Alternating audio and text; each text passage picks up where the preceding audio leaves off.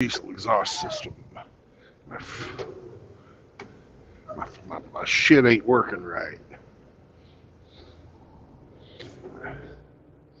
Got it running. See how long that happens. Ah!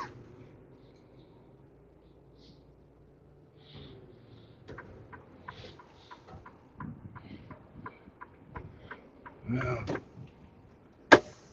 fuck it. For a second.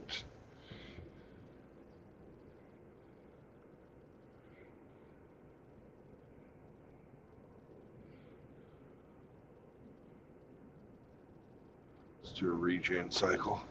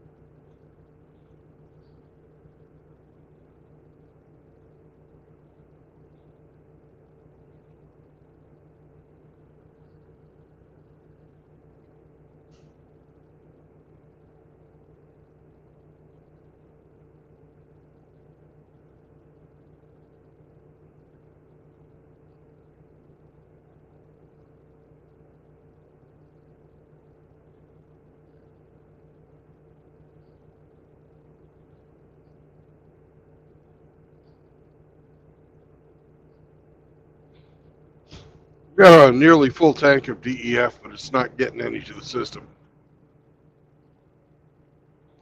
And I don't know why. That's no bueno.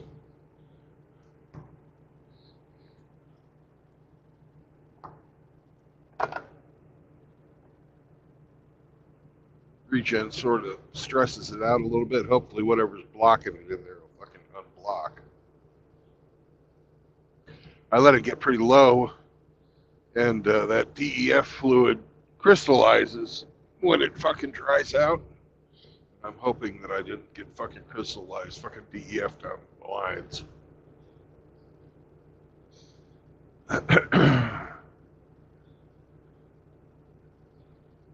You attract attention if you're blowing coal. I'm sure I will be if I'm going up and down any hills today.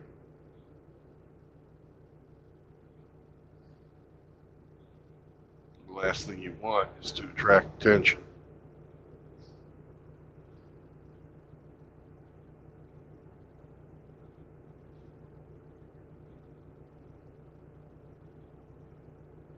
Well, the gauge is finally fucking reading that I have a full tank of DEF, so that's good. We're shaking the fuck around a lot. That's not good.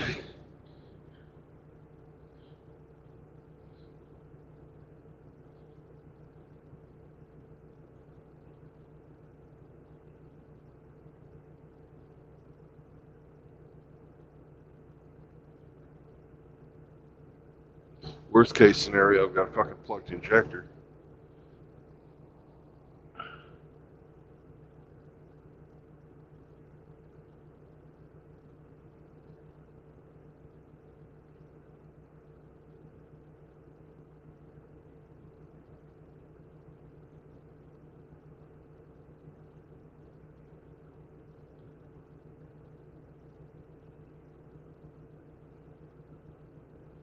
That ain't something I can fucking fix.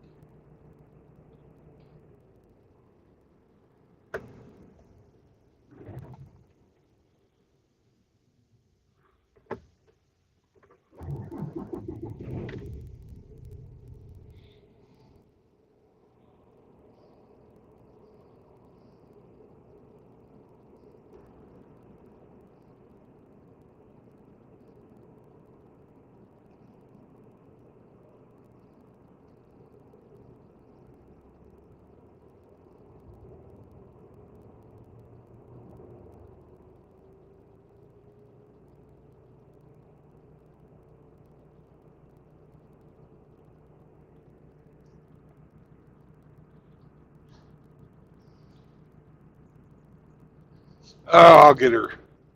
I got my filter is showing plugged up now. It looks like it's starting to run.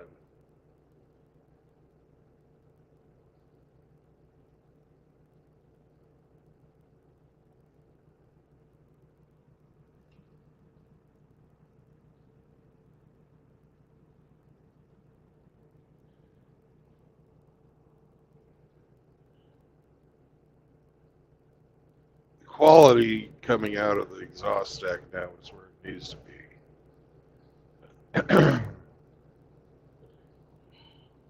We're a little choked off, though.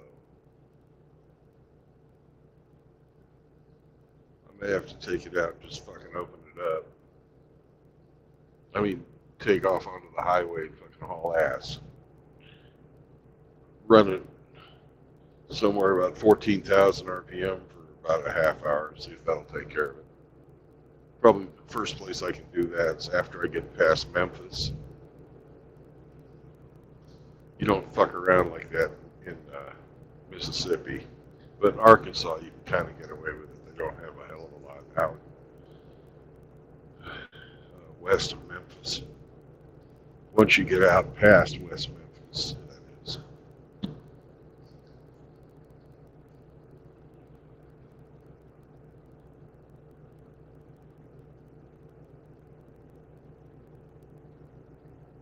I think that's what I'm going to do. This is just going to sit here in the fucking auto settings. My fucking soot levels are good, so fuck it. We're going. I'm not going to draw attention to myself.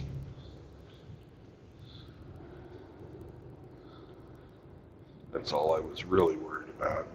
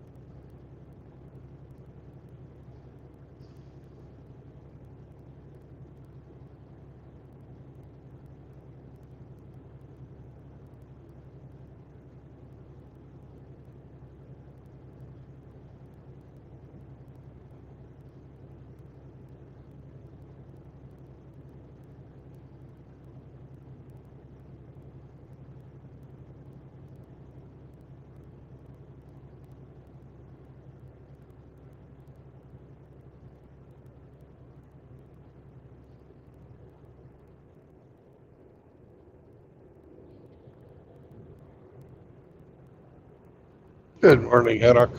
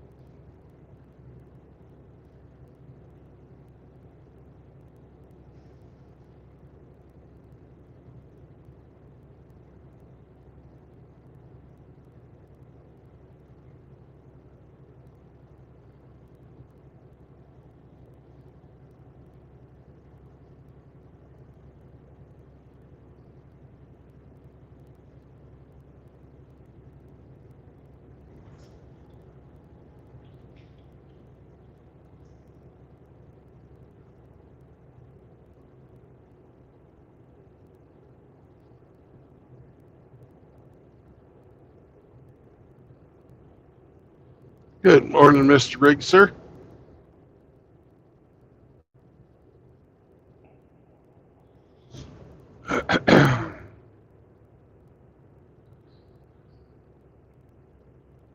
Don't you and the bougie Canuck hop on?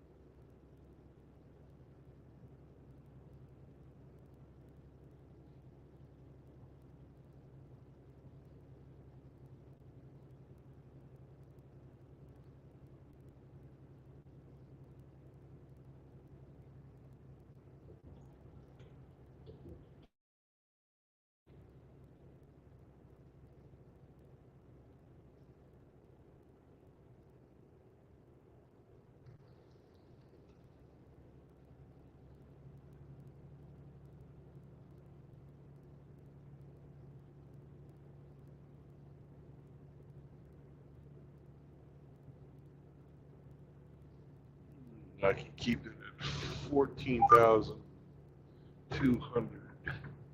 Still be below 70. Yeah, let's do that for a few miles. See if that knocks it loose.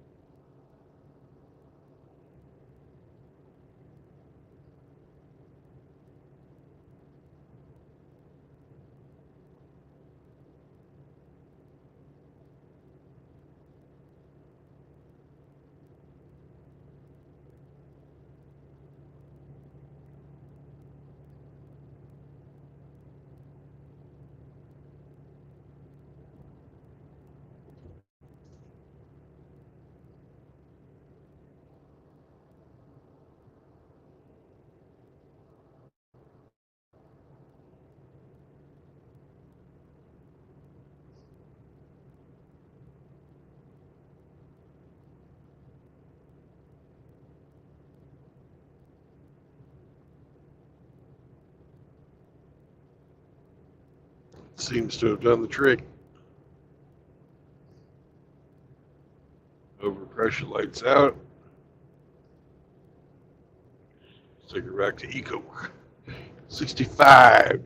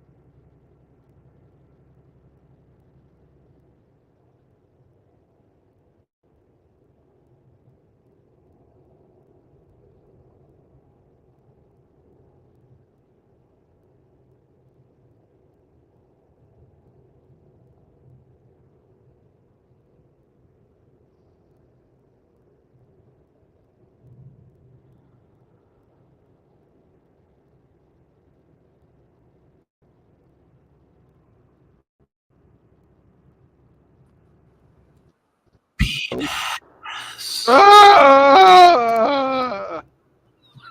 Morning, Riggs. Morning, Brandon. How are you today?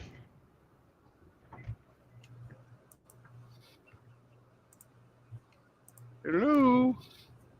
Housekeeping? Lucia? Oh, okay.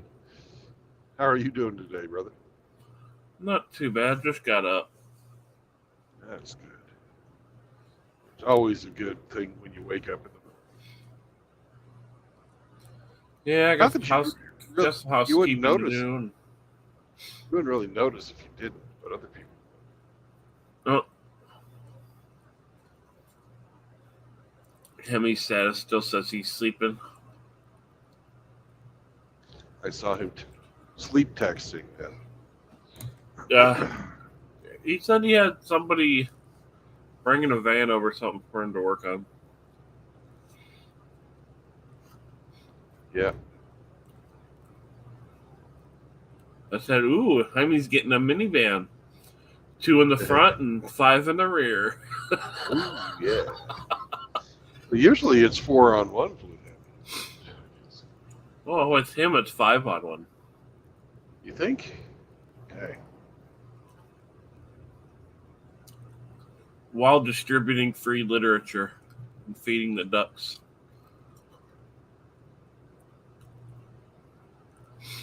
Canadian words for fapping. Yeah. Morning, D-Man. Oh, shit, I gotta have it on comments. Morning, D-Man. Killjoy. I popped into Chronic stream last night. And I said, Enoch needs more 600-pound life broads. Jesus.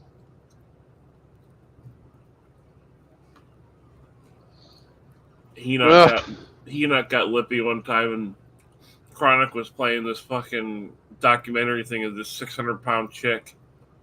And she was so fat that she had to use like one of those scrubbers on a stick to wipe her ass. Yeah. Fucking insane.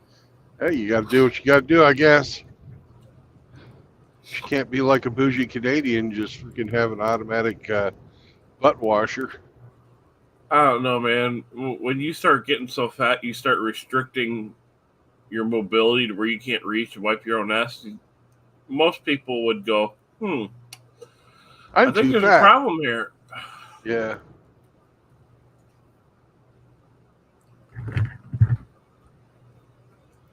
That would require that you have some sort of logic and forethought or whatever you want to call it. And a little bit of discipline to stop yourself from doing the shit that, well, caused you to get that big. Well, I don't have the best discipline in the world when it comes to diet, but fuck, even I know if I can't bend down and tie my shoes properly, I better cut back a taco or two. Yeah.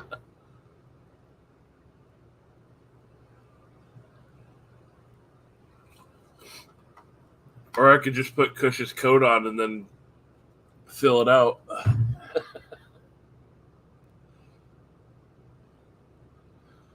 Oh fuck.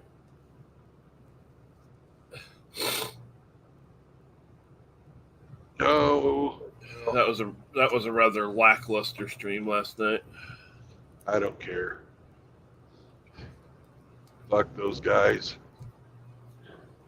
The funniest part about any of that was what I woke up to this morning. Oh. Yeah.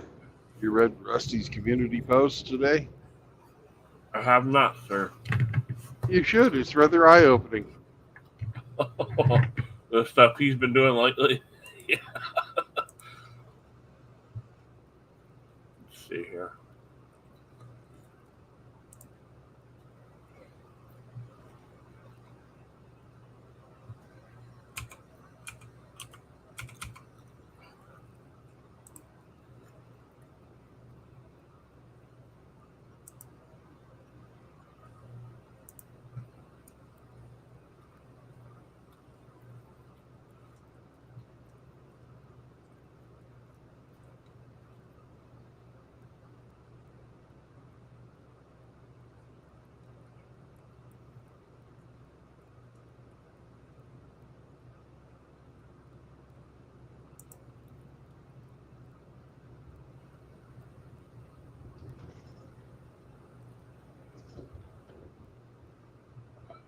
Interesting. Yeah.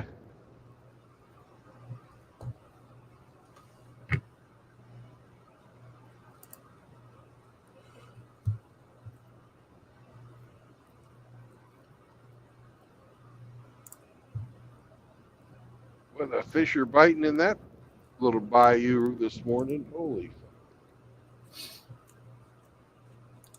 Jumpy, are they? Yeah. Not little ones either. If you only had time and a fishing pole. Oh, hell yeah. As you can see, I'm sort of hungry for some fish. If you looked at my thumbnail this morning. I don't think I did look at it. I just clicked on you. It's just a pig fucking cooking a fish. Oh, yeah. Nothing special. RO thought it should have been a catfish. A specific color of catfish? Yeah.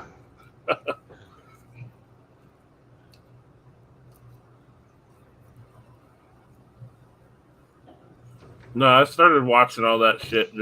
Just Hemi was watching it, and I wanted to basically be watching the same thing, and at least know what he's laughing at. Yeah.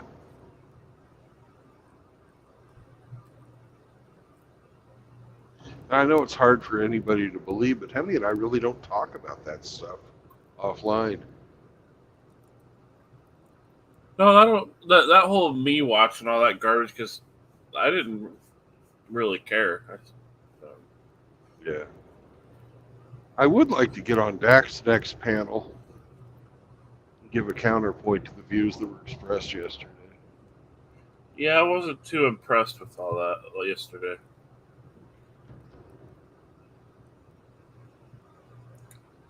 It was some milquetoast. God. It made Joker look like I did Chronic in the spicy department. Yeah. Talk about, oh, we don't need to gatekeep, but we need to, kind of just ignore them. Just ignore them. Like, ignoring the problems of the world is how we got to where we are right now. That's exactly the same thing I was thinking, Riggs. Yeah. Just ignore them. It's like, it's a surrender mentality. Yeah.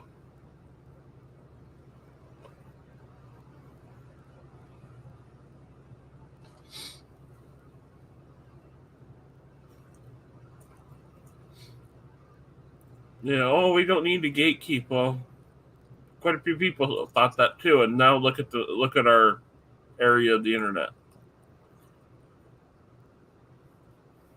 You let them in, they got a foothold, now they're making drama. Yep. Who'd have figured?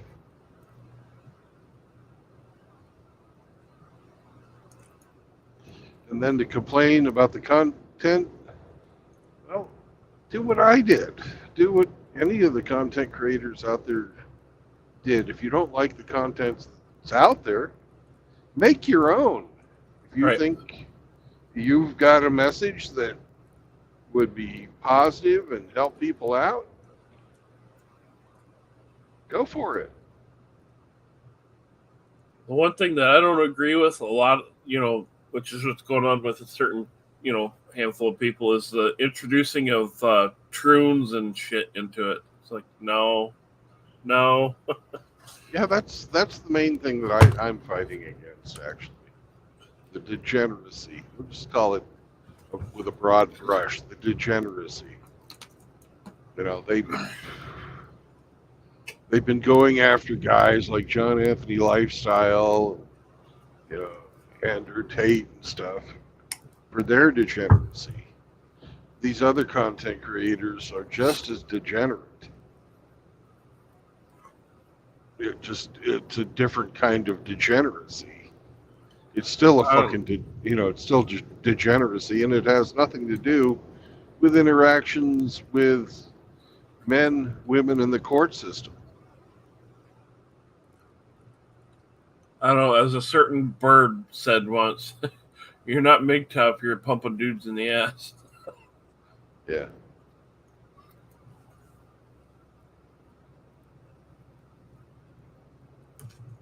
Like, this was started up, to help men protect themselves from the system.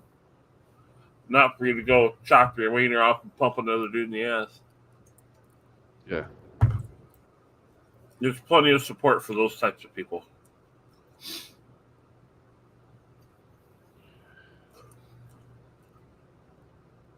The system supports that sort of degeneracy. What's up, JR? Chirp, chirp. Oh, them hood crickets. Yep.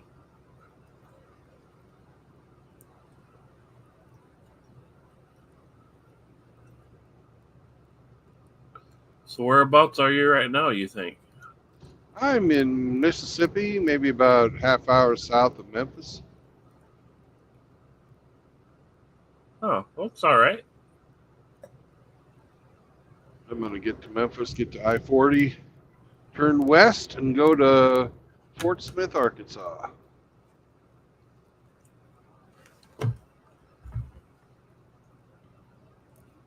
Got a couple of guys fishing here this morning.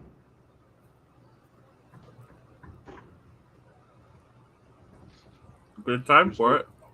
Oh, hell yeah. Fish are really biting this morning. I bet you there's some lovely bass.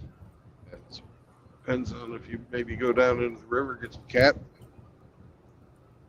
Well, not any of that farm-raised bullshit. Right. But a nice channel cat. A river by me, a lot of sturgeon in there. A fucking old ass fish. I've never been partial to sturgeon. I don't like eating their fucking eggs either.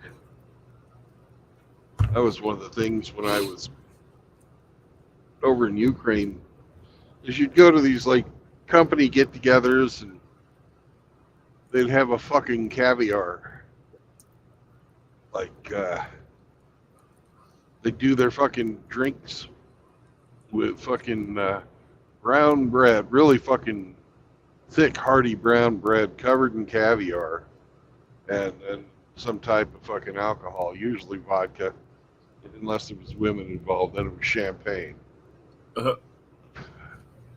Fuck. I don't think I've ever had caviar that don't sound appetizing. It's Russian sushi.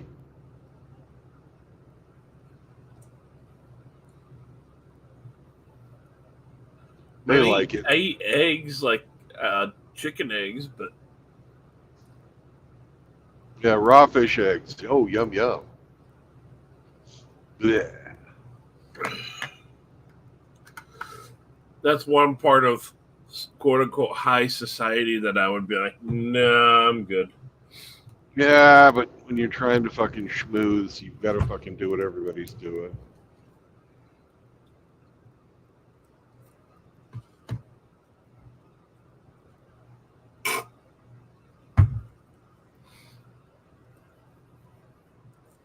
Although I drew the line at what they call sala. It's basically raw pig fat. What the fuck? Yeah.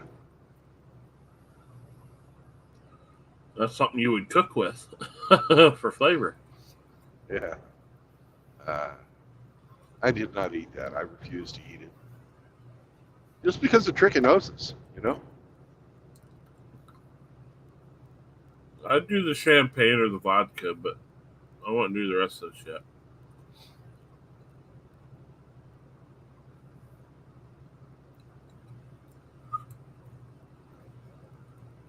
This sounds gross. Fucking, I've seen what it looks like, and it just doesn't look. No, I'm good. Yeah. Now you got a nice fine champagne or a wine or whatever. Here, give me a glass of wine. Let's go look at sports cars. Let's go look at the Bentleys or the Rolls Royces or something.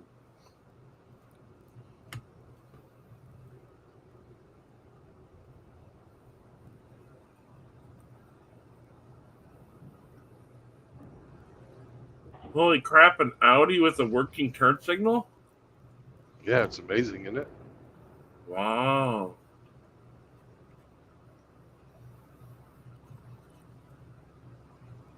I guess all the douchebags that don't know how to use their turn signal have migrated over to Teslas now. Oh, some of them went to Teslas. Other ones went to fucking Kias and Nissans, too. Well, Kia and Nissan are pretty much women's cars at this point. I don't know, man. The cheap-ass Kia, a lot of people get those as their first car. I had one given to me. Yeah.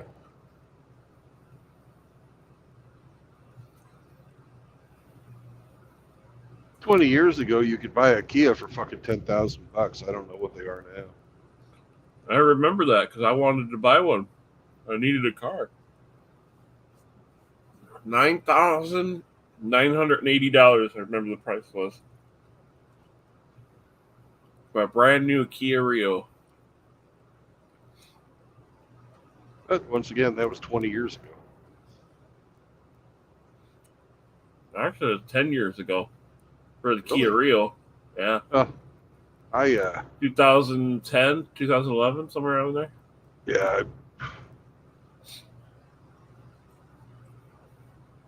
You used to, Killjoy. You used to. But when they switched to direct injection, those fucking engines are garbage.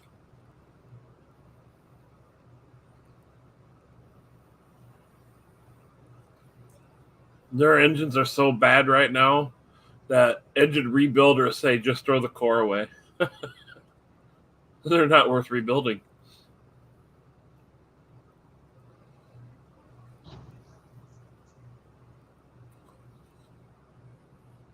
You know the engines are garbage when they don't even want the core back.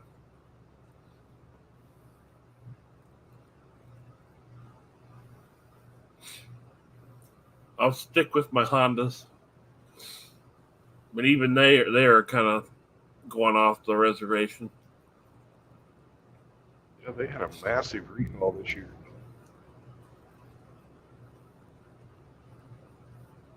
The part that pisses me off about Honda is you have to go up to an SI level to get a manual transmission. You can't get a plain bog standard crank windows manual transmission, no manual mirrors type of car anymore. You got to go up to an SI to get a stick shift. Everything else is fucking CVT, and I fucking hate CVT. It reminds me of a damn moped. Because it's literally the same technology. Just mash the gas and just wait for the speed to come up.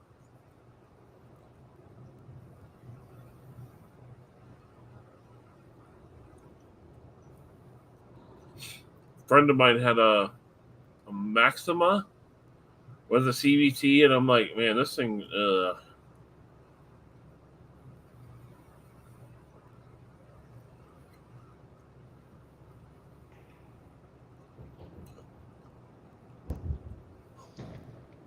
Well, Ape got some kind of I think it was a Honda. Well, anyways, my truck, fully loaded's got better acceleration than that car. But it gets really good gas mileage. With those smaller engines, you need a stick shift to get the most out of them. You got to wind them up a little bit. I put my foot down to pass this guy, and Ape starts freaking out. Man, don't do that. It's a brand new engine.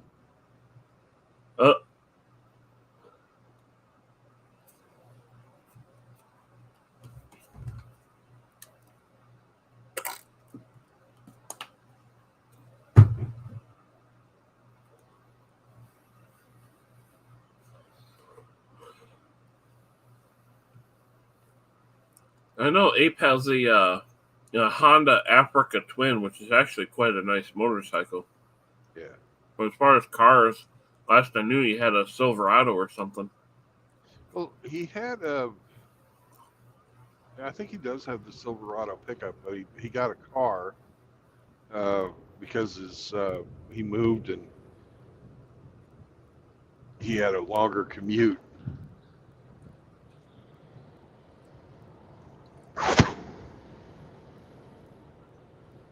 Like I have my Silverado too, but I just don't daily drive it because fuck the amount of fuel it takes, and with the Bidenomics going on, it takes a lot of money to fill. Yeah.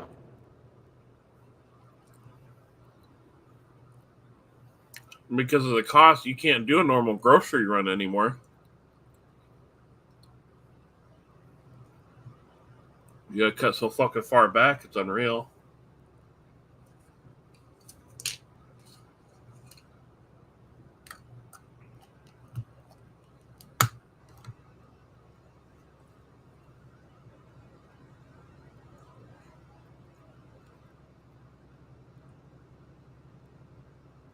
That's pretty new, Killjoy. Mine's pushing 30 years old.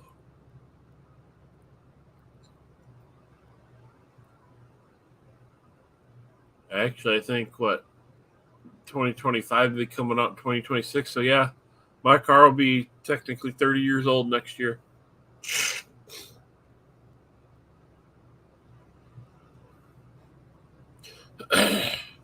Morning, Frost.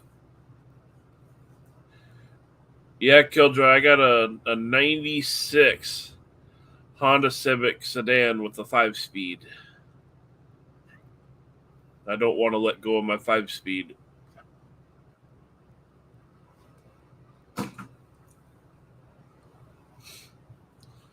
Fuck, if you try hard enough, you can get almost 60 miles a gallon out of that car, depending on the weather, obviously.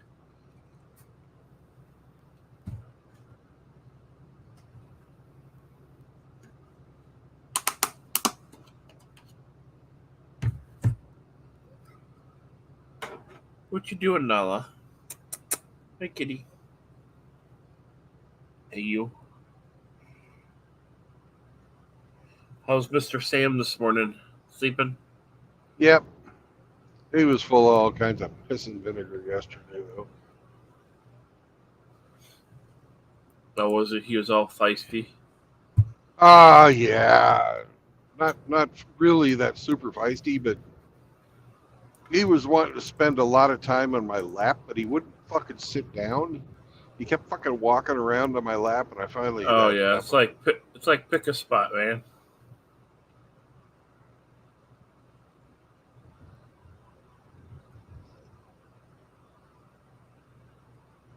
I don't mind him sitting on my lap, but I don't want him fucking tap dancing up there, you know? Fucking doing his fucking Fred Astaire impersonation on my nuts.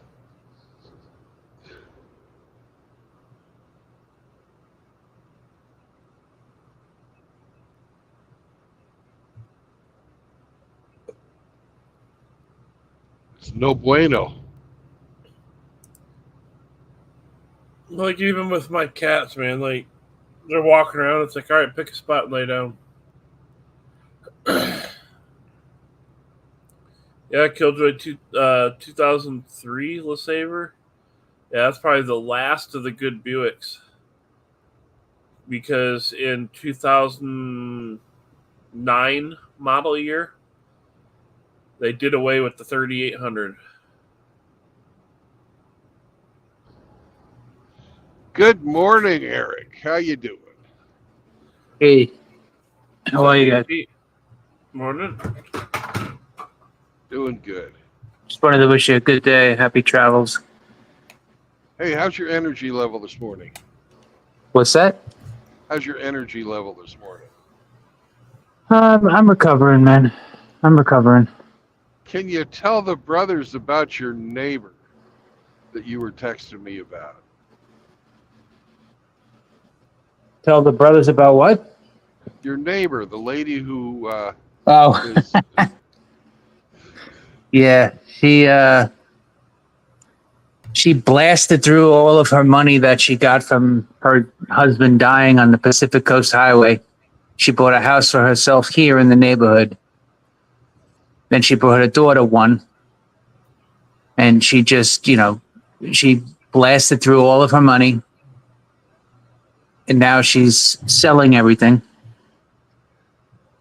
Well, couldn't afford the taxes. She went on extravagant trips, did the shopping sprees. Crazy. And now she's trying to sell everything because she's just, as Randy put it, Randy is she does the sale management stuff for the community and for the Simmons Realty. She's just absolutely destitute. She blasted through about $800,000 in a span of 4 years. Holy crap. sounds like my ex-wife. Oh, speaking of ex-wives, Yeah. mine reached out trying to find my younger daughter's contact info. Really? Yeah. And Ah, my younger daughter was like, "Yeah, no, I'm an adult now. You might I get a discount on my phone because I have like I get like special rates because I was there's some things you can do with AARP, so I get special rates. So I have her under my plan." But she asked me not to give out her number to anyone that she doesn't want to have it to. So my ex has been reaching out. And then this is what I found funny was my ex threatened me with legal action if I didn't give her the number. I was like, our daughter's an adult. If she doesn't want you to have the number, she doesn't have to give you the number. I can't force her to, right. Yeah, she's not a minor anymore. You don't have technically a say No, she's not a minor. to make a recommendation, but you can't. You got no real legal say. No, there's no Well, legal. There's nothing. well- There's no leg to stand on legally. She Yeah. was just throwing that out there to act like she was, acting Well- tough. A lawyer will just laugh at her. Yeah, of course. And I know that, you know that, but Yep. she just desperation. That's funny you should mention that. My ex-wife used to do that kind of crap too. I finally got to a point where I would just say, file your lawsuit. Yeah, Your lawyer, talk to my lawyer. yeah. You know what she was you know what she was famous for was when we were going through our stuff was she'd call up and I'd be like, hold on 1 second, I want to record this. I want to record this conversation because I always went with what Paul Elam said, ABR, always be recording. Yeah. And Well, it used to drive her crazy. like Pop said when he was going through his divorce and shit, the judge kind of chapped his ass for not taking any phone calls from her. He's like, "You're right, Your Honor. If I can't produce it here as evidence, it didn't happen." So every communication that he had with his ex-wife was either through email or text message. Yeah. Something that could be that's what printed my off. lawyer said too. Welcome to Tennessee, motherfuckers. Yeah, my lawyer said that too. Keep communication as minimal as possible. Yes, no, maybe, I'll get back to you. And always try to keep it with text or email, never phone. And if you have to talk to her, he said, record the conversation. Yep. Very good advice. If you can't produce it in court as evidence, it didn't happen.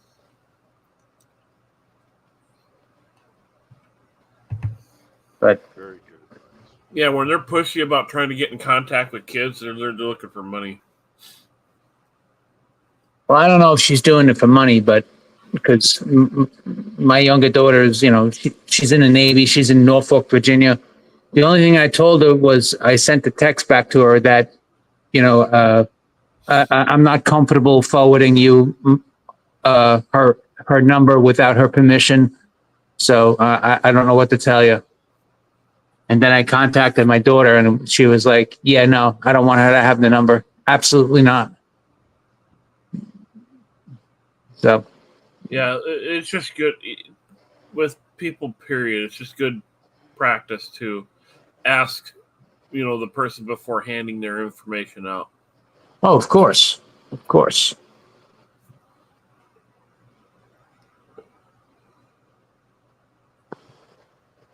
But Brandon, where are you off to today?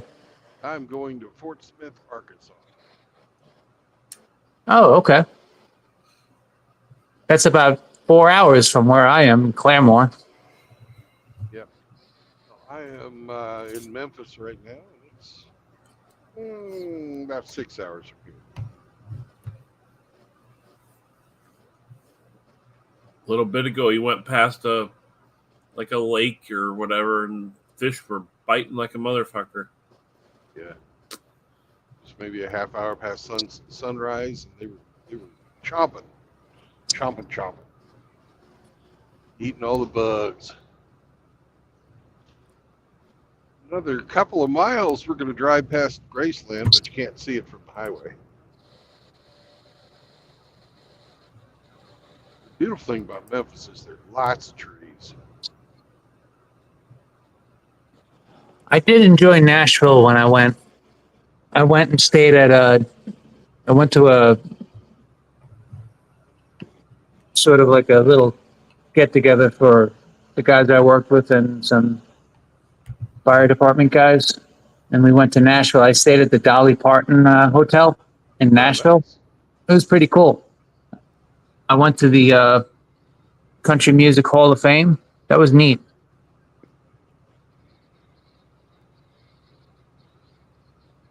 Everyone should do that.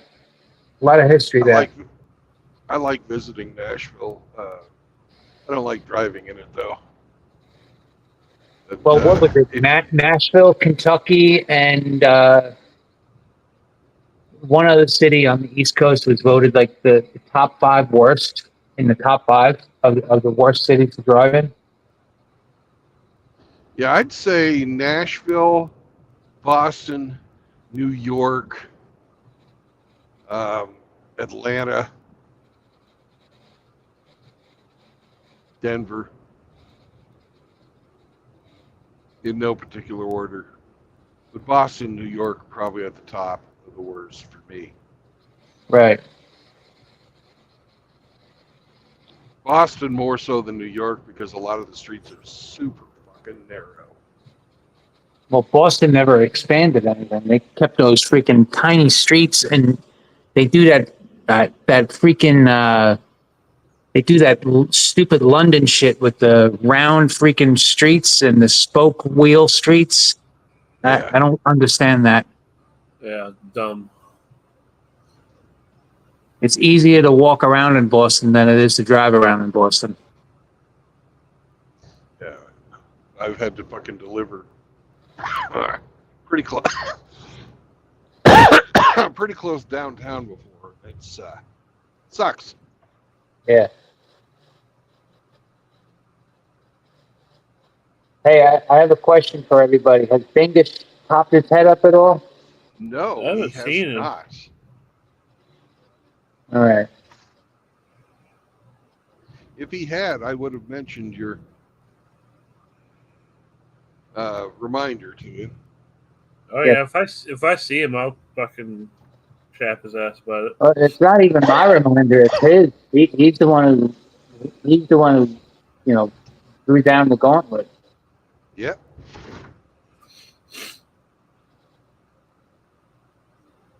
I just want to make sure we honor that agreement.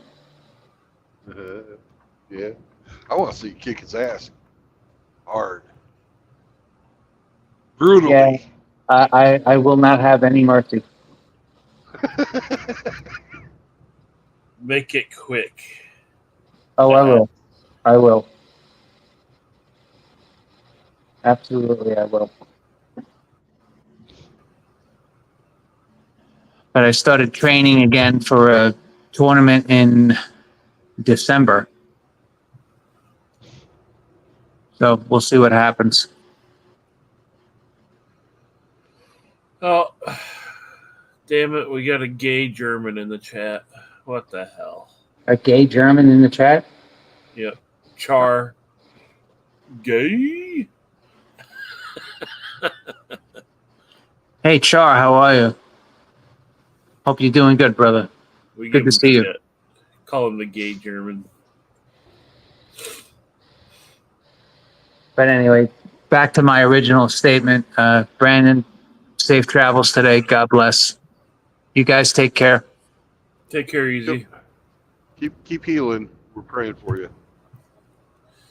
And he's gone. Yep. He's like a fucking ninja. Just bleep. Yep.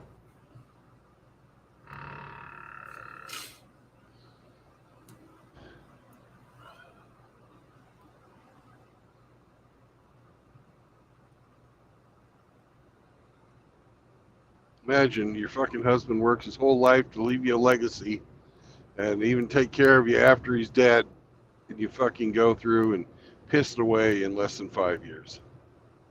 It's a woman for you. Yeah. If she would have been even half, way decent with that money, she would have had plenty to never have to work or worry about a grocery bill ever again. Yeah. If you know you're bad with money, fucking get yourself. Oh, there goes Saunders' Inflation. bus. Yeah. If you know you're bad with money and you come into money, get yourself an annuity that will adjust its payments to the fucking inflation. Something that's also transferable when you fucking die. That way you don't ever have to worry about money. You've got a steady source of income coming in. You don't have to worry about the investments. The guys at the annuity will take care of all that, and you'll just get a check every month. That would be the way to fucking do something like that. Right. Pay for your house in cash, put the rest into a fucking annuity, and don't touch it again, ever. Yeah, have a house and a vehicle paid for. That's the two biggest expenses really in a person's life, unless they get divorced.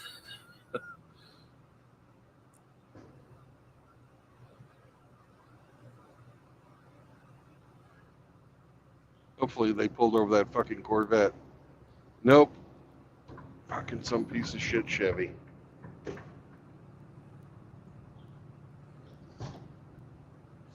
Yeah, the road pirates got me the other day. Fuckers. That's so good. Yeah.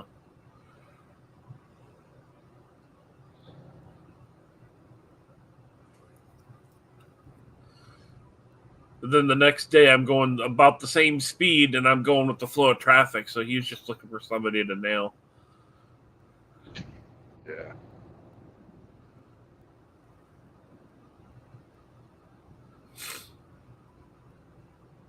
Bastards. The fucking trooper looks so goddamn young, it looked like he just got out of Pampers. I'm like, Jesus Christ. Yeah.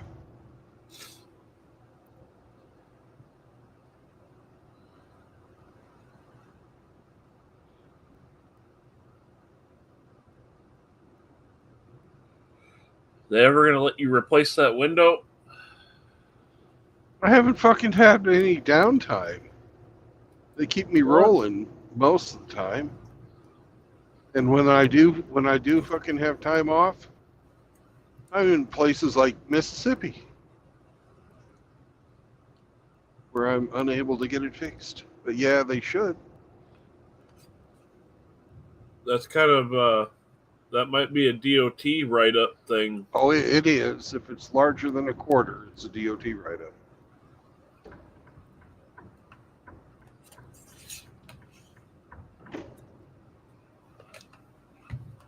I mean, it kind of falls under the category of if they're looking for other things to write you up on, they'll Yeah. put it Yeah. on there. But like when the trooper was at my door, he didn't say nothing about my front windshield, but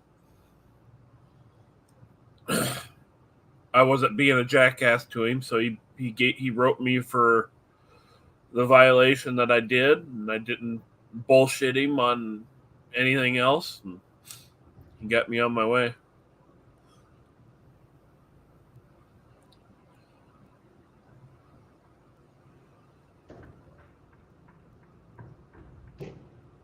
Amos Moses says, you got a copy of me, Pigpen? Come on. He's like, I'll see myself out.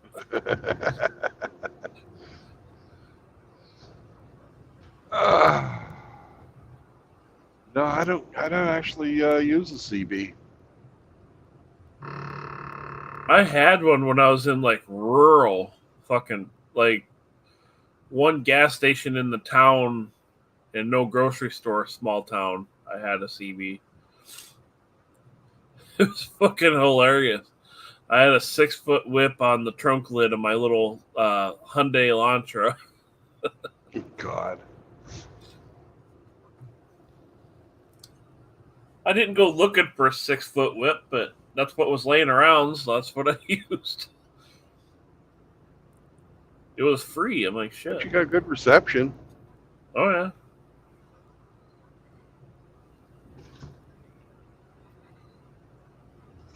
Yeah, in that particular section of the There's state, that giant really wasn't Ducks much. Unlimited pyramid. Is that what that is? Yeah, it's the Ducks Unlimited. Ducks Unlimited has their offices in there, and also Bass Pro Shops. Oh, nice. And when I was going to school here, that was a fucking concert venue. Now it's a fucking office building and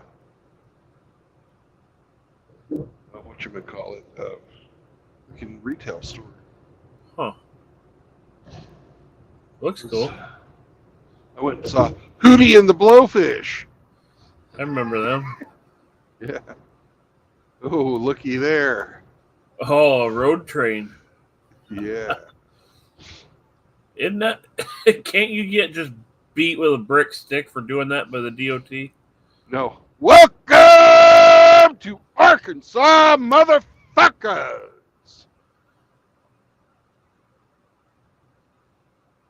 Make Flanders pucker his butthole. He needs to keep that fucker tight. Yeah, he's really got to try at that because it's so loose.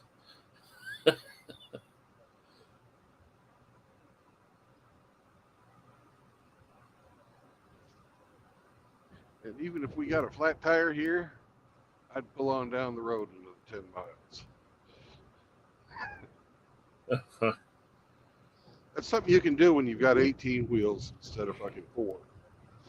Right.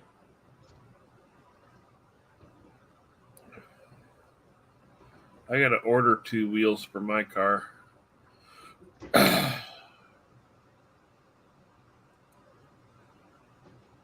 Or go to the scrapyard and see if they even have one of my car left in the yard. Yep, they're closed. Good.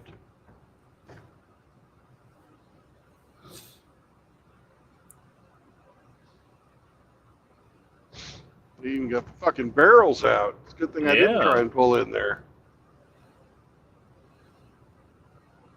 Ain't seen that in a while.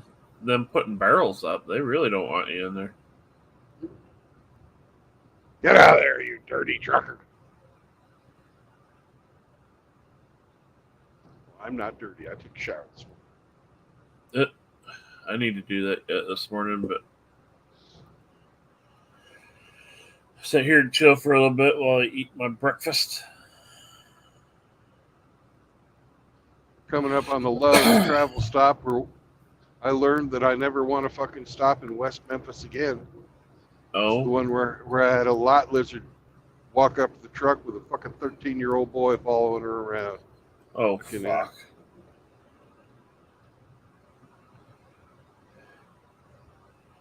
What, take your kid to work day? What the fuck? I don't know if she was selling herself or selling him or selling both. I don't fucking know. I remember walking into that Love's here in town, and I saw a woman that looked all right from behind, like a nice figure and whatnot, right? Black kind of suit and skirt type of thing. Yeah. Then she turned around and I saw something that looked like Nancy Pelosi. I'm like, oh, good Lord. Fucking lot lizard, man. Yeah.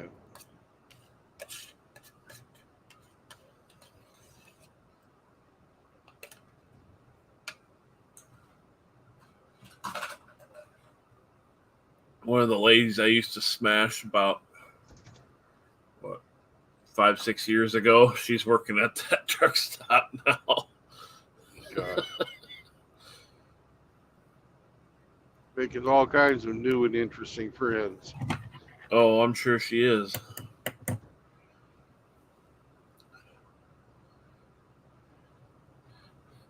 Yeah, she supposedly got bored with me and tried to monkey branch to Army Chad.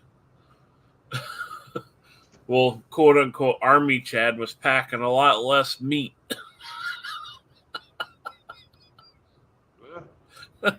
That's like, you stupid bitch.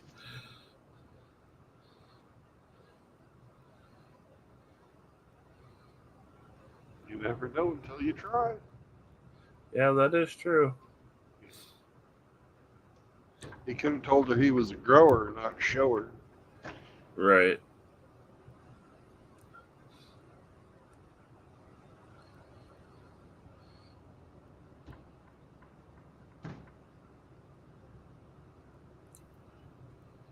I was the first mile on her odometer.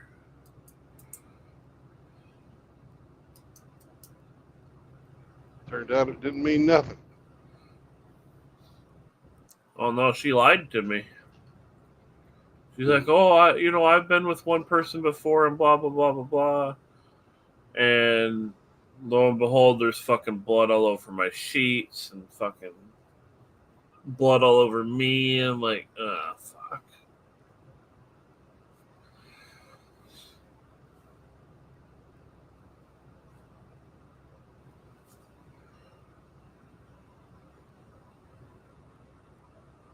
She kind of fell into the catfish department because of all the goddamn filters.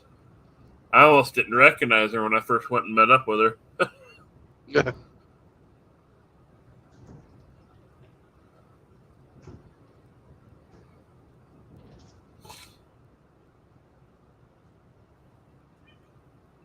What, Nala? What are you being chatty about?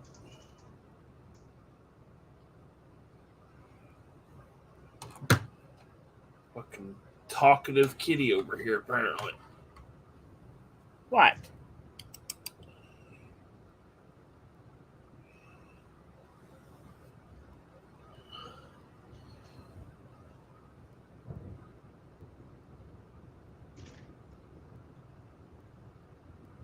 Man, Jeffrey Paul needs to pay some more taxes.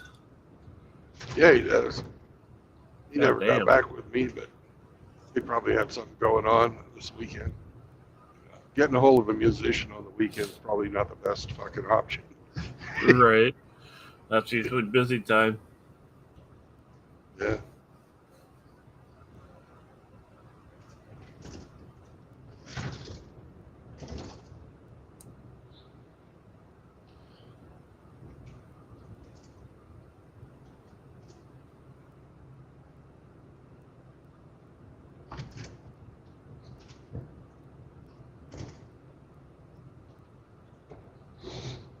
Well, the road's going to get a little bit better once we get out of the fucking city maintenance. Yeah. Yeah, there it goes. Overall, A little Arkansas has bit. got pretty decent roads. But through Little Rock and through fucking Fort Smith, through Pine Bluff, and here in West Memphis.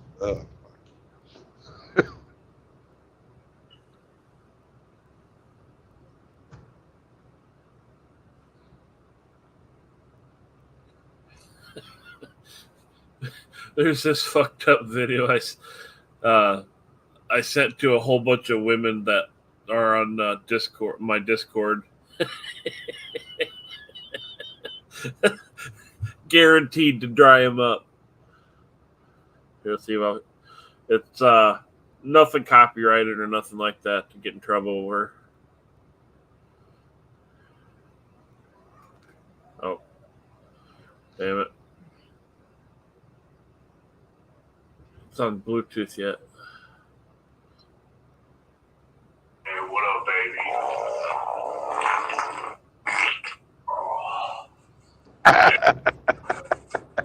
Oh shit, listen to this.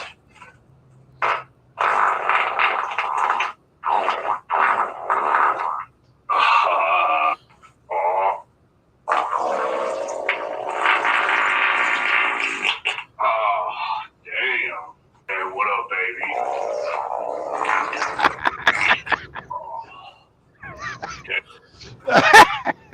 Oh shit, listen to this.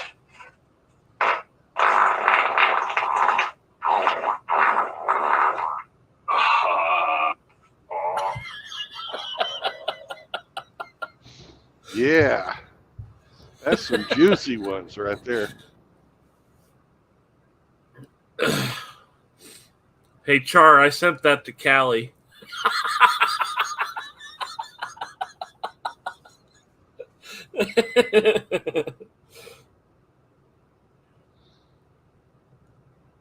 I don't have too many women on my fucking Discord, but I sent that to her. Hey, check this out. Rip.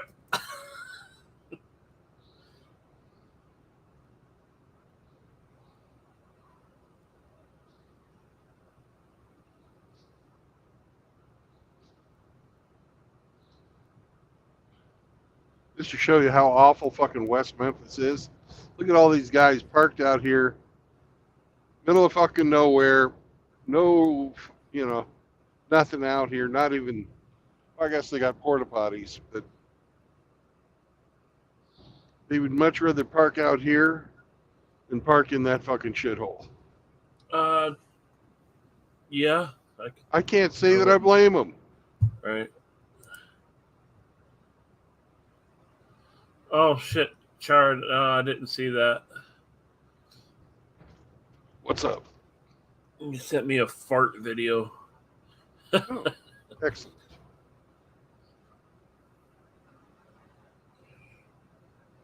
I'm just petting some pussy right now, Char.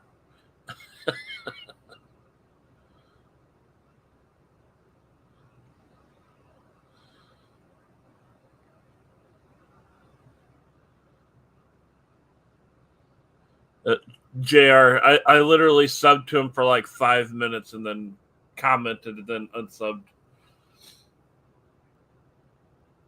Because they fucking chicken shits. They make all their stuff either subscriber only or closed comments.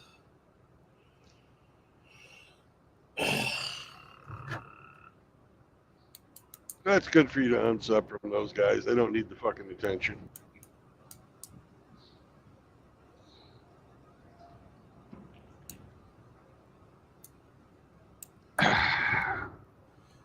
Yeah, JR, she claims she's not a feminist, but we all know. Saying Callie Ford is bragging about trying to get his security guard fired or something.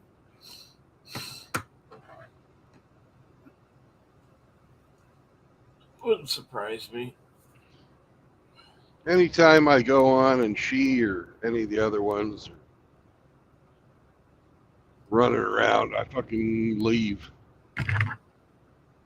Too many times I've seen California Ford fucking in the middle of a gaming stream, fucking flirting with somebody, telling them she gonna drain their balls.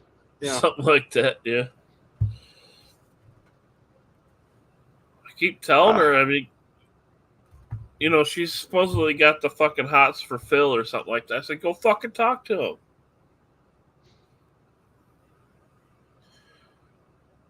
Let's talk more action. Get on it. Go talk to him. If that's what you want, go for it. Do your deal. Yeah. I don't worry about that. But I'm just fucking, Well, I just don't like seeing the fucking online flirtation. Fucking, well, it's gone from just hee hee ha ha to like, just go get some dick, lady. Just go somewhere and get laid. Like, quit doing your deal, whatever you're doing. Just go get some dick and calm the fuck down. Like, it's at the point where it's an annoyance.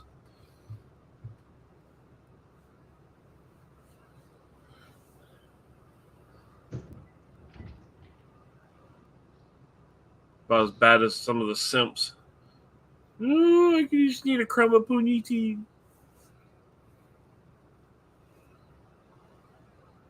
it really is. It's just, you know, the opposite gender. It's just the same fucking thing. It is.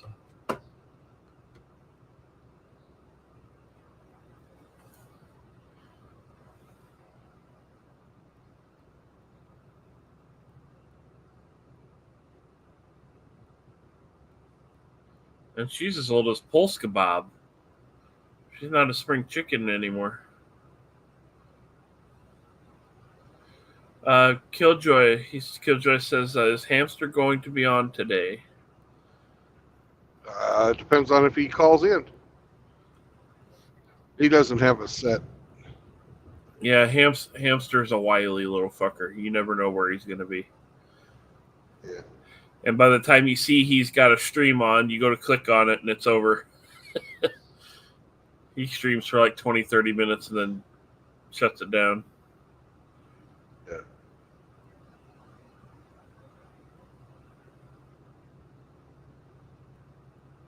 Hey, Tom.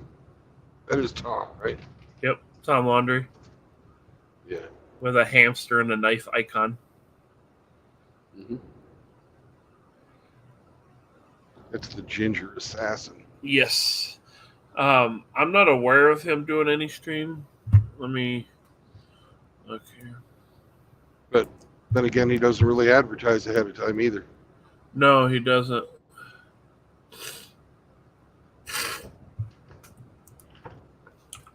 But it's about Hamster waking time for the weekend.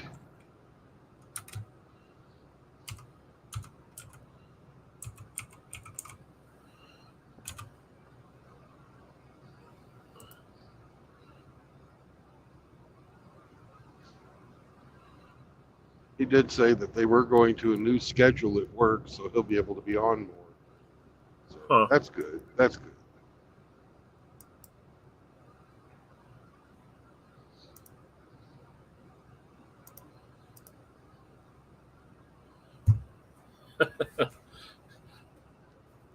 I'm gonna play probably the funniest clip of his stream.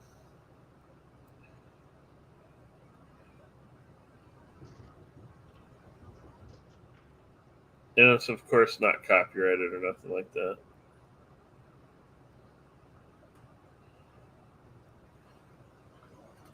You're opening your window? Yes, I am. Okay. You know why? Why? Oh, God.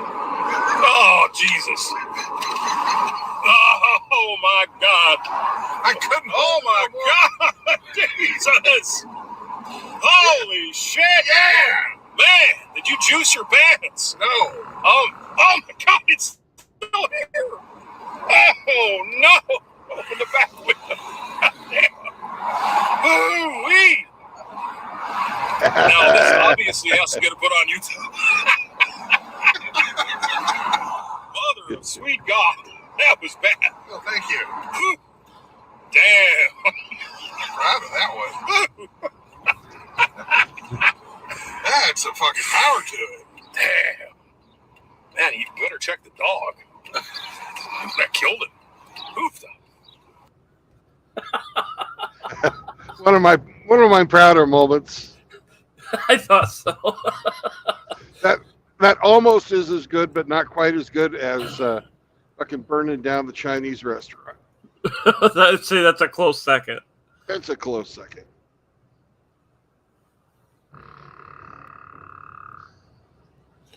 Now, James himself is not above floating an air biscuit. So,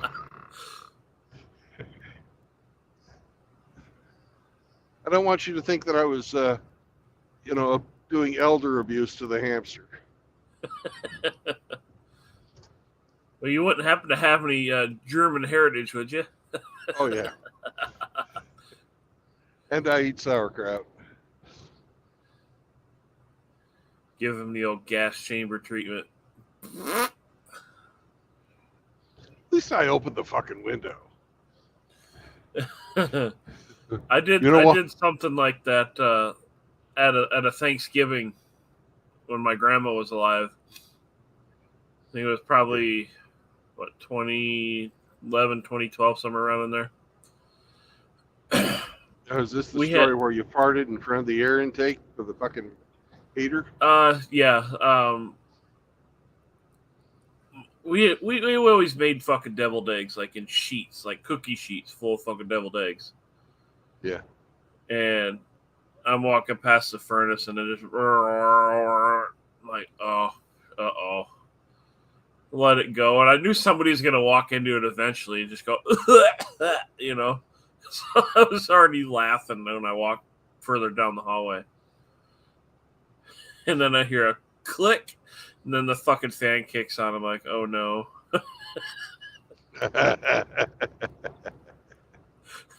I could hear both people at both ends of the trailer house fucking coughing. What's that smell?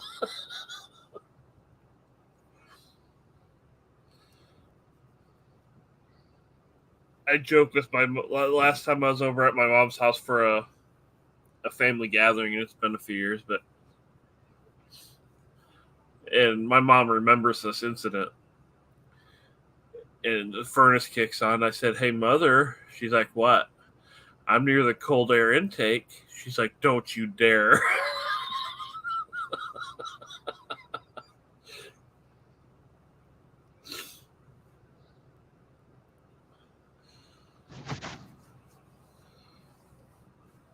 Or like when I would go over there and talk to her, she'd be kind of towards the end of the evening, winding down.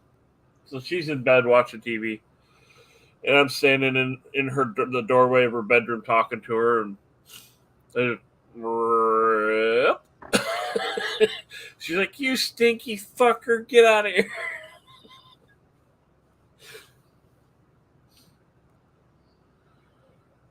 It's always funny when you get in with one. Oh, yeah. There was one summer where this is before I fixed the air conditioner for him. There was no air conditioning, so it was just warm in that house. And I went in there and just dropped wicked shit. Like probably the wicked shit you took after Gas and Hamster. Yeah. And left it to marinate. And this bathroom seals so well that when you go to push the door open to go in the bathroom, you get a rush of air out of there. Oh, nice. So it It's, seals you know, really saved well. all the flavors. Right. And I shut the door behind me, so it kind of just marinates real nice. And my stepdad goes to walk out of the bedroom through the little tiny hallway and into the bathroom. And he pushes the door open, and that stench just hits him in the fucking face. Just boof, right in the face. He's sitting there going, huh, huh. He's looking back at my mother, and he's like, honey, he blew up the bathroom.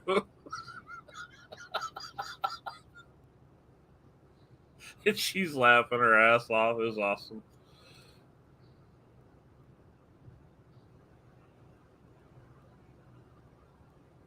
Morning, Mr. Edwards. How we doing? Hey, Doug.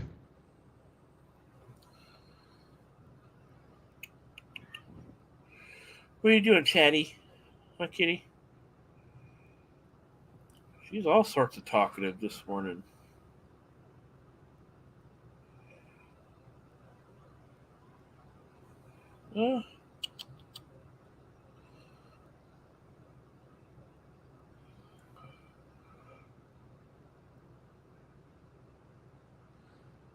I just farted your direction, Doug.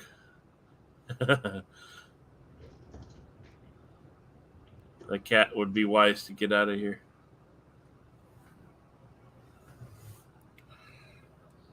Oh, kitty.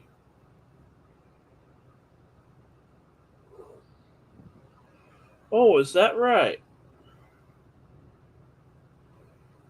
You get to go on the floor. Giving you some attitude, are they? Oh, yeah.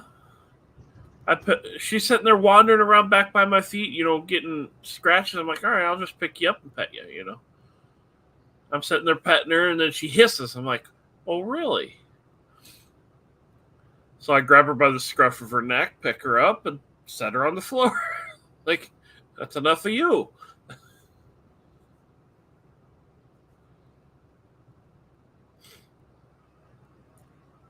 Doug's like, I could use a cold front. Thanks, Riggs. Then there's Grinch in here saying morning to everybody. Morning, Grinch. You missed 2 state line crossings, and we won't be doing any more today.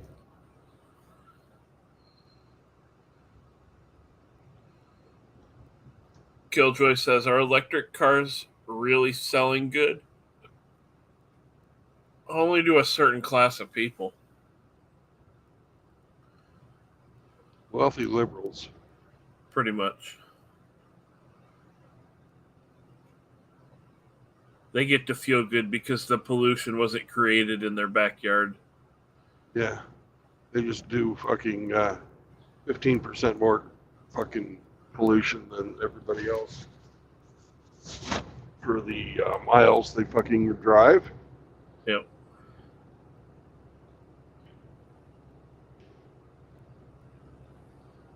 It just doesn't happen in their backyard, like you said. Yep. As long as it doesn't happen in their backyard, they're like, I'm saving the environment. It's like, no, you're not. And because I didn't want to be one of those motherfuckers that sits there and goes and talks shit about something I don't know anything about, I went and actually drove one. I think it was a Chevy Bolt that I drove. Yeah. It's an all right car. I mean, it's like a 4-door with like a little hatchback thing on the back, and it did all right for, you know, an in-town car, but if you wanted to go anywhere distance-wise, good luck. Like, If I was going to do any of those types of vehicles, I'd go with a fucking combined cycle. What do they call that? Fucking hybrid? yeah. Yeah, I'd go with like a Prius or something. Yeah, Prius seems to have the recipe right, Yeah. where it's an electric car at its heart, like the what drives the wheels is electric, but it has an engine underneath the hood that acts as a generator. And Yep. because it's Japanese, even if the hybrid battery fails, that car will still move uh, with the engine that's underneath the hood. Like it will produce electricity directly to the motor, I think, and Yeah. it will still move without a hybrid battery.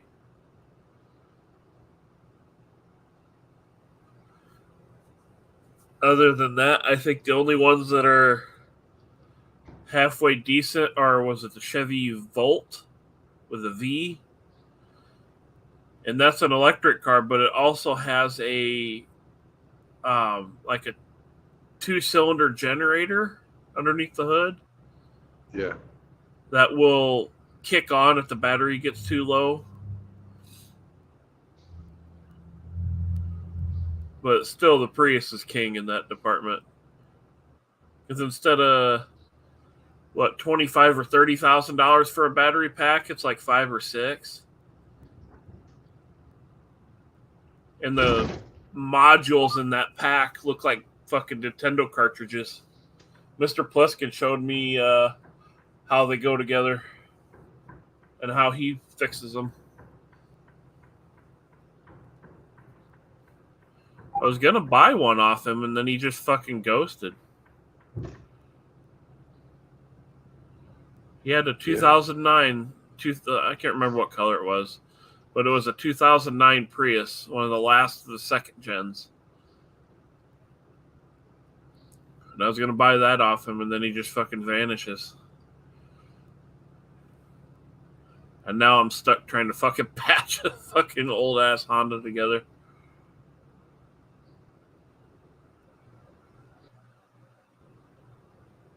World's slowest drag race.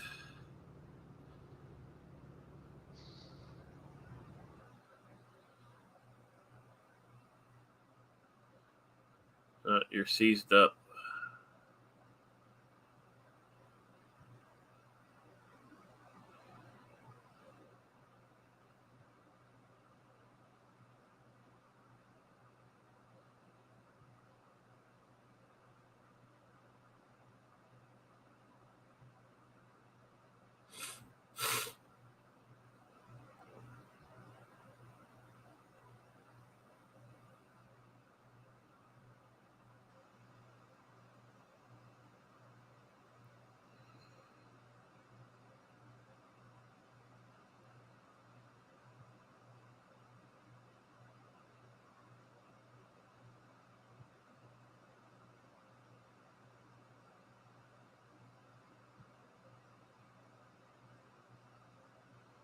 Oh no!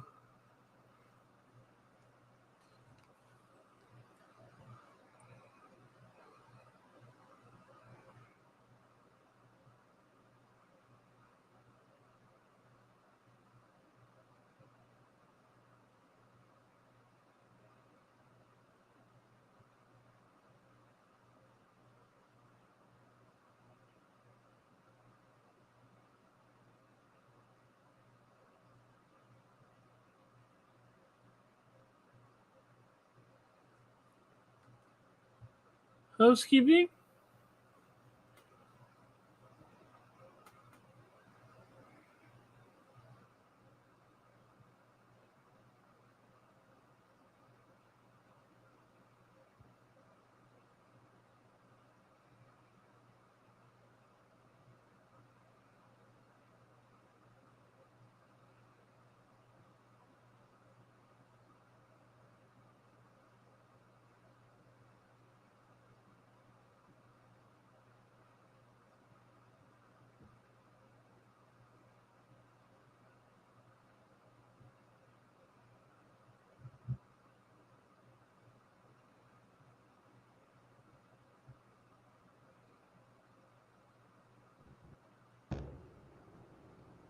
He's back. Yeah, sorry, I ran into a dead spot. I figured. There's some people out here that are, well, not going fast enough. You know you're going slow when you're getting passed by a big rig. And not just one either. Fucking whole line of us.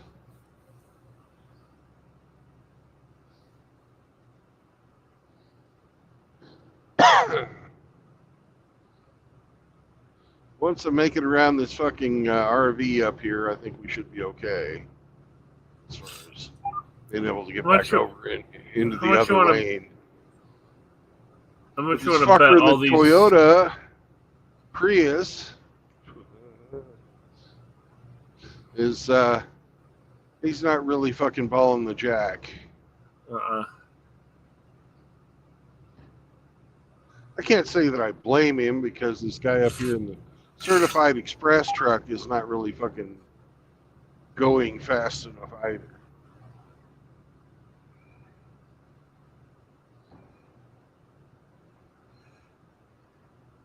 You know how they say women change moods with the direction of the breeze.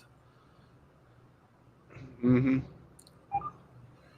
This female cat's already here, licking my knee and meowing at me. It just set her down, basically. Fuck off, and now she's back already. Yeah. Fucking female, man. I need to please the alpha.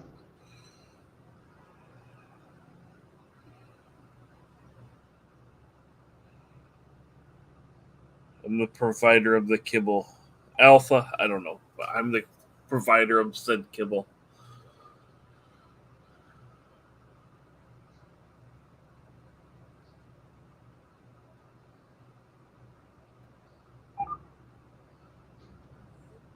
Morning, Jackal.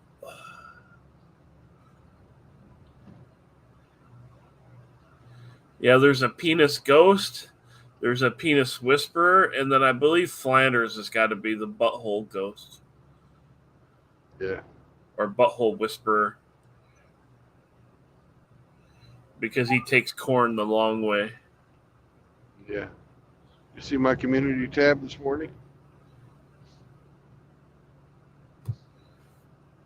Let me look here. Community.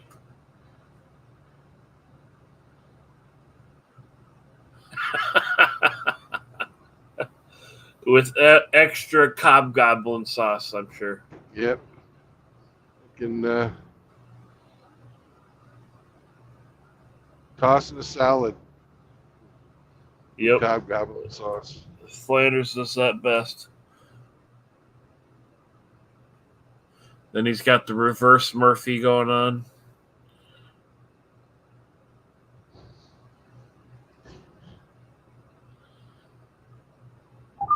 It made him too buff, but what the fuck, King? Right.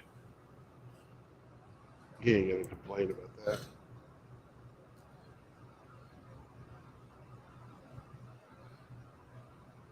What, you mean who's the penis ghost, Jackal? Or the fart ghost?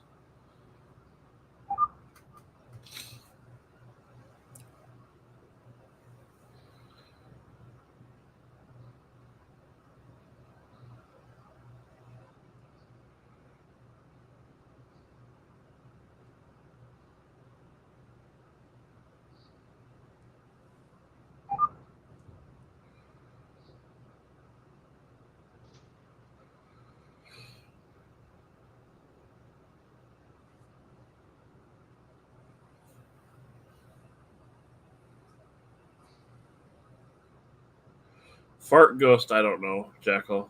I don't know that anybody's going by fart ghost.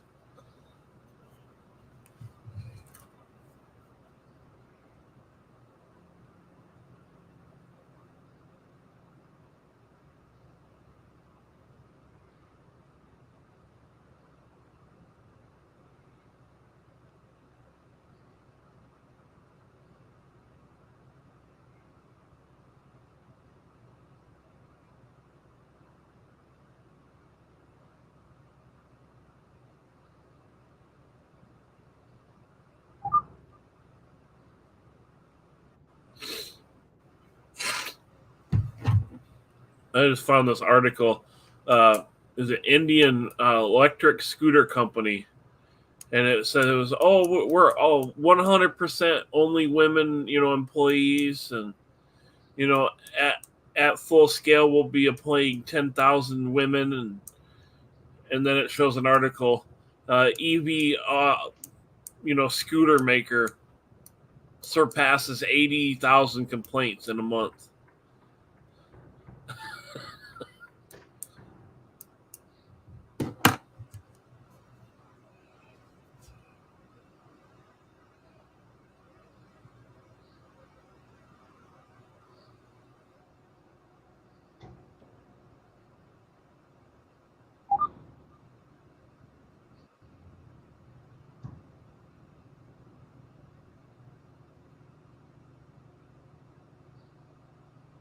I like this. It's like an AI picture, and it shows a ship in the background and a sailor, and then some woman in the background. It says, "The taste of English food and the looks of English women make the Englishman the best sailor in the world."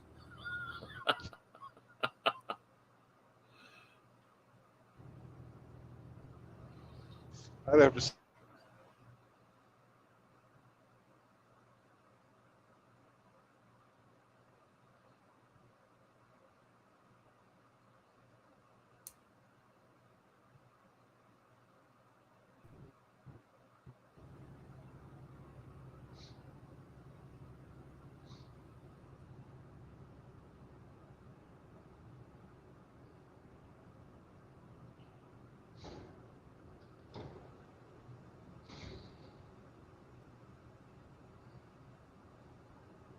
What's up, Jackal? Good morning. Morning. Yeah, just got up and getting some breakfast. That's what I did.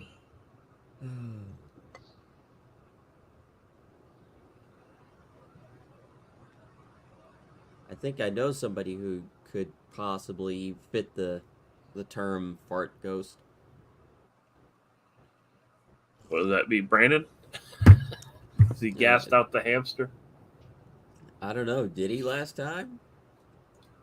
The last time he was with Or- Hamster, yeah. No, it was the time before that happened. But I The have time. gassed him out.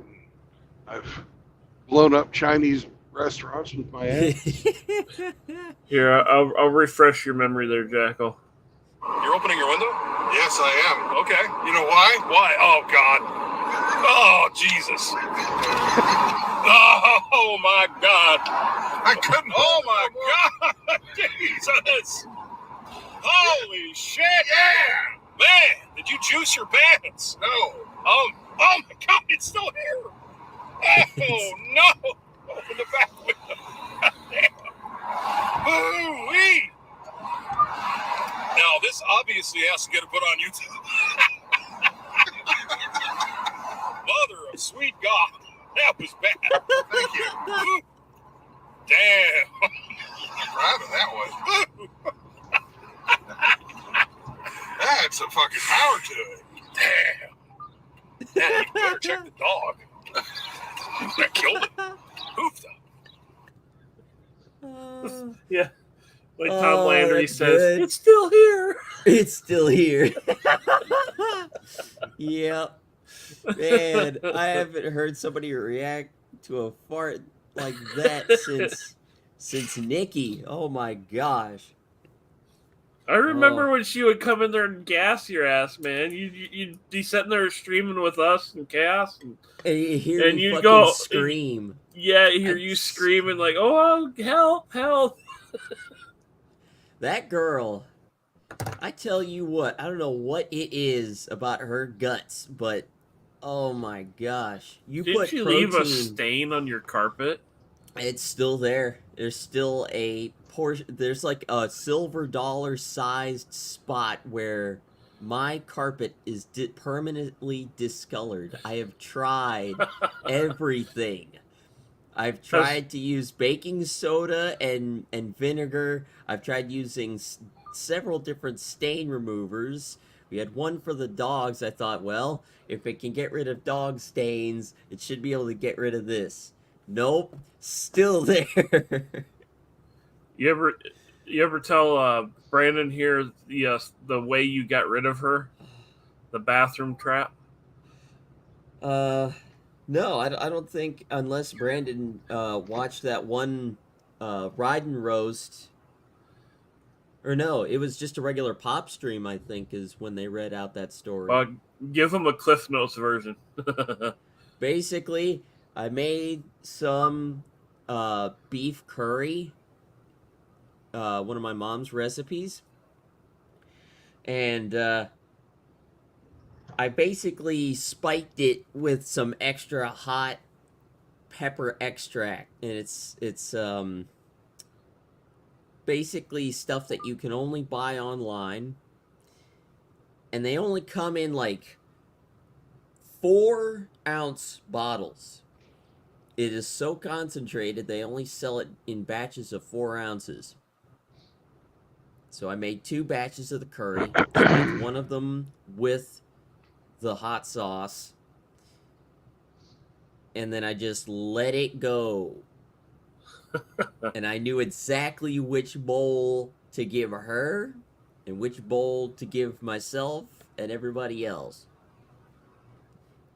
And I prepped the bathroom that I knew she was gonna immediately opt to use out of all the other ones in the fucking house, because she's an asshole. So draft blockers to put underneath the doors to create a seal, and to remove the wires from the one switch in that bathroom that operates the fan above the toilet. And get a screwdriver to stick in the hole in the knob to stop her from unlocking the door and escaping. So once that hellish fucking nastiness in her guts started to brew and ran to the bathroom, once she closed that door behind her, she was not leaving that room until I deemed her, I guess the appropriate word would be marination was complete. Yeah, marinated. In her own ass juice. Ugh. So once she started blowing up the toilet, I threw the draft blockers underneath the door, stuck the screwdriver in the hole in the knob, and sat there and wait. Gave her the Austrian painter treatment. Yep. And it's a good thing I isolated her in that bathroom, because from the sounds that I heard on from the other side of the door, it was bad. It was bad. Like, this girl was, well, first of all, it sounded like she was moaning like she was getting fucked. But the fact that after every moan you just heard this, I don't even know how to describe it other than just, it sounded like a horse farting. I've seen those videos of like horses being goofy, and once in a while a horse fart clip would be in there somewhere from a farmer. That's what it sounded like, because there was so much pressure behind it, and with as big of an ass as she has, it was just clappage. It just sounded like high-speed, vibrating clappage.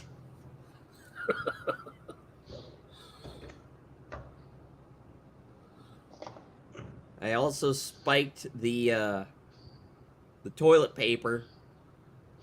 Switched out the nice, comfy Charmin toilet paper with just some the cheapest, thinnest, one ply John Wayne toilet paper I could find at the store, and rubbed the first 10 feet of it with some poison ivy that I know that we have on the property. and then rolled it back up.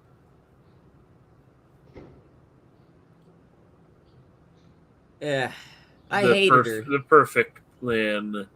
I hated her a lot. So I wanted to make sure she got the point, because usually when you tell a girl to go away, they just giggle and say, sure. Yeah, I've been told by a couple girls, "Oh no, you can't get rid of me that easily. You're stuck with me."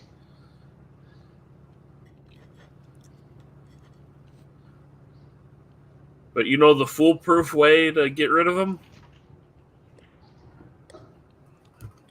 To I where can't they'll remember. never come back? Cry in front of them.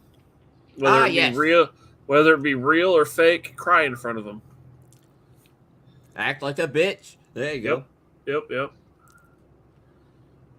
Cry or act like you're freaking out or emotional, and that they'll go away. But speaking of turds and whatnot, my morning deuce is honking for the right of way, so I'm gonna go be in the chat.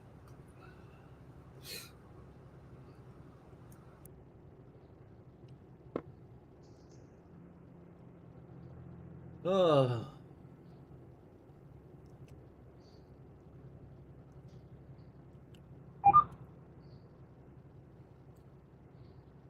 So where are you going today, Brandon?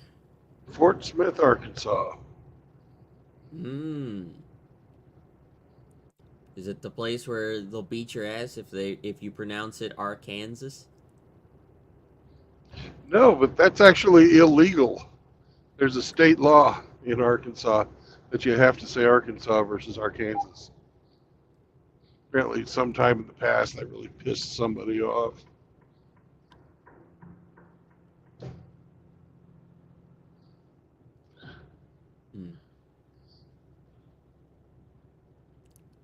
I'm going to go spend the night in the parking lot of the place I'm delivering tomorrow morning.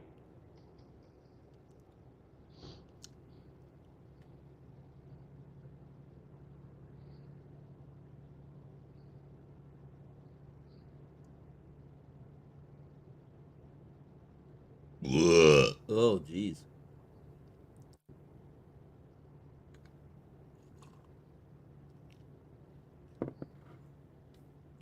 Oh.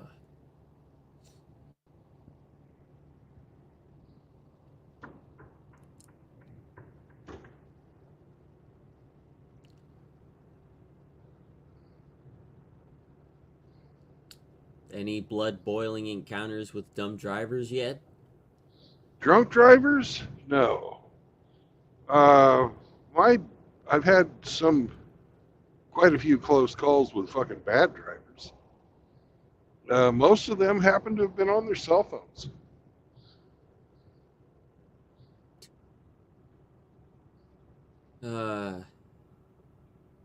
What's up, Ape? Good morning. Good morning. It was a Happy cool Sunday. one here last night this morning. How low did it go? 5 o'clock this morning, it was 40. Yesterday, we only got a high of like 72, but the couple days before were 90. Yeah. 90 with about 52 to 55 at night. And this morning it was cool. I think fall's showing up. We're supposed to get a cold snap here this next week. So I bet the plants I'm growing outside, if I'm going to salvage anything, I better get to picking. Yep.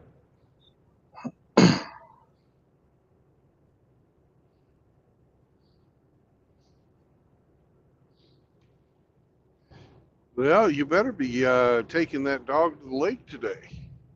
You will be able to do that much longer. Yeah, well, I've got a fence to build. Oh. Nice and cool today, so let's build some fence. Yeah. I'm actually dragging some butt this morning, so I'm actually having a little bit of coffee. I still have several jars of fresh or ground coffee that I hadn't opened up. I gave some to a friend of mine, and I was like, man, I think I could probably do a big cup of coffee this morning. So gonna do that, cook some breakfast, take a shower, and then go over to Mom's and put some fence up. Yeah. The one neighbor next door, you know, she's got the two that have got some issues. Yeah. Well, the dad got arrested for trying to break and enter and tried to steal something valued under $5,000, but over $1,500. So I believe in this state that's grand larceny. That's a felony. And trying to break and enter, theft, several charges. So he's in the county jail. His crazy son hasn't been around for a few days. The dog that they let run all over the place, it's in the pound. Well, both dogs are in the pound. One hardly ever got to come outside. The other one, he would jump through windows to get outside. So all the windows on one side of the house are plexiglass because he jumped through every one of them and would run around. So, yeah, we're trying to get that wall on that side, put 6-foot fence up so Mom doesn't have to look at them and deal with them. Yeah. It's just gonna be a privacy fence. Yeah. But eventually it's going to be all the way around the property. And she said once she gets that side up, because the son, who's in his mid-20s, has drug-induced psychosis, and he's a schizophrenic. He'll go over to the fence and grab it and push it and yell at it and stuff. And my mom says, "Don't touch it anymore, or she's gonna put a restraining order on him when we get the fence up, so he can't touch the fence, or he goes to jail." So, yeah, it's a hell of a situation. It sounds like it. Good grief. Now, are they renting or are they own it? They own it. At one time, I guess it was a very, very nice house. And about 10 years ago, the dad bought it for like 25 grand from a lady that owned it or something. It was cheap. And it is, well, the kid, he goes on these rampages. He'll go on a 3-day meth bender, and he's knocked holes in all the walls, and the dad took out, I think, all the furniture or something out of it and threw it in a dumpster outside, and the trash company put a sticker on and says, "We're not dumping this," because there was like tables and stuff sticking out of the top of it. So the city came by, I think, and seen a couple guys there the other day picking stuff out of there, and I don't know if they threw it in another dumpster or threw it in their pickup and got rid of it, but yeah, I used to work with the dad many, many, many years ago, and he always had something a little off on him, but I think he was bipolar and never got diagnosed, but it's evolved into something more, because he was out running around screaming. Yeah, well, this guy's got problems. His ex-wife, who's the mother of this kid, she was a Looney Tune too. They had no business ever having kids.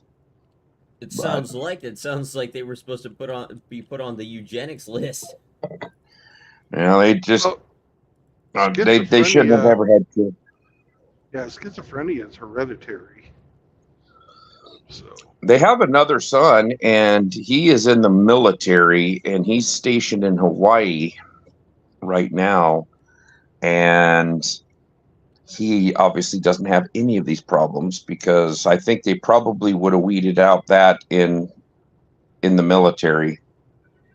especially they'd look at your records. If you'd ever went into a hospital for a schizophrenic episode or anything, you wouldn't be in the military. So that kid stays wide clear of this area and his parents. So Sounds like he's got a good fucking reason to. My goodness. yeah. So, my mom told the sheriff, she's like, I have firearms and I will protect myself. And the sheriff looked at her, the deputy, and says, ma'am, if either of those people enter your home and you feel your life is in danger, you do what you have to do to protect yourself. So, and I've been predicted for a while that the kid is strong as shit. And they all grew up wrestling. Some of them are in that family are like state champions and went to state for wrestling. They all know how to fight and wrestle. And my mom told that one cop, says, you better be careful because it took 4 guys to put him into a hospital. And he broke one nose and busted up the other cop pretty bad. So he's got that crazy retard strength. And I said, I guess he doesn't like tasers, though. He's scared of the tasers. But she said, you better bring 4 or 5 cops when you go to handle him. This cop's like, oh, no, we'll just need a couple. My mom's like, all right, he'll get you on the ground and try to take your gun away from you. He's strong as shit. And just hit him with pepper ball. Which is crazy because, you think he doesn't work out. I mean, he stays up for days at a time stomping around, but eats junk, frozen pizzas and stuff like that, and when he remembers to eat. And you'd think he'd just be a really run down, dumpy, sloppy kid, frickin' strong as an ox. So, and then you get some psychosis behind it, and he's really strong. Yeah. It's pretty sad. I have to go to my mom's house and I have to be packing a firearm because you can't trust, you turn your back in the backyard, you're doing something, you don't know what's going to happen. So, and this state just passed a constitutional carry, so you don't have to have a permit. I said, Mom, get a fanny pack. You're an old woman. They wouldn't even think twice if you were wearing a fanny pack, and put your pistol in it. So it's on you. Doesn't do you any good in the house when you're getting beat to death in the backyard. It's got hollow points in it. It's got some very, very good hollow points in it. I made sure of that. Yeah. At that close, if you're expecting an engagement at close range, just get a 45. That'll knock him down.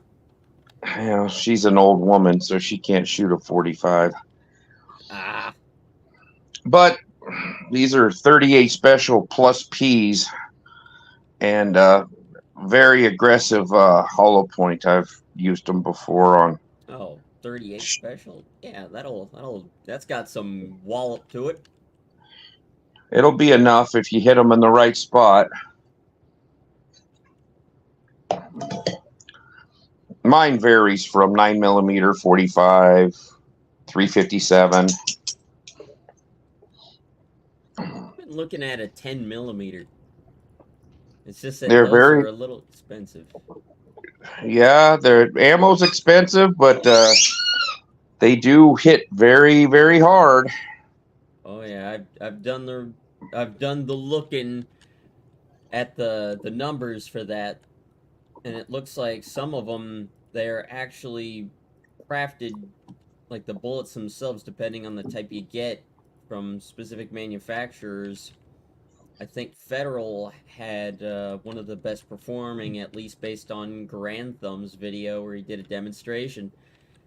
And it looks like that 10mm will dump every bit of its energy within the first 8 to 9 inches of the target.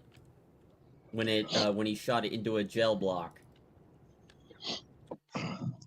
Yeah, the original 10mm, when they came out, Norma was making ammunition for them, and it was I believe the first factory load that Norma put out was a 200 grain slug, and it was going 1,400 feet a second, Yeah. Yeah. which is up there with like 41 Magnum power. But they were, when the FBI couldn't shoot it because it was too big of a gun, and they had females and weak men with small hands trying to shoot this gun. And that factory ammo was beating the shit out of the Smith & Wessons because they didn't build a 10 millimeter gun. They took a 45 caliber gun basically and reconfigured it to shoot 10 millimeter. They didn't go from the ground up. They just says, oh, we'll just take this 45 and we'll drop a 10 millimeter barrel in it, change the magazine, and the springs. But that round was so hot that it was just beating the piss out of the first generation of 10 millimeters. And I think it was called the 1076, something like that. It was a third gen Smith & Wesson double action revolver, or a double action semi-auto. I'm sorry, but so they brought the factory loads down. Most of the stuff, like if you're shooting just Winchester white box or the Federal American Eagle ammunition, it'll be like 165 to 180 grains, and it's not going very fast. It's about equivalent to the 40 Smith & Wesson, which is the 10 millimeter was the parent cartridge for the 40 Smith & Wesson. They took a 10 millimeter, cut it down, and so that it would function in 9 millimeter sized handguns. That's why the 40 Smith & Wesson came around. It would fit the platform of a 9 millimeter. You'd lose a couple of rounds of capacity, but you picked up on horsepower. Picked up So on a lot of ass kicking power. Yeah, a lot of 10 millimeter loads are just basically 40 Smith & Wessons. But if you find good hot 10 millimeter loads, you'll definitely feel the difference. I've had a 10 millimeter before I lost it in my ice fishing, camping, boating, fire accident. Yeah, That's where I lost all mine. Yeah, I lost everything. But yeah, 10 millimeter is a good round. There are people that carry them for self-defense. Glock makes the Glock Model 29, which is a 10 millimeter. I think It's Glock the same 40 size does as too. What's that? The Glock 40 is too. But they usually come with a long slide, which Yeah, that's maximizes on all the powder behind that thing. I know they're popular. Glock, or the 10 millimeters are popular up in Alaska. Usually all the guides up there are usually packing a 10 millimeter or they're packing a 44 Magnum revolver. Well, that'll do the job. Bear gun. Yep.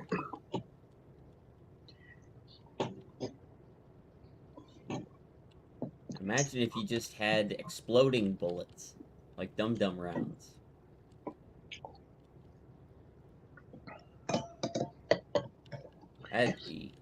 That'd be extra overkill.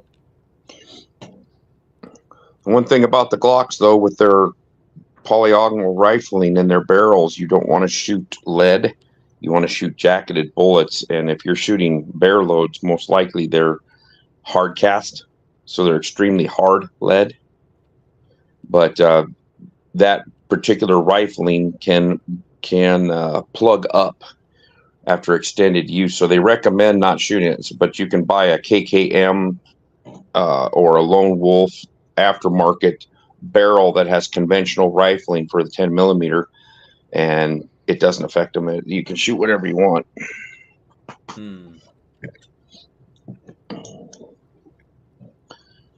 My dog sees me and hears me on the phone, so of course she's got to get the BALL out, the one that squeaks. Yes. Gosh, you're a pain sometimes. You know that? Yeah. She's doing pretty good after getting her toenail cut 3/4 of the way off. Ow.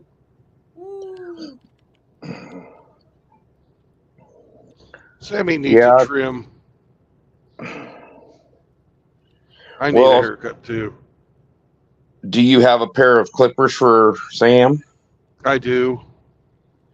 I just Yeah, I went he to hates it. He hates it. yeah, they do. I went to PetSmart or one of those places when I was on vacation, and I bought a good pair of them. I mean, they were like $40. Yeah, they're not Yeah. cheap.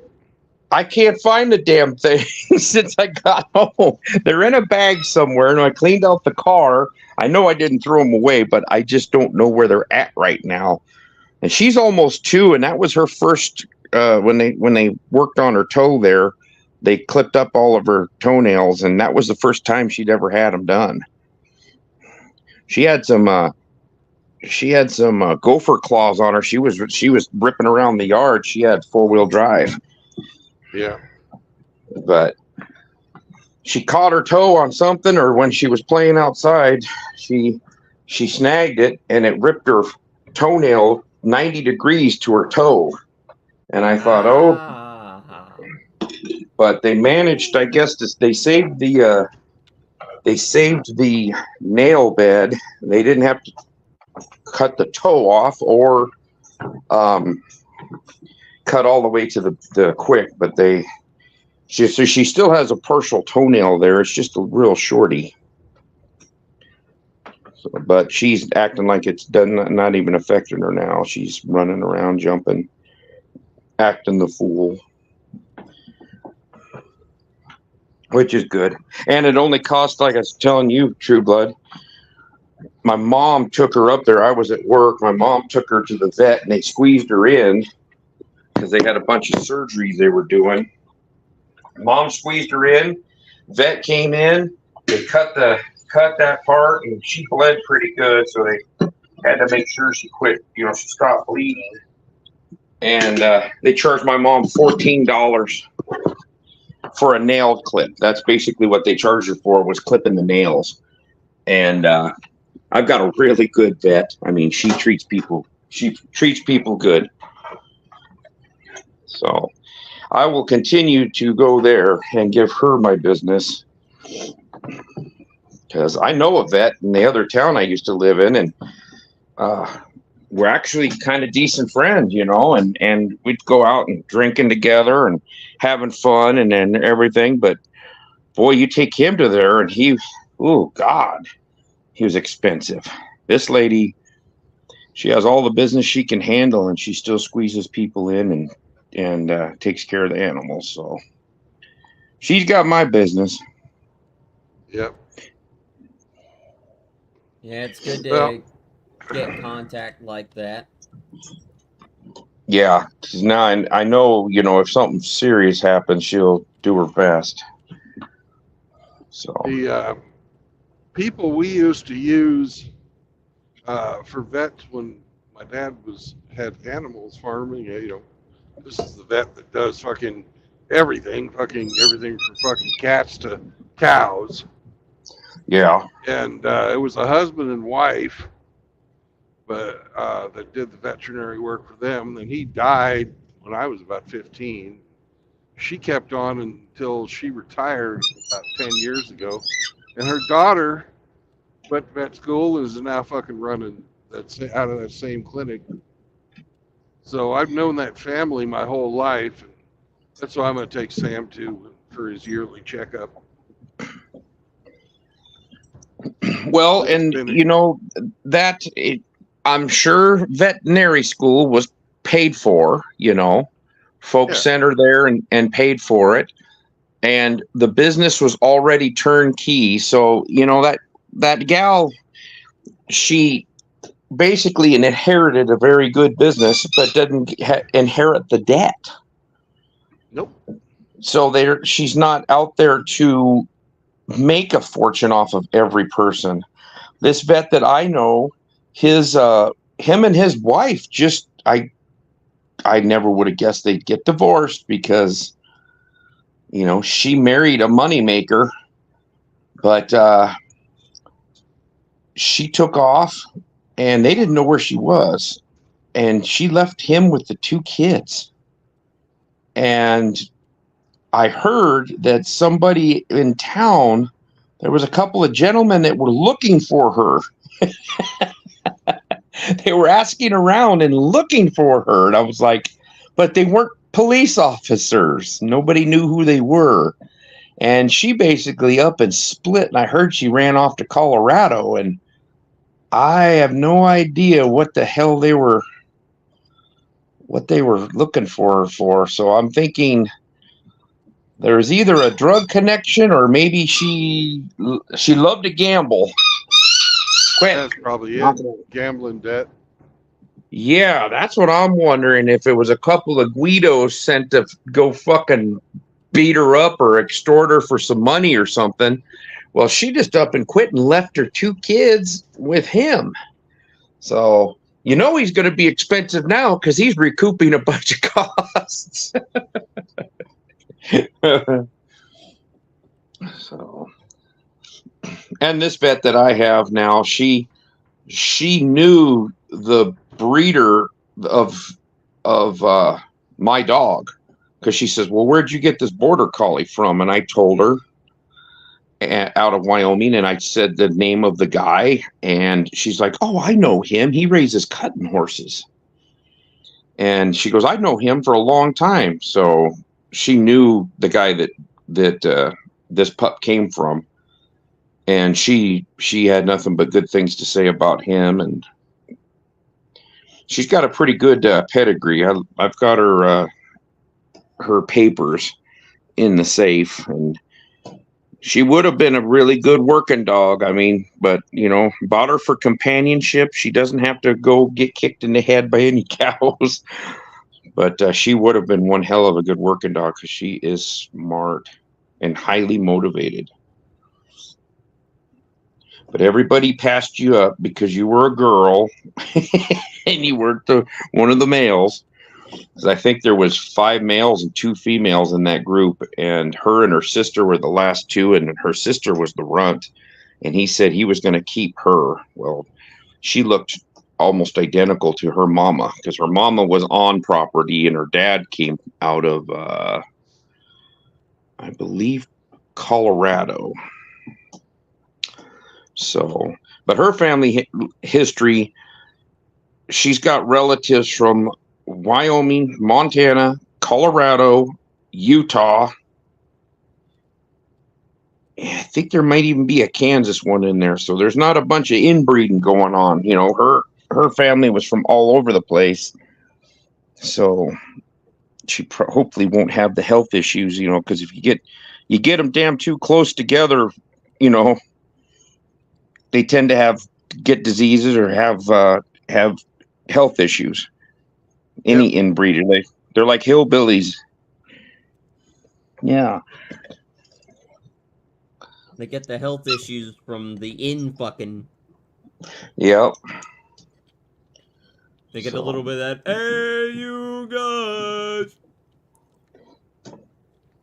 And I can't believe how many dang border collies there are in this town. It seems like we're in farming and ranching country, so about every pickup's got either a healer or a border collie hanging off the side of it. Definitely working dogs, and you're just a lazy pet. Yeah, you are. That's cool though that you have a vet that you've known forever. That right near where you grew up? Yeah. Well, it's the kid. She works out of the county seat. Okay. She's out of the Girard, Kansas is the where the courthouse is and all that. She's out of there. But shit, that's fucking 20 minutes from my homestead. Yeah, that's good. A good vet is like having a good dentist. You might not need them for a long time, but man, when you need them. Yeah. The dentist I went to down here, I've only been to him twice in 29 years. The first time I went was probably, it was probably 25 years ago. And he checked my teeth. He says, your teeth are in pretty good shape. He says, when's the last time you were at a dentist? And I said, Reagan's first term. And the guy just about fell off of his stool. He said, what? I said, Reagan's first term. Holy crap. And he's like, well, you got 4 little small cavities. They're just starting to form. He says, you want me to take care of them? I said, yeah, why don't you do that? So he took care of them, and he says, well, I'll see you again sometime. And I go, yeah. And so I went back to him again, and I said, he goes, it's been a while since I seen you. I said, yeah, it's been a couple years, I guess. And he looked at the chart, and he goes, it's been 10 years. I said, oh, has it been that long? He goes, I would like to see you at least one more time before I retire. And I was like, oh, okay. I think he's still working, but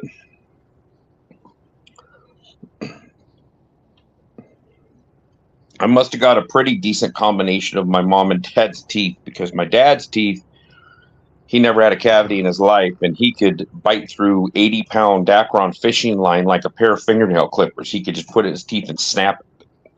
I can't do that. Mom's got soft teeth. Dad had super hard teeth, so I'm somewhere in the middle. Yeah, I got pretty shitty teeth myself. Oh, if I tried to do that, they would chip. But yeah, my dad's teeth, he had perfect teeth, never had a cavity in his life. At least growing, probably up into his 40s, he probably never had a cavity. I don't know. He got into drugs and stuff pretty bad there for a while, so I'm sure that will degrade your teeth. Cocaine and meth have a bad habit of taking your teeth out. Yeah, I never heard about the cocaine doing it, but you sure see it with the meth guys. Yeah. But the last time I had seen him before he died was 1996, so I have no idea. I saw one picture of him after what the hell did he die? 2017, I think, 2018, somewhere around there. He croaked. But I saw one picture of him that my half brother took of him. They went on a fishing trip. They went on a steelhead fishing trip on the Snake River in Idaho, and that was the last time he had anything to do with him. And he was old and fat, gray beard. White beard. What hair he had was white, and it just didn't even look like him since the last time I had seen him. But when I seen him, he was high, and he was skinny as a fucking rail. So quit doing drugs and just got fat. At least he didn't explode. No, I think he had a massive heart attack going through the DTs because he was on drugs again, and his girlfriend, I guess, put him to bed and said, I'll check on you in a couple hours. He's in there shaking and sweating and spazzing out, and she went back in a couple hours, and he was cold. So I imagine the heart probably just gave up. Yeah. Art said, fuck this thing, I quit. I am out. Yeah. Got the call at work, and I just was working on a locomotive, and my now ex-wife called me up and says, I just got a phone call from so-and-so. And I go, yeah, what was he calling you for? Well, apparently your dad died last night. And I'm like, oh, okay. All right, I'll see you when I get home. And she's like, okay. And so I hung up the phone, and the guy I was working with looked at me, and he's like, is everything okay? And I said, nah, apparently my dad died last night. And he's like, oh God, I'm so sorry. He didn't know what to say. And I said, oh, don't worry. He was a drug addict piece of shit. The world will not miss him. And then that really threw him for a loop. That kid was sitting there going, he's quite a bit younger than me. And he's like, okay. I said, let's run this motor up and finish this job. And he's like, oh, okay. Yeah. Same reaction I got from the supervisors. I walked upstairs in their meeting and I said, hey, I'm going to need some bereavement leave. And the one female who eventually became my supervisor, she says, oh, what's going on? And I said, well, my dad died last night. And she goes, oh, geez, I'm so sorry. And I said the same thing. I said, don't be. He was a drug addict piece of shit, but I still want my 3 days. You should have seen the looks on all these. I mean, these are like shop superintendents, general foremen, and they all looked at me and their eyes got real big and they, we're so sorry. And then they didn't know what to say either. So I went to the shop superintendent afterwards and he's like, technically you're supposed to go to the funeral if you have the bereavement. And I said, I am. I'm going to go. And I winked at him. I'll go. And he just kind of said, okay. But they needed proof.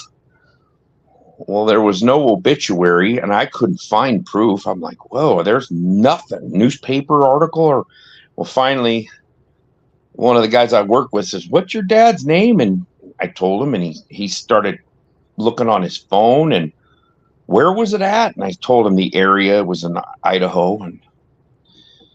And he's like, is this him? And he showed me this deal, and it was like a 2-paragraph write-up, but it was from the actual funeral home. But there were no services, nothing, it was just this person died at this location on this date. No services will be held, blah, blah, blah. And that was it. So I had him send it to me on my phone. And then I went upstairs and said, this is the only thing I can find. I said, this is him. And they're like, oh, okay, well, that will work. I guess they had too many people that had 6 or 7 grandmas pass away over the years, and they needed proof. A good friend of mine who's retired now, his wife died of ovarian cancer, and the general foreman that was in charge of it, when he went on his leave and came back, and he said, well, we need proof that your wife passed away. He had to show him a death certificate. I thought, holy shit, everybody in the world knew that his wife had cancer. Everybody in the shop knew that his wife passed away. And then you do something cold like that where we need to see a death certificate in order to pay you. What a fucking asshole. People abuse the system all the time.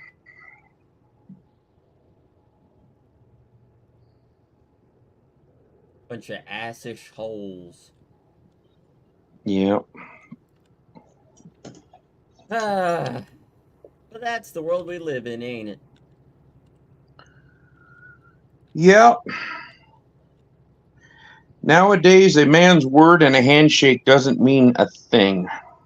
Nope. Hasn't for a long time. Yeah, but when I was growing up, when I met somebody, you shook their hand, you looked them in the eye, you said, nice to meet you, even if it wasn't nice to meet them. But you kept your word. One thing my mom taught me, I'm single mother, only child, single mother, so I had some strikes against me right off the bat. But one of the things she taught me was you always greet people, you always look them in the eye, you shake their hand, you try to remember their name, which that's part that I have a hard time with if I don't repeat it several times. But and always be early, never be late for anything. So I've kept that my whole life and my whole working career. If I have to be there at 3:00 in the afternoon, I get there at 2:30, 2:45. I'm always early, never late. If you're not early, you're late. Yeah, that's a good way to look at it. You know, there's guys that come walking in the door. Sometimes they come running in the door because they might get, they call it being frogged. If you're sitting at a crossing when a train's going through, they call it being frogged. And they'll come to work, you know, they'll want to get there 5 minutes before work and walk in. Well, now they're panicking because there's a train blocking them. It's like, well, if you parked in the actual parking lot instead of crossing the yards where you can park where there are no trains, you'll never get frogged. But their idea is like, well, they don't pay me and I'm not giving them an extra minute of my time. Well, if you're 1 minute late, they count it as the same as an absence. So you might as well just turn around. If you're 1 minute late, you might as well not swipe in and just tell them, yeah, I'm not going to be here today. Because they're going to count it the same against you. And that's bullshit too. Yep. But now the job I have now, you don't swipe in. I leave at 4 o'clock in the morning. I drive to work in the company rig and I send my boss an email in the morning saying, good morning, I'm here. And she pays me for 8 hours. There is no swipe card, no time clock. Do I you just still have have to the tablet that you hate? Yes, I had to take that with me. But So it I lives up don't. there in the desk drawer, right? Yeah, it sits in a locker. Well, I actually have it in a backpack. I had an old backpack that I had to take for when I had to travel for work. So it's got a laptop pocket and everything. But I don't want to leave it in an unsecured locker up there. But it would be impossible to use because it has a password for me. And it's an Apple, so it'd be really hard to break into it. But somebody could steal it and chuck it off of a bridge or something. Yeah, if they just wanted to fuck with you, yeah.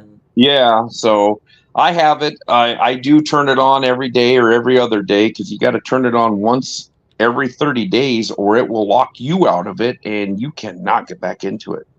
You basically you have to send it back and they send you a new iPad. And supposedly everybody in the system got these iPads, and you're talking 45,000 employees. And I heard that it costs, what the hell was it? What the hell was it for the cell service for the iPads? It's through Verizon. I think it's like $37 a person per month. Well, even if you figure 30,000 people got these iPads, 30,000 times $37 a month, they're paying a lot. We figured it out 1 year for a year, and it was like $155 million or something like that just for cell phone bills for these iPads, and that's not counting all the cell phones like the supervisors. It's 92,000. Or, excuse me, it's 92,100,000. Yeah, and that's at 30,000 people. I would venture to say that 30,000 people times. Yeah, $37. I would say it's probably closer to probably 40,000 people have these iPads, and then out of that, there's probably 8,000. 8 to 10,000 cell phones that are affiliated with them too. So, because when I was a traveling mechanic and out on the gangs, you know, I had my personal cell phone and then I had a company issued cell phone. And then that's when the electronic logbooks came in. We had to use our company cell phones to log in, and that was our electronic logbook. We didn't have like yours kind of looks like a GPS unit, doesn't it, Brandon? My what?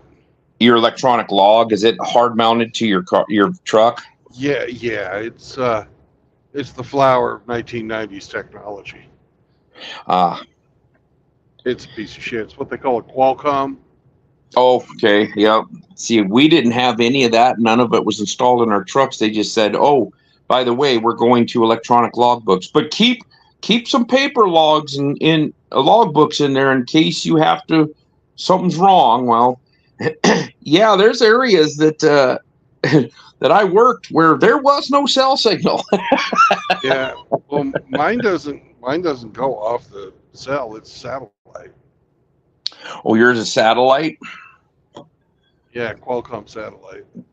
Yeah, ours was all off of your company cell phone, which was Yeah. we used to have Blackberries, and then they went all Apple. I personally get hate BlackBerry. Apple. When I get my when I get my own truck, I'm gonna be doing it like that. It's but by regulation, you have to keep 10 days worth of fucking paper logs in the truck Right. just in case. Oh, so you still got to run paper too? No. You have to keep it. You know, you can keep the blanks in the truck just in case. Yeah.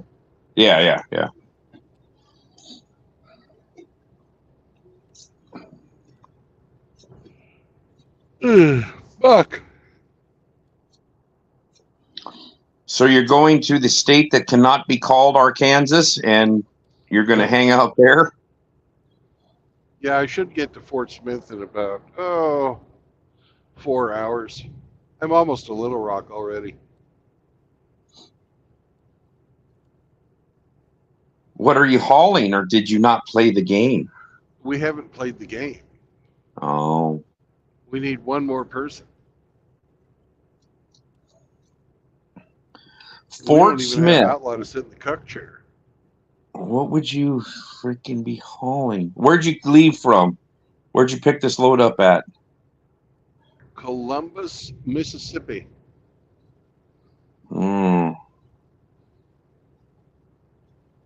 Trying to think about what.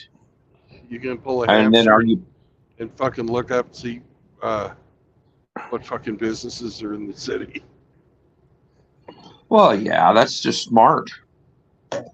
Yeah. I was gonna say Fort Smith, Arkansas. There's like meat packing plants there, I think, too. So I was thinking maybe you're hauling gonna haul some pork product. Ugh, I wish. Gonna haul some oink oink. I love hauling the pork.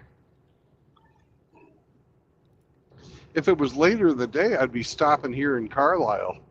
They've got a fucking catfish barbecue restaurant, but they don't open until 11. It's only 10:30-ish. Oh, so you're gonna go buy it and miss it, huh? Yeah. Oh, look, Gonna here's a get- dog. Wolf. Well. Speak of the hound dog, and he shall appear. I heard you needed a player for the game. Well, Jackal, are Q- you up for a game? I'm only gonna be here for a few more minutes, but maybe. Let's go. No, through it it's and not I'll do what gay. I It's can. not queer. What the fuck's in Brandon's rear? It's not queer. It's not gay. Maybe Jackal can win today. All right. Yeah. You get to go second. We'll have the dog first, then Jackal, and then the monkey boy. All animals on the panel today. A pig, a dog, a jackal, and a monkey. It's an ape, not a monkey. Woo, woo, woo, woo. All right. Go for it, Aro. Is it made of plastic? It's got some in there, but I'd have to say no. Okay. You are hauling window panes. Nope.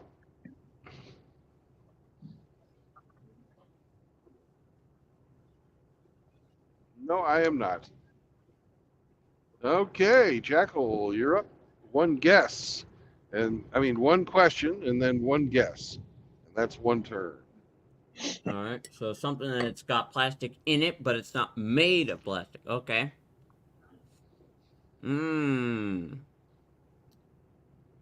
Is it some form of electronic? It has electronics in it, but I wouldn't call it electronics. All right. They're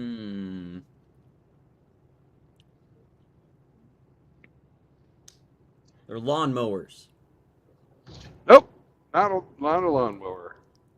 Damn. All right, Mr. Ape, sir. Do these products emit light? Do they emit light?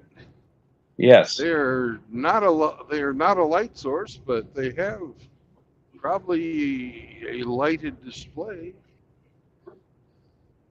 You're hauling microwave ovens. No, I am not. Damn it. I will. It's time for a little hint. I picked these up from the same place I delivered.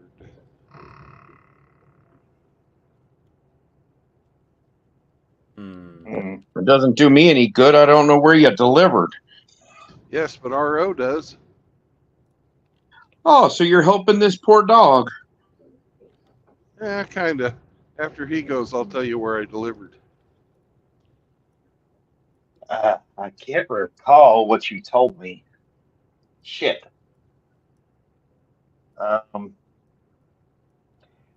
Can one of these items be picked up and carried by your average human? I don't know the size of the ones they gave me, and I'm not going to read it right now on the. But some of them can, and some of them can't. Okay.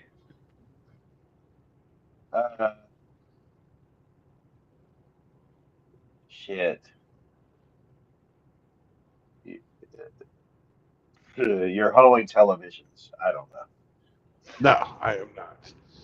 The place I delivered is called ABB Baldor. ABB Baldor. Okay. And what I delivered was armatures, if you remember correctly, for electric motors. Okay.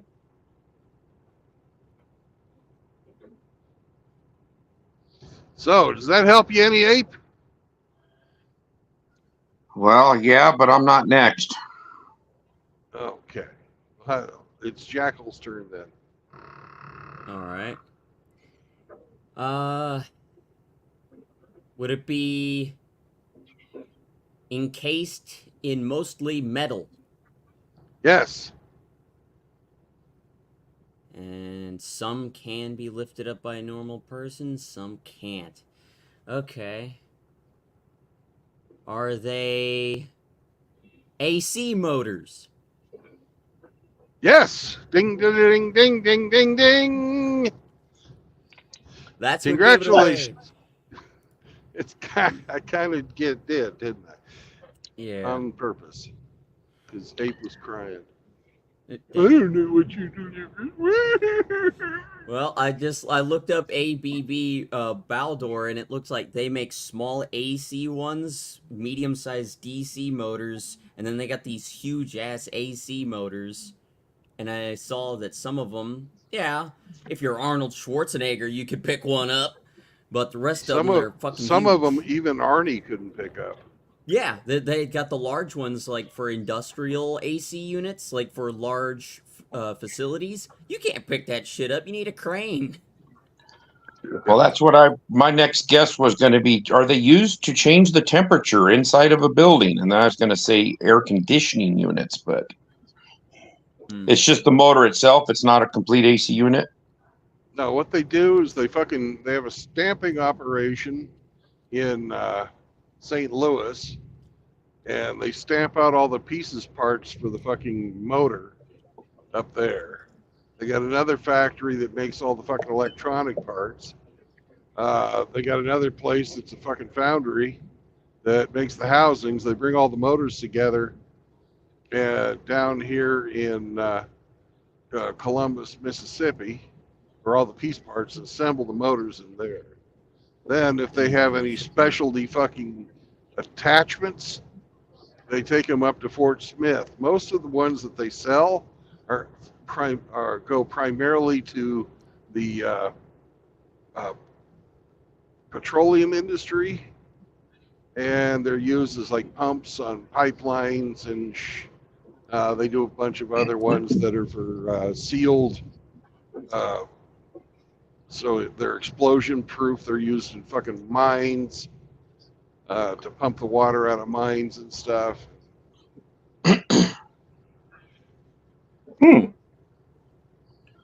Good job, Jackal. You pulled a ginger hamster. I think everybody should have gotten it after that hint. But, Yeah, after that hint, I'm pretty sure if Well, I wasn't gonna get it, then I knew you would have gotten it. I was going to look it up, but I'm afraid to get out to minimize the screen on my phone because I have a tendency to fat finger myself right out of the stream. Yeah, and you're doing it on mobile, yeah. StreamYard is kind of gay like that. well, it's not gay. It's not queer. Jackal knew what was in my rear. It's not queer. It's not gay. He gave a lot of thought to my rear today. All right. All right. Well, fellers, I have to go to the wage cave now.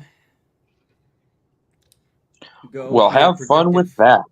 Yeah, go be a productive member of society, so I'm not being a leech like a lot of people in my generation.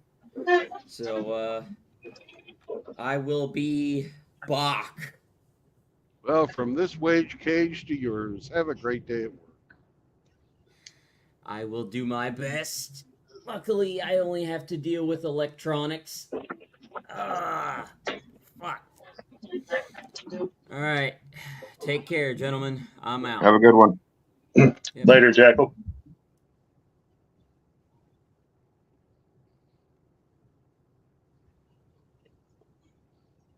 Well, I'm going to have to go get some breakfast made and then go build some fence. Yeah. I've never looked at a job as a prison. I've never had a job where they put a gun against my head and said work. So I can tell you in almost 30 years at the same job that it has gone downhill drastically in terms of morale and management. We went from a place where the company and the supervisors actually kind of cared about what was going on to now it's just do it or we'll write you up. That first year I was here, the shop superintendent gave one of the laborers his company credit card, and he said, go down to Kmart and buy every bicycle that they have, and whatever the rest is you have left, he says, spend $10,000, buy every bike you can, and then buy toys for little girls and boys, and bring them back and wrap them. And they had a deal for all the poor kids in town. They could come there, and they had like a Christmas party for them, and they got to pick one gift, and they got it for free. That was the first year I was down here. That was 1995. That was the Christmas of 95. And then it progressively went downhill from there to absolutely nothing. You're lucky if we used to get a $25, we used to get $50 gift cards to Cabela's, and then it went to just basically like a local, I can't remember what they called them. It was like Monopoly money, but it was good at like 10 different businesses in town. So you could go to the grocery store. I went there one time, went to the liquor store, and they gave me a $25 basically gift certificate, and I spent it at the liquor store, and I still had to pitch in $10 for a bottle of vodka.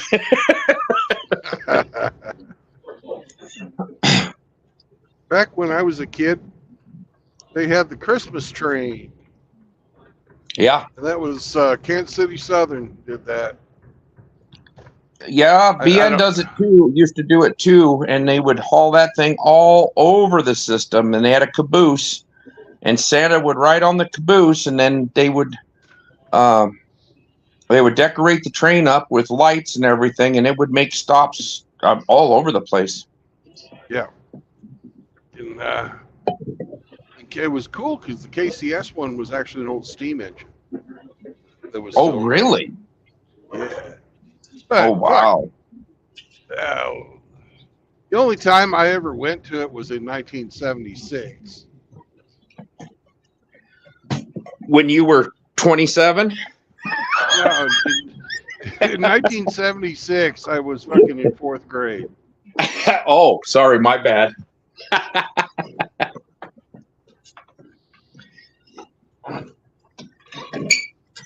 So you went to it on the 200-year birthday. Yeah. And the only reason I went to it is because I was in Cub Scouts, and we were fucking we were helping out. Our job was to fucking. They served hot chocolate and stuff while people were waiting around, and we were to fucking make sure that the cups didn't run out and that the garbage got fucking dumped. You know, it was a completely different time back then. You know, the community actually came together and celebrated stuff together, and nowadays it's fuck you, everybody's for themselves. It's sad.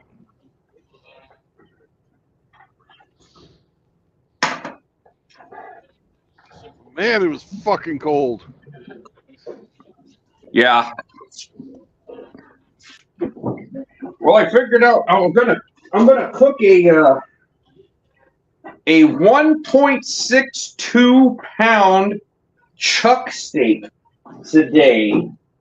I'm gonna throw it on the barbecue, my big green egg barbecue this afternoon. So that's what I'm gonna eat for supper tonight. Nice. A barbecued steak. Fuck out of here. Love you, RO. Yeah, I could tell. No homo. No homo. No homo. Oh no, full homo.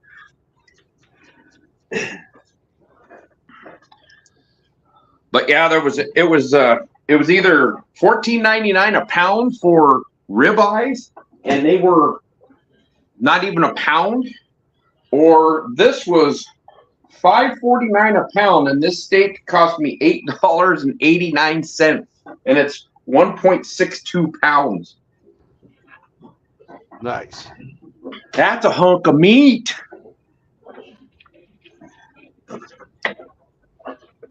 Did you see that fucking meat roll up that I sent you the other day? Oh yeah. Oh my god.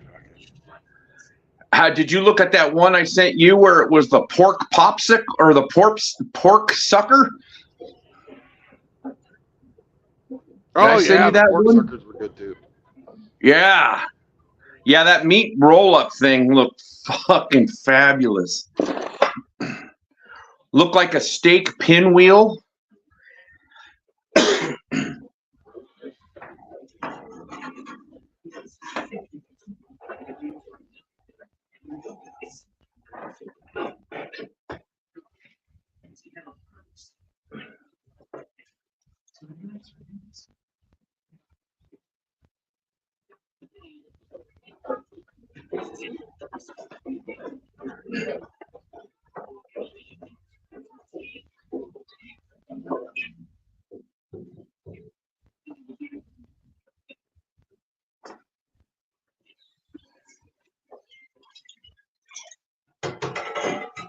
Well, I'm gonna get going here. I gotta cook me up some breakfast and then get rolling.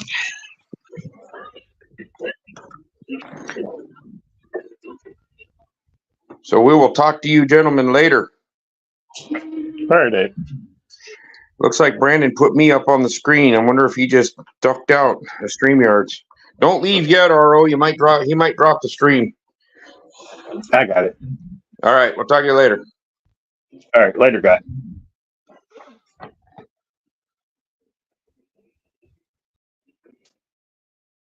Let's look at that. We got Moki. Hello, Godfather.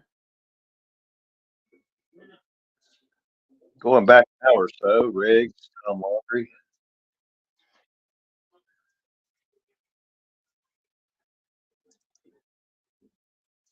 YouTube says 5 watching now.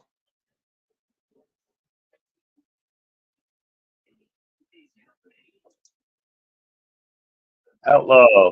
What's up, Outlaw?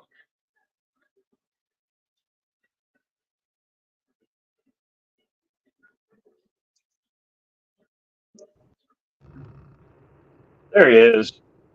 Hey, sorry about that. Dropped for a Stuff second. happens. Yep. He took off to make breakfast. Yep. That's what he was saying.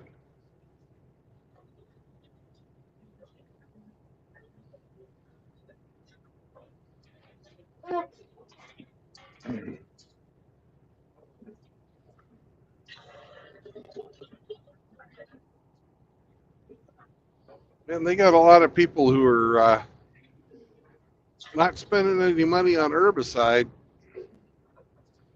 I'm seeing a whole bunch of fucking bean crops down here that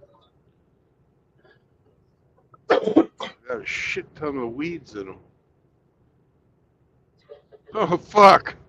There goes a fucking Cybertruck with it that says Trump on it. Woohoo!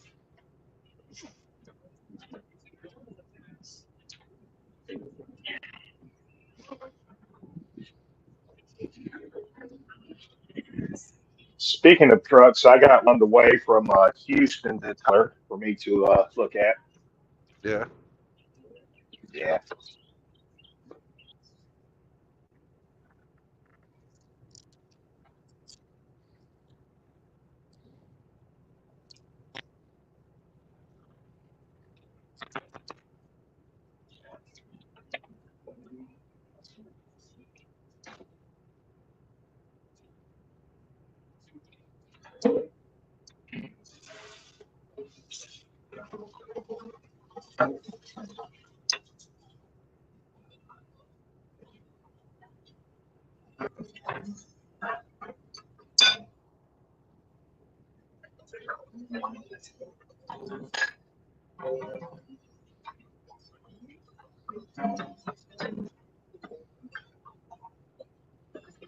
And we're to Little Rock.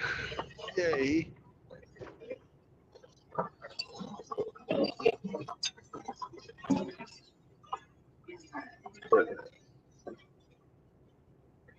How many hours you putting in today? I'm gonna be to my destination well before I run out of time.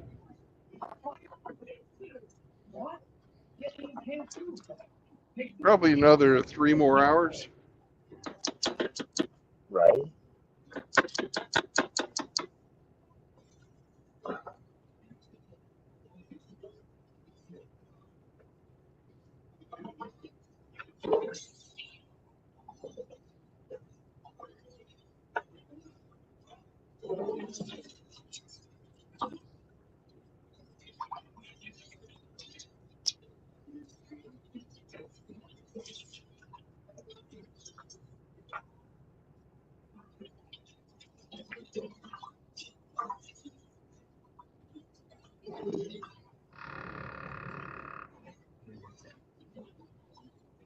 It's like the shingle recycling place fucking burned down. I bet you that was a nasty fucking fire.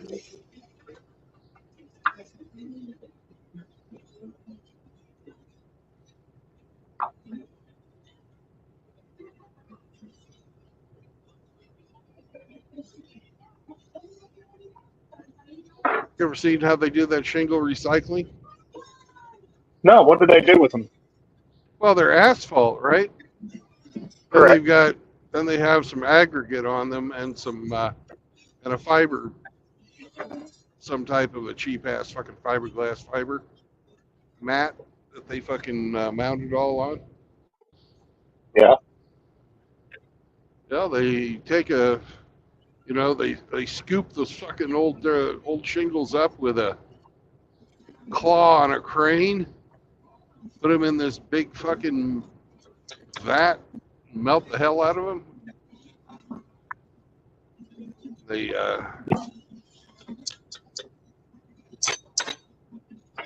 then they run it through a roller with a magnet on it while it's still fucking molten.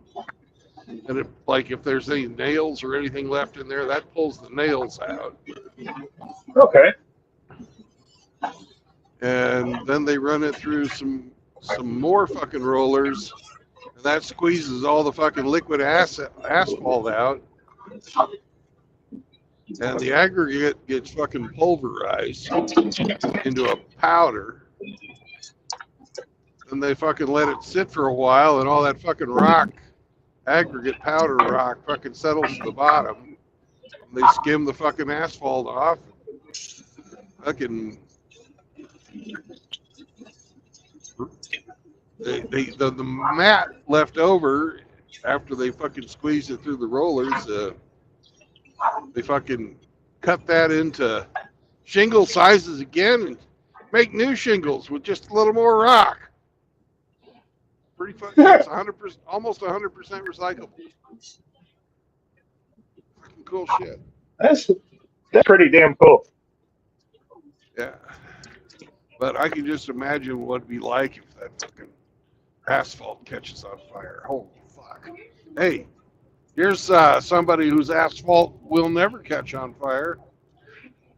Boys, boys, boys, boys, boys. Boys, boys, boys, boys, boys, boys, boys. He's too fucking moist to burn. Moist, moist, moist, moist. Boys. Moist, moist, moist. What's going on? Good morning, Outlaw. What's going on, guys?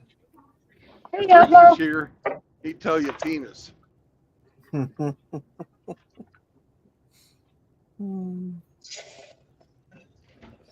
Nothing much. How's Pop? He's doing pretty good. He didn't get to go to church today, but he's doing pretty good. Wow, you wouldn't get up and drive? No, there was a death in the family on my sister-in-law's side. I don't know if they went to church today or not.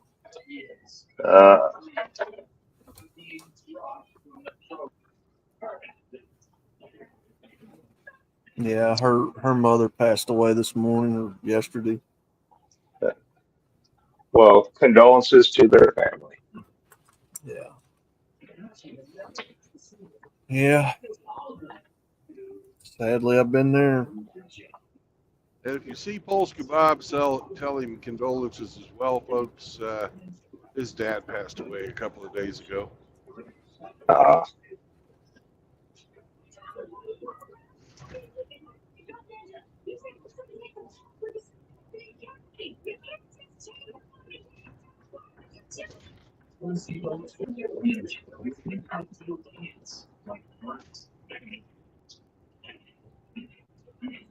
Good job, Al, coming in with all that Debbie Downer shit.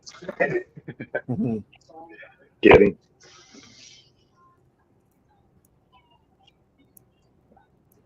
Yeah.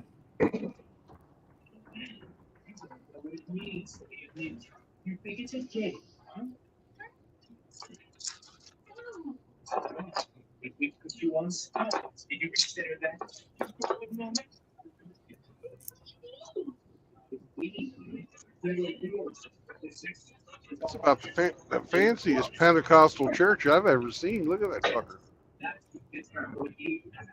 Good God, the steeple on that thing. Yeah. Pentecostal, huh? Yeah. Most of the Pentecostal churches I run into are freaking clapboard. Hold about 50 people tops, if that. Mm-hmm. Isn't that the denomination where they get moved by the spirit and start convulsing and whatnot? That's part of it. Yeah, they Speaking They take- tongues. yep, they take their particular version of it from in the scriptures where it talks about the day of Pentecost. So yeah, they're very lively. Unlike Baptists who don't allow dancing. You know why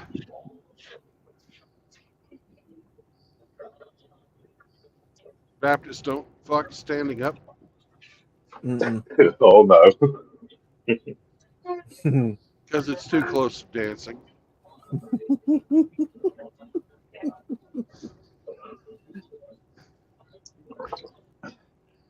Outlaw and I are Baptists, so we get that joke. Actually, I was raised in a Baptist church. Oh, so you know it too. Well, I never heard any rhetoric about dancing being forbidden. But my experience in the church only lasted until I was like 10 or 11 years old.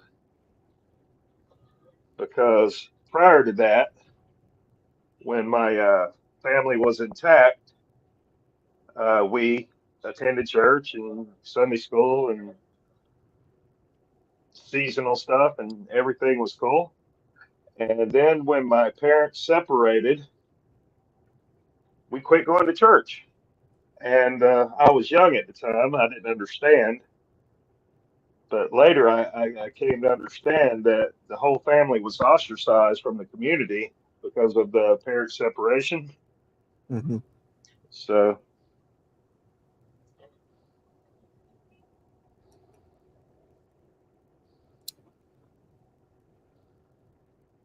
that's that. Hadn't thought much of church since then.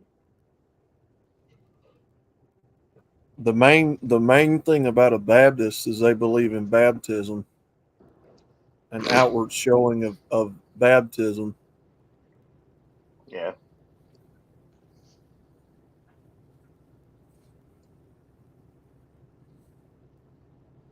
Used to be, it was fucking full gospel everywhere you went.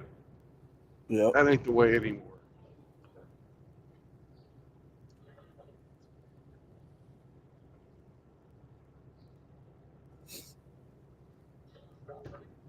You baptize somebody in front of the church, and it's an outward showing of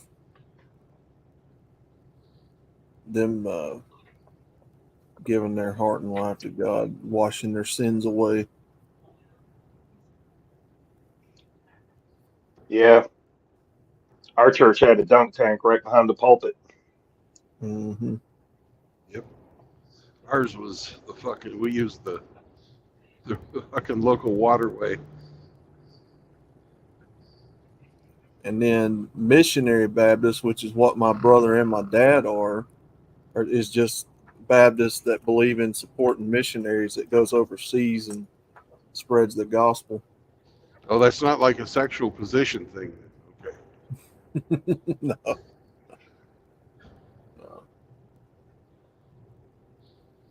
Then you got Methodist, you got Presbyterian, Pentecostal, Assembly of God, Church of Christ.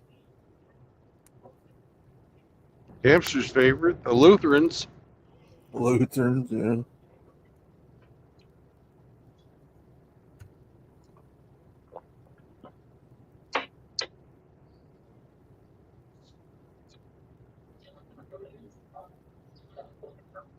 Good morning, Drubius.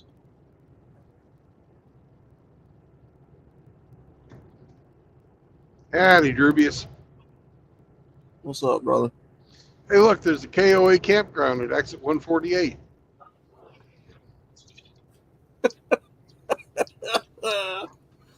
You take a Baptist fishing with you. How do you keep him from drinking? Oh, you take another Baptist with you. Oh,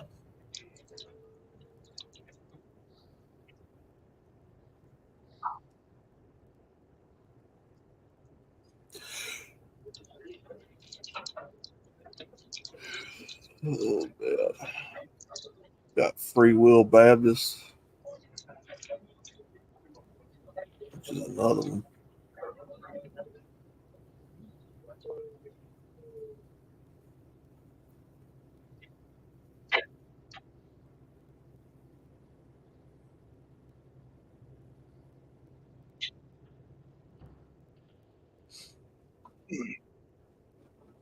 You know what we got here in Texas? Mm-mm. Cowboy Steers. church.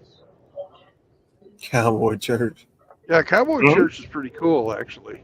I've been to a few services at those. They got the preacher out there, and he's got either a horse, and he actually fucking breaks the horse during the service, or he's got some other type of cowboy stuff going on. It's pretty cool. Yeah, that sounds pretty cool. You know, it makes analogies between, how he's dealing with the animal and his sermon. I liked it.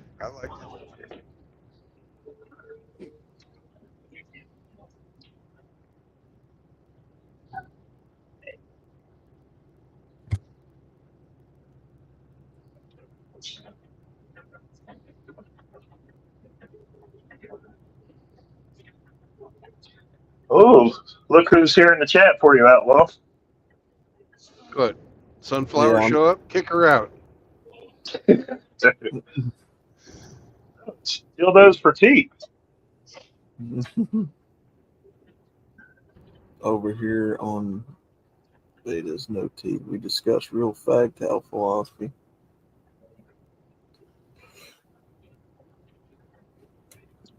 Do I need mentoring? No. No. Not that. No.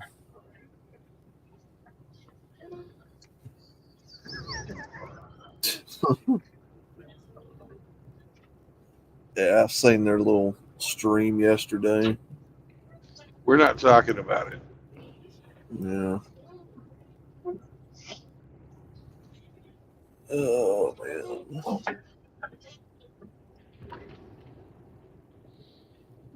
Did you watch the MGTOW fairy tale last night? I did not get to catch it because Cliff and Brian were live. I don't even know who they are. They're two of Rhino's guys that it's kind of like a branch off of his streams. Mm-hmm.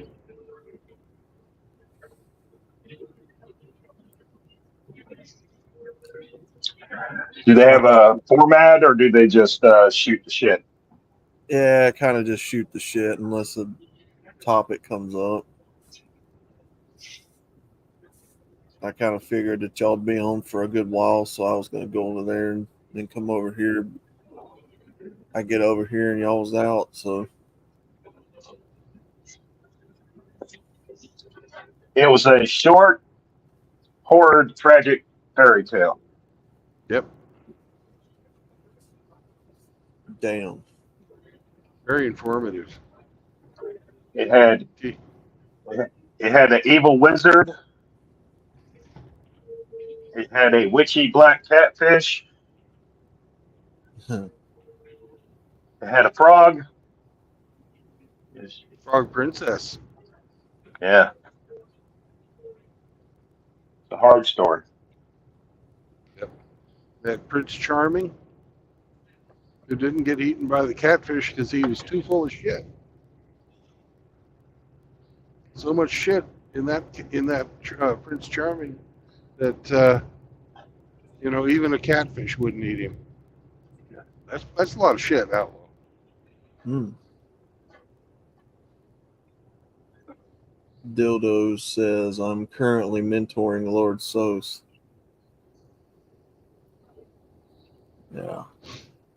Yeah, I hear you've been mentoring, the riders of the short bus here lately.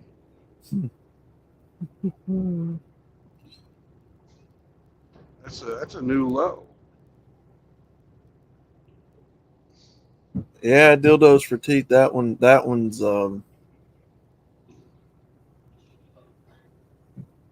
that one hurts because we shouted him out and supported him for a long time. Who's that?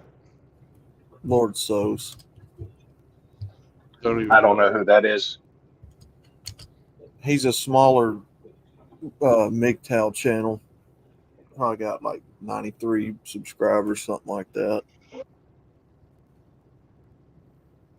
He's got a squirrel or a chipmunk for an avatar. I think it's a squirrel. But he's falling in with that crowd. Yeah. And the subject last night came up about men in this community that use female avatars. Uh-oh. Yeah. Look, if it's a problem, if it's that bad of a problem, I can change it.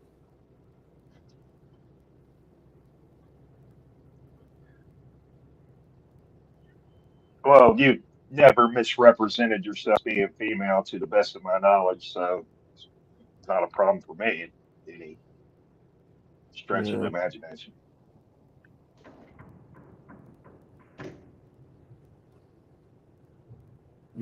I understand, the whole deal with it, but I mean, surely we're smarter than allowing an avatar to keep you from wanting to hear people and Oh, we are smarter, but don't call me Shirley.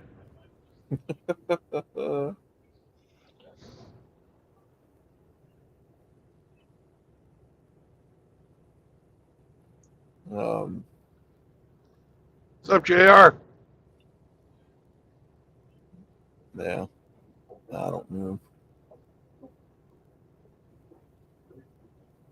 Oh, what was the consensus that they reached over there about female avatars, cross-dressing Alabamans? They didn't really. I mean, it was just a deal with him over there, taking shots at different people in the community, and then Lord Sos and the other people in the chat just talking amongst themselves, and he brings that up. So nothing really got resolved about it. It's just, there's some people in the community that I don't listen to because they got female avatars. And when you say Lord Sauce, that's SOS? Yeah. Okay. And here's the man who put the echo in the echo chamber. Fuck that shit. I want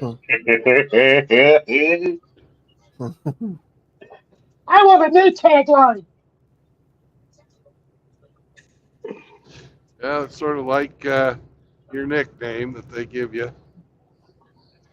You don't really get to choose it for yourself. Well, embrace the echo. I was referring to that, and then what Outlaw was saying. I don't know. It almost kind of sort of sounds like a little bit of along the lines of what they were talking about on that stream, though, the toxicity and the hierarchy and the fuck that, man. Well, if you want to be here, then be here. If you don't, then don't. Get the fuck out of here and go find something else to do. I don't need to listen to your bullshit. No, I mean, it's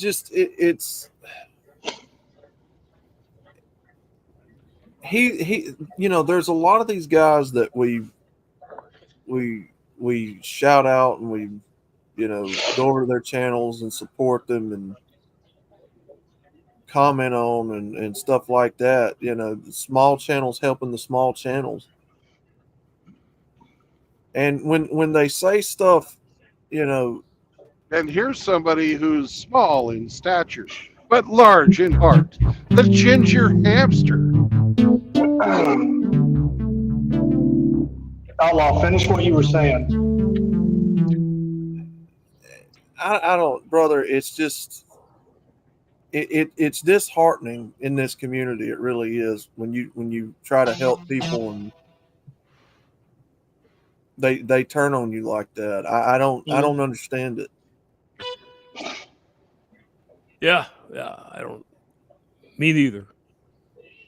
Yeah, I mean, I made the comment in the stream yesterday, and they highlighted it, and Reverend 20 Piece read it, and I can't remember exactly what I said, but something to the effect of, you know, what's the point of, you know, having these streams and having these panels and having these types of conversations if when you do have these types of conversations, people say it's toxic and you're, you know, trying Evil. to establish a hierarchy. I was like, then why have the conversation at all? What fucking sense does it even make?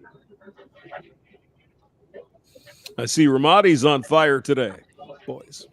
Ah! Oh my God. Well, that stream that Dak had yesterday seemed to rub some people the wrong way anyway. I seen a lot of disagreeing in the chats with them too that he had on Oh, panel. Well, I heard it up the until. wrong way. The bad thing about rubbing hamster the wrong way, especially in the wintertime, is the static electricity. I like rubbing myself the wrong way. Just get crazy. Oh my God. I know, right? Pain and pleasure combined. Oh my God. It's like you put your chocolate in my peanut butter. Well, Hamster, you are playing with your organ this morning. I am playing with my organ right now. Well, as we speak. Well, we talked about it yesterday.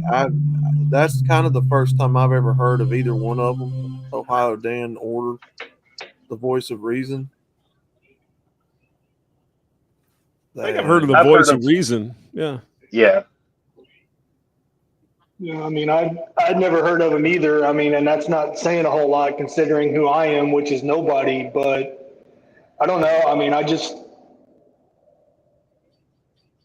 heard all I really cared to hear, and I made a couple of comments, and I like to think that I was, you know, respectful, and I wasn't trying to be a shit stirrer or cause drama. I just said what I said and what I thought, and left it at that. And then when I was done listening to it, I just left.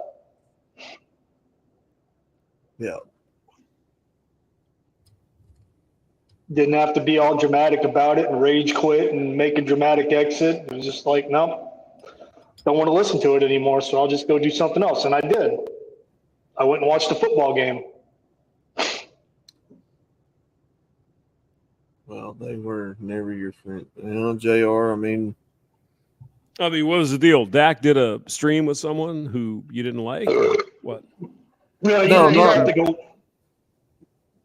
We had a panel yesterday, and they were talking about what they saw as the shortcomings of the modern Manosphere content. Okay. Well, I think we should all be open to criticism. So I'm not sure I see the problem yet. No. And you know, No. I'm just saying. Yeah. I think I'm still talking. Anyways, you know, it's the internet. People are gonna fucking complain about everything. Mm-hmm. Just of you course. gotta be prepared for it. Yeah. I just okay. Not sure I'm getting. Should I be getting upset about this? I mean, I don't know. Outlaw, you were trying to say something. You go first. No, No, I'm not saying I had a problem with who was on yesterday. I'm just saying that's what I saw in the chat was people. There were people that weren't in so much agreement with them. It's kind of like there was a divide in the chat with what they were saying, and gatekeeping in the community came up, which I agree wholeheartedly with. We need gatekeeping. I mean, that's an unpopular opinion with a lot of people, but if you don't gatekeep it, you'll eventually allow it to become like everything else. So,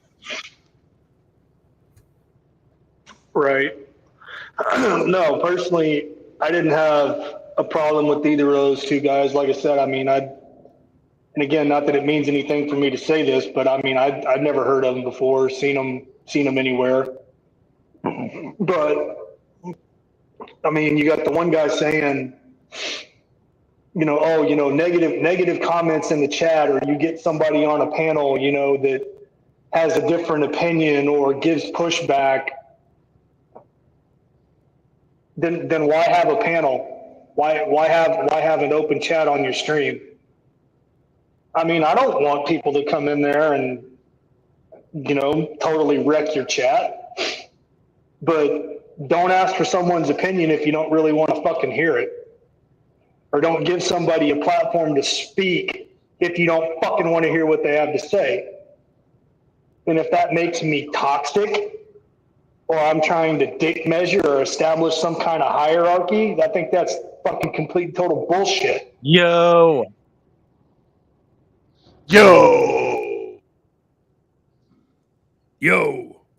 What's up, guys? Figured I'd call in for a minute before I go do some shit. So I caught bits and pieces. Uh-oh.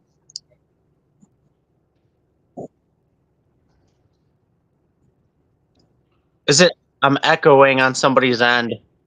You're kind of cutting out, Frost. Yeah, Yeah, you've got. Oh, he dropped. What the hell? Okay. It's probably a bad signal. It's a Michigan thing. It's not like everybody state of misery.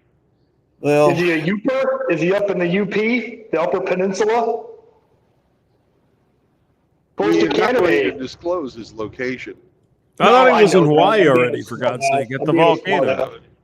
What the hell? Michigan's a big place. Yeah. And we'll leave it at that. all right. How's it sound now? Much better. Yeah. It must have been technical difficulties. Fuck. I don't know why it's doing that. Probably the volcano blowing up. That would, yes.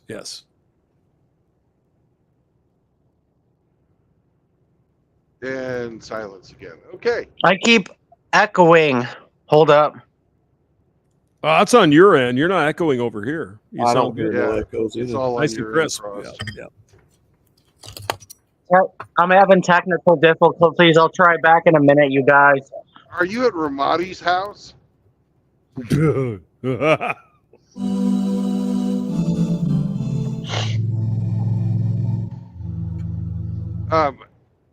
I really don't know what if I should we stop at Frog Lake Park? Frog Lake. Which state are you in? Are you in Kansas? Arkansas.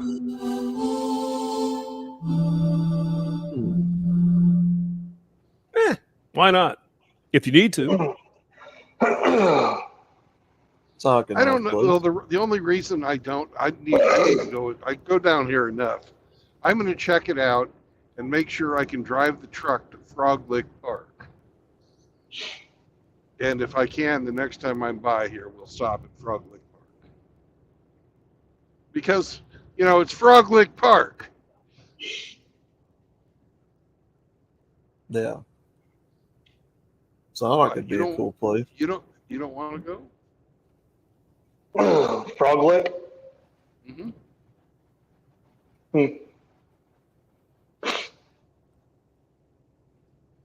Well, they have a golden corral here, so MGTOW Cowboy can come.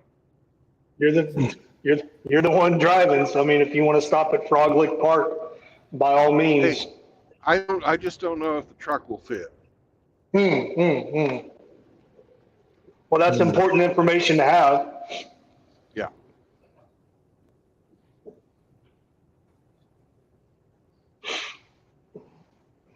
You'd hate to commit and then find out that you were wrong. That would suck. Yeah.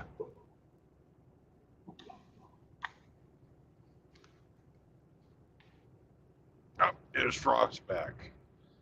Welcome back. All right. Hopefully it works this time.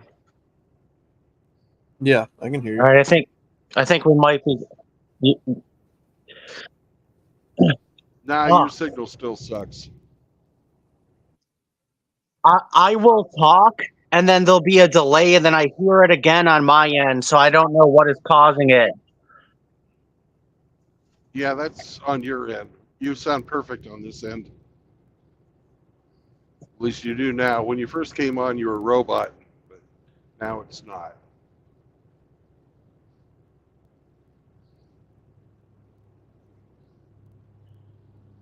Yeah, it sounds good to me.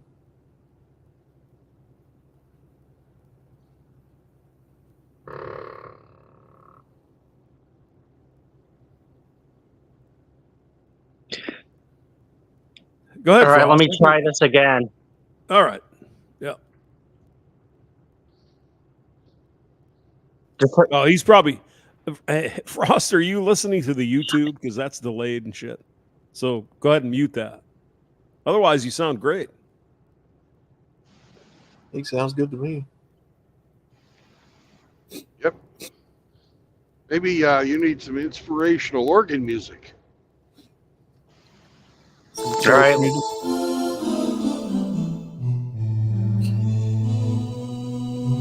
Yeah. So I caught bits and pieces of Dak's stream yesterday because I was busy.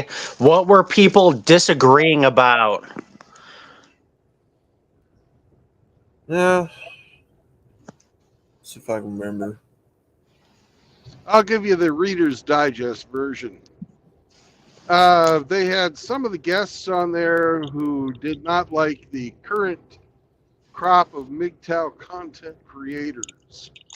And they were saying that the quality of MGTOW has gone down and that MGTOW is dying. Dying. And they don't like the drama, and there's this guy got a feeling that it was just a big dick measuring contest anymore. Plus, he didn't like the fact that if you want to get clicks, you have to have videos and content that deals with women. The drama I agree with, but drama gets clicks and views, so a lot of people do drama, like for example the FagTow. I think they do drama because it gets clicks and views, and when they try to do stuff that has no drama in it, it gets no views at all. So I think for the drama, people are probably doing it for that.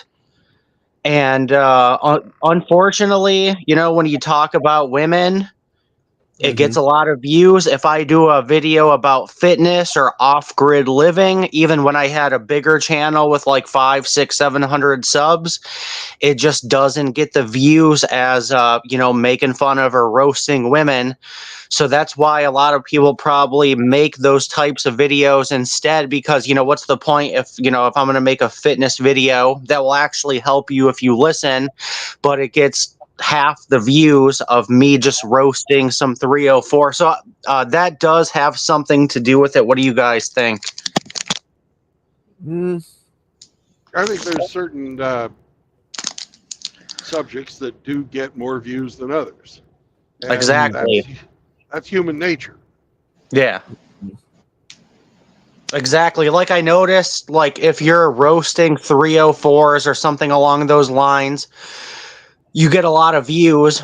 But if you do a video about like finances or money or fitness or like off-grid living or something like that, it doesn't get as many views. A lot of guys would rather sit back and laugh while you roast some 304 on the internet than, you know, maybe one of these other topics where they could take it and put it into their life or take something from it where it might actually help them. A lot of guys just, you know, they want the entertainment value of, oh, look at what this dumb bitch said. Oh my God, Frost is so funny, or whoever, Chronic, or whoever roasting her. That's hilarious. Instead of, you know, talking about like, oh, getting in shape is like a caloric deficit and you need a good workout program and shit like that. Mm-hmm. Well, I tell you, I've got a week's worth of caloric surplus after having breakfast with Hamster the other day. That was, in fact, it was a week ago today, so I'm finally back in the negative.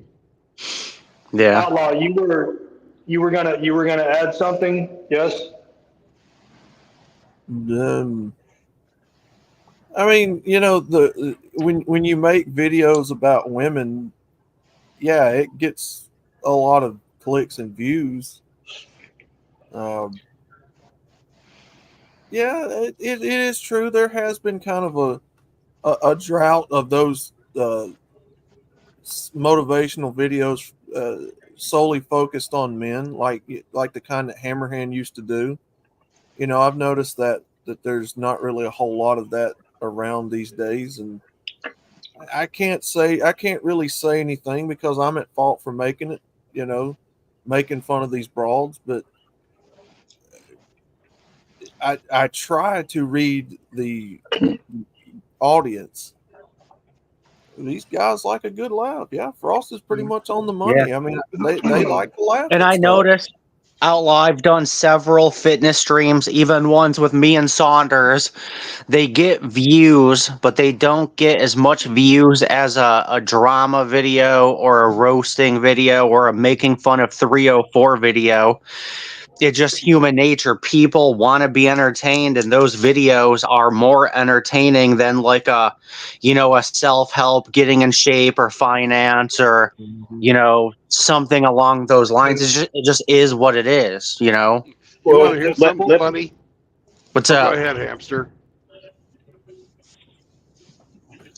I'm sorry. Okay. What? I missed that. I thought you were saying something. No, that was me. But go ahead. Well, then go ahead, RO. I wanted to ask the videos that get more views. What percentage do you think that's women that are ninja watching but not participating in comments or anything like that? I'd still say pretty low. You can answer that by going to your YouTube studio, and it will tell you. This is what was funny was my fucking highest viewed video in the last fucking 30 days or 28 days was a video I made about piss jugs in a parking lot. I had fucking 16,000 views looking at fucking where I filmed the fucking piss jug and I said, way of the road. Yeah, I think you just got lucky with the algorithm on that one. A lot of it too is, you know, you just got to get lucky with the algorithm for views. So you have to know like what words or phrases to type in, and certain things the algorithm will take it and promote it and run with it, and certain things they just don't. Yeah. Well, so you kind of got to know how to play the algorithm in a way too. Yeah, a little bit. But, well, with these guys, bottles I of mean, urine are more important than our opinions. Well, with these guys, you know, I think everybody here by now gets it, right? You don't have to be reminded over and over to go out there, exercise, eat right, you know, live your life on your own terms. I don't think they have to be constantly reminded of that. But a lot of guys don't know how to, Outlaw. Like, I can't tell you how many guys I've talked to about fitness where they just don't know where to start. They don't know the first thing. They think they gotta like do all this crazy shit. And like most of the guys that I talk to in the fitness realm, they just overcomplicate it to the point to where they give up. And then when I talk to them, I'm like, yeah, it's not actually that complicated. Let me show you a sustainable way to do it. So like a lot, and especially like with money, they're like, you know, it might be a good, you might know everything about it, but somebody else might come in and they're like, yeah, I don't know where the fuck to start. So. Well, hey, Mr. Hamster, sir. Yes. Mr. Hamster, can Yes. I have some church music? I'm going to preach. Dearly That'll be fun. beloved, we are gathered here today to express our opinions in a free and fair way. And I'd like to say to any of y'all that are listening that don't approve of this content, you have the right to find something else to watch. Because that's the way, when you're going your own way, you actually just do what you want. You don't sit around and mope and cry and complain about things you don't like. You go and do what you want to do. So, if you don't like what you're seeing and you can't find anything new, go out and make something. Make something. If you want to make content, make content. If you want to make a new butt plug for your best friend, make one of those. But don't cry and complain about somebody else's efforts, because they're trying their best. And if you don't like it, you can always watch something else. Maybe some of the old content that you liked from before. Maybe somebody new. Just give them a try. But don't say that we're measuring cocks, because, well, the hamster is here and he's got a big one. Can I have an amen, brothers? Amen! Amen. And another thing I want to say is I don't think that MGTOW is dying, but I do think a lot of old OGs kind of retired, and maybe that might make it seem like it is. Like, you know, for example, Sandman's going on 10 years. There's going to be a day where Sandman stops making content, and you know, if a lot of these old guys retire, you need younger guys to take their place. Well, you have a lot of the passing of the old guard happening. Like you said, there's a lot of these guys that are just, they're done making their content. Newer people are coming along. But one of the problems is it's like an ego trip. It's like, you know, we've helped build this thing up and we want it to go a certain way. And, you know, in their opinion, from what I've heard, it's kind of not, because we're taking it in a kind of a different direction than what they did. So they're kind of like wanting to stay around. And I don't know. But it's called going your own way for a purpose. So how I go my own way and how Outlaw goes his own way and Brandon and, you know, anybody else, it's going to be different for that individual person. So that's another reason why, like, a lot of people's content is different. Like, for example, when I eventually do move my off-grid channel, I'm going to focus more on the off-grid channel.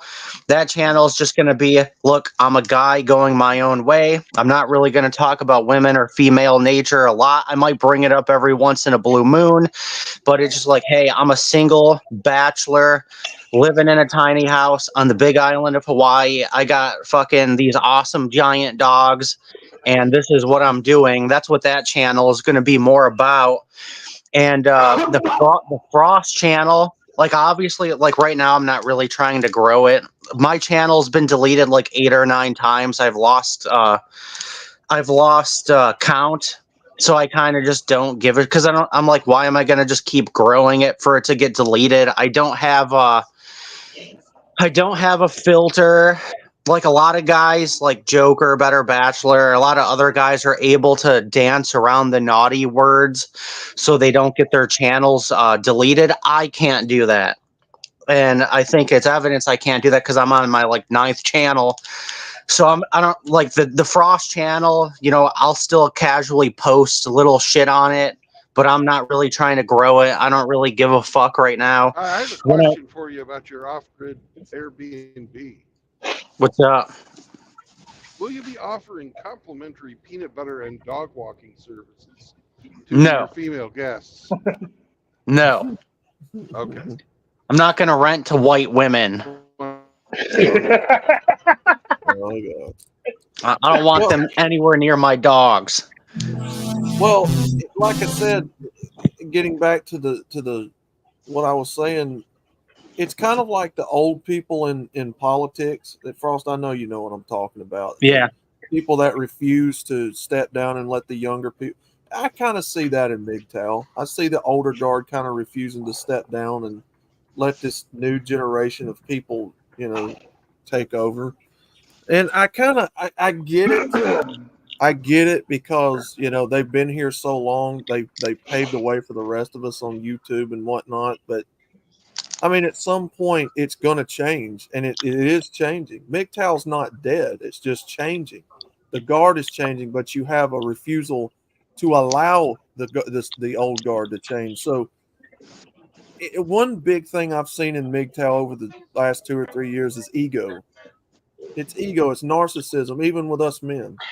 Guys, we've got to admit there's a lot of narcissism in this community. Yeah. There Well, is. like I said, I was listening to. I didn't listen to Dak's full stream because I was busy, but I was in and out, and so I did hear a lot of it. And one of the guys was talking about how, you know, men, we're competitive, we like to compete. That's just male nature. So, you know, I don't think that's ever gonna go away just because it's male nature. It is what it is. Men are competitive. Men like to compete. Men have a dominance instinct. So, you know, unless we all start transitioning tomorrow, that's not going to change. Yep. And, you know, the gatekeeping is very important because, like you said, we unfortunately have a group that is trying to co-opt MGTOW, and they're trying to co-opt the message. And, you know, I don't think they're ever going to get big on YouTube, but I'm just saying, like, those are the type of people that will destroy MGTOW because, you know, say you're a young, confused guy like that Tommy guy, for example, or somebody similar to him, and you find that group of people first, they're going to fuck you up worse than you already were. So that's why we need to gatekeep, you know, no marriage, no cohabitation, no kids, no troons. MGTOW is for normal men, not fucking weirdos. And, you know, unfortunately, that causes drama because those people get upset and they want to fight you over it. But it's like, I'm not going to let MGTOW saved my life. I'm not going to let you fucking ruin it for everybody. I'm not going to let you come in here like a fucking virus and destroy the philosophy. Because I don't know about you guys, but Sandman, TFM, a lot of these other guys, I probably wouldn't be here without them. They saved my life. And I love the community, and I'm not going to stand back and let these fucking retards destroy it. And unfortunately, it causes drama, but that's part of gatekeeping. Well, Frost, you guys mind if I jump in real quick for a second? Yeah, go ahead. Well, you know, what I listened to yesterday in there on that stream, and what I heard and what I gathered, it's like the MGTOW that I was introduced to, that I found my way to purely by chance, was Hammerhand, and it was honest. It was in your face. He didn't hold anything back. He didn't pull any punches. And he just laid it out. Hey, this is the reality of the situation that you're in right now. This is the reality of what could happen if you continue to do these things. This is also the reality of what won't happen to you if you course correct and do these things and live your life, by this philosophy. And, some people like a kinder, gentler version of quote unquote, air quote, MGTOW. And okay, that's fine. If that's your cup of tea, then that's your cup of tea. But don't sit there and say, oh, well, it's toxic, or it's dick measuring, and it's a hierarchy, and it's a male dominant structure, because this person is getting more views than I'm getting, and I've got more negative comments in my comment section than this person has in his comment section, because he's got 2,000 fucking, he's got almost 2,000 fucking guys on a live stream on a Sunday night on Rumble. One thing that to me, it sounds like jealousy. It sounds like fucking pettiness, and you're trying to reinvent the wheel, and it doesn't work that way, brother. Either what you're putting out there works and people are buying it, listening to it, or it fucking doesn't. And if it doesn't, then you either need to make changes or you need to go fucking find something else to do. Yep. Because if a man finds something that works for him, he's going to stay with that. Yeah. But yeah, another thing that people got to realize is just like the real world, you're not going to be everybody's cup of tea. There's going to be some people that like you and some people that don't. And some people aren't even going to have a good reason. They just don't. And it is what it is. You know what I mean?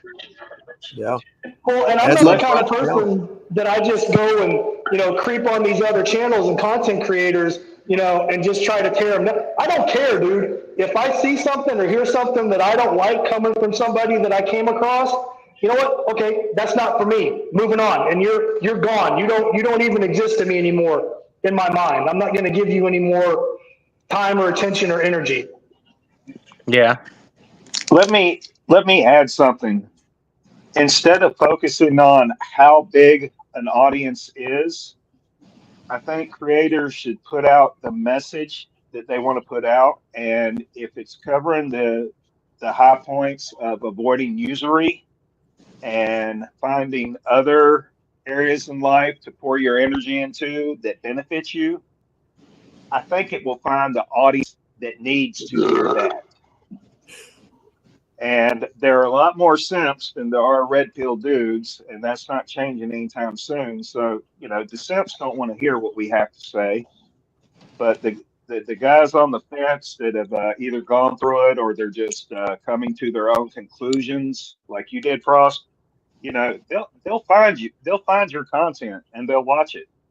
So it may not be a huge audience, but it's an audience that you're genuinely helping. Yeah. And I think that's its own reward.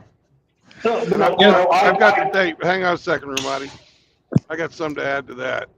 Also, if you're making this content and it's what you want to do and what you want to say, you're authentic.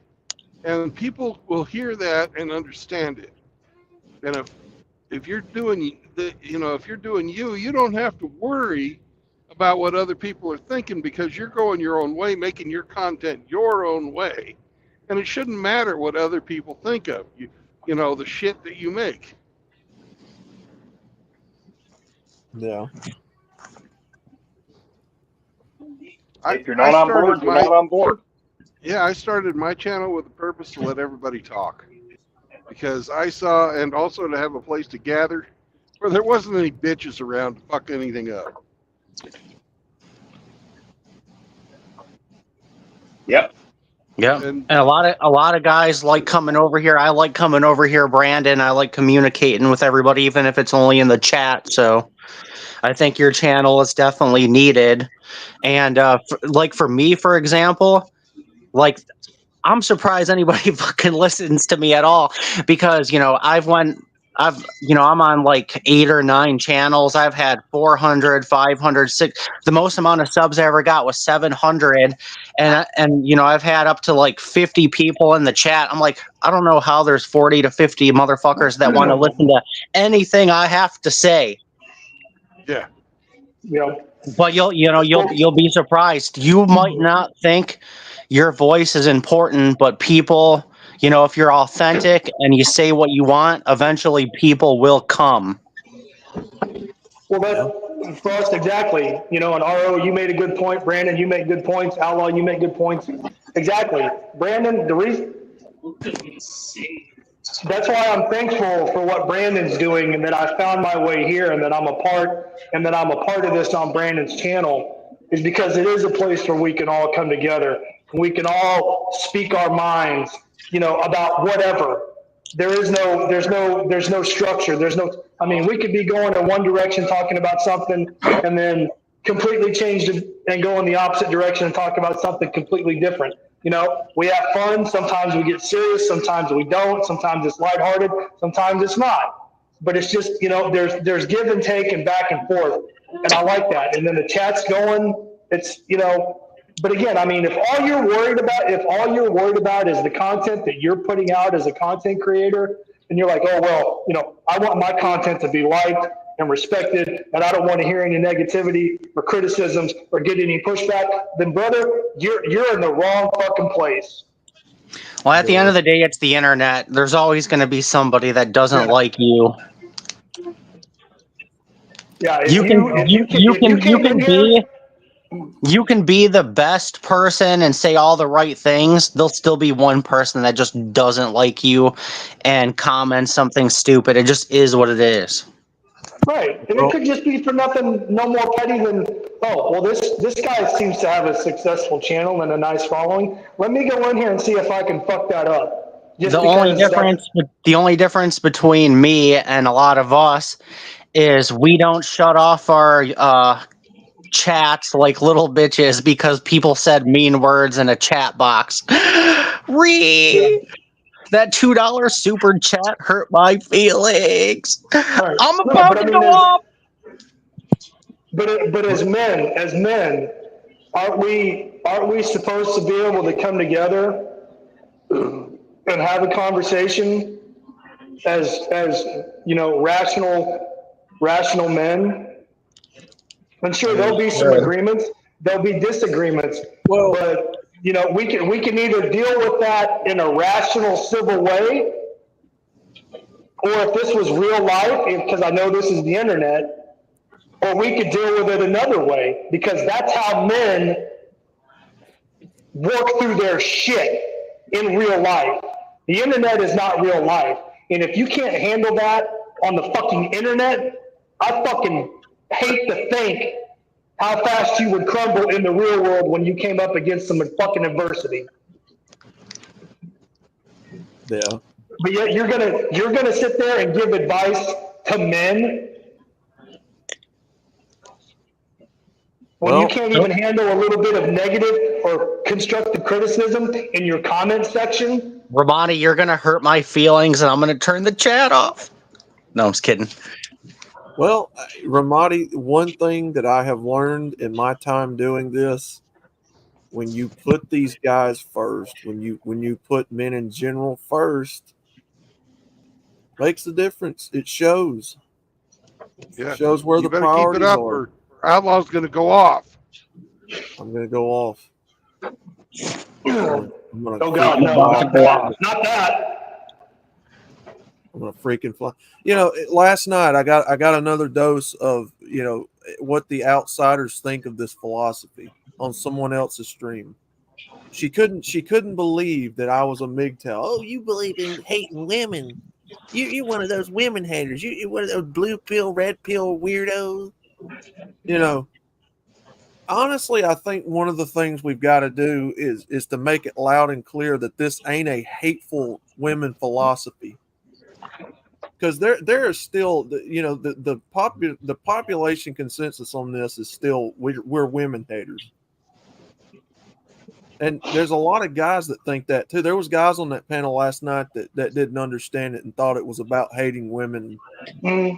I think we need to be a lot more clear in the fact and make it go out of our way to make it known this is not a woman hating club. No, Outlaw, no, I disagree, and I'll tell you why I disagree. Okay. All right. Because it's not for me or you or Brandon or Frost or RO to convince you of what is standing the fuck in front of you that you can see with your own two goddamn eyes. I don't have to convince you of that. Either you see it or you don't. You accept it or you don't. Well, what I think Outlaw is trying to say is that these people like that he was dealing with last night have gone to places like Wikipedia, where there's the definition of fucking MGTOW. And it is, the people that wrote those articles define MGTOW as misogyny. Because it was written by women. Well, not only was it written by women, it was written by fucking male feminists and people who were trying to preserve the status quo, which means men are subservient. Men are expendable, and men are fucking, they are basically the slaves of the modern age. Slave class. And protector and provider, boom. They don't have any other fucking slot for us to take. We're not allowed self-interest. We're not allowed self-preservation. Yeah. And there's no reward out there for a modern man to uphold his traditional role in the fucking family unit. Because the family unit is nothing more than, a fiscal tool to force a lifetime of labor out of that man. Mm-hmm. But there's no reward for it. So they don't look at MGTOW as men helping. It's fucking women hating. And they just they're too fucking focused on the gynocracy to understand that MGTOW is for helping men. Yeah. It's not for hating women, it's for helping men. Mm-hmm. And helping men is the bad thing in their eyes. Because we're men, we should be able to take care of ourselves, right?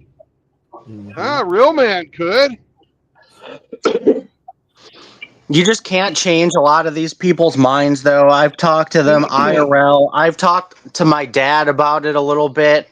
Kind of mentioned a MGTOW during a camping trip one time. Now he thinks I hate women. It's like, I don't hate women. I just don't want to give them the power to destroy my life. And when you get married, you let them live with you. There's a reason why no marriage, no cohabitation, no kids is the 3 tenets, because that covers most of your bases. So, I don't want to give the women, I don't want to give a woman power to destroy my life. And they just think because you say that, oh, you hate women, or you just got to pick the right one, bro. If you pick the right one, it won't happen. And it's like, how the fuck are you supposed to magically know what the right one is? And even if you did pick the right one, she still has the power in her hands to destroy your life. So why am I going to take that gamble? I see so many. It's funny because my dad is one of these guys, and he married a single mom. He loved my dad to death, but he's walking on eggshells in his own home because his wife fucking bitches and complains all the time, and fucking she doesn't work. She just does a little bit of cleaning and cooking and bitches and complains about that. And they sleep in different rooms. And it's like, yeah. And you wonder why I never want to get married. And, he tells me I hate women. And it's like, no, I don't hate women. I just don't want to end up like you. Well, Frost, and I can't remember where I heard this, but I heard this a few years back, and I'm not taking credit for this quote, but somebody said, you can either love a woman or you can understand them. You can't do both. Yep. Oscar Wilde said that. Well, no, but it's too dangerous.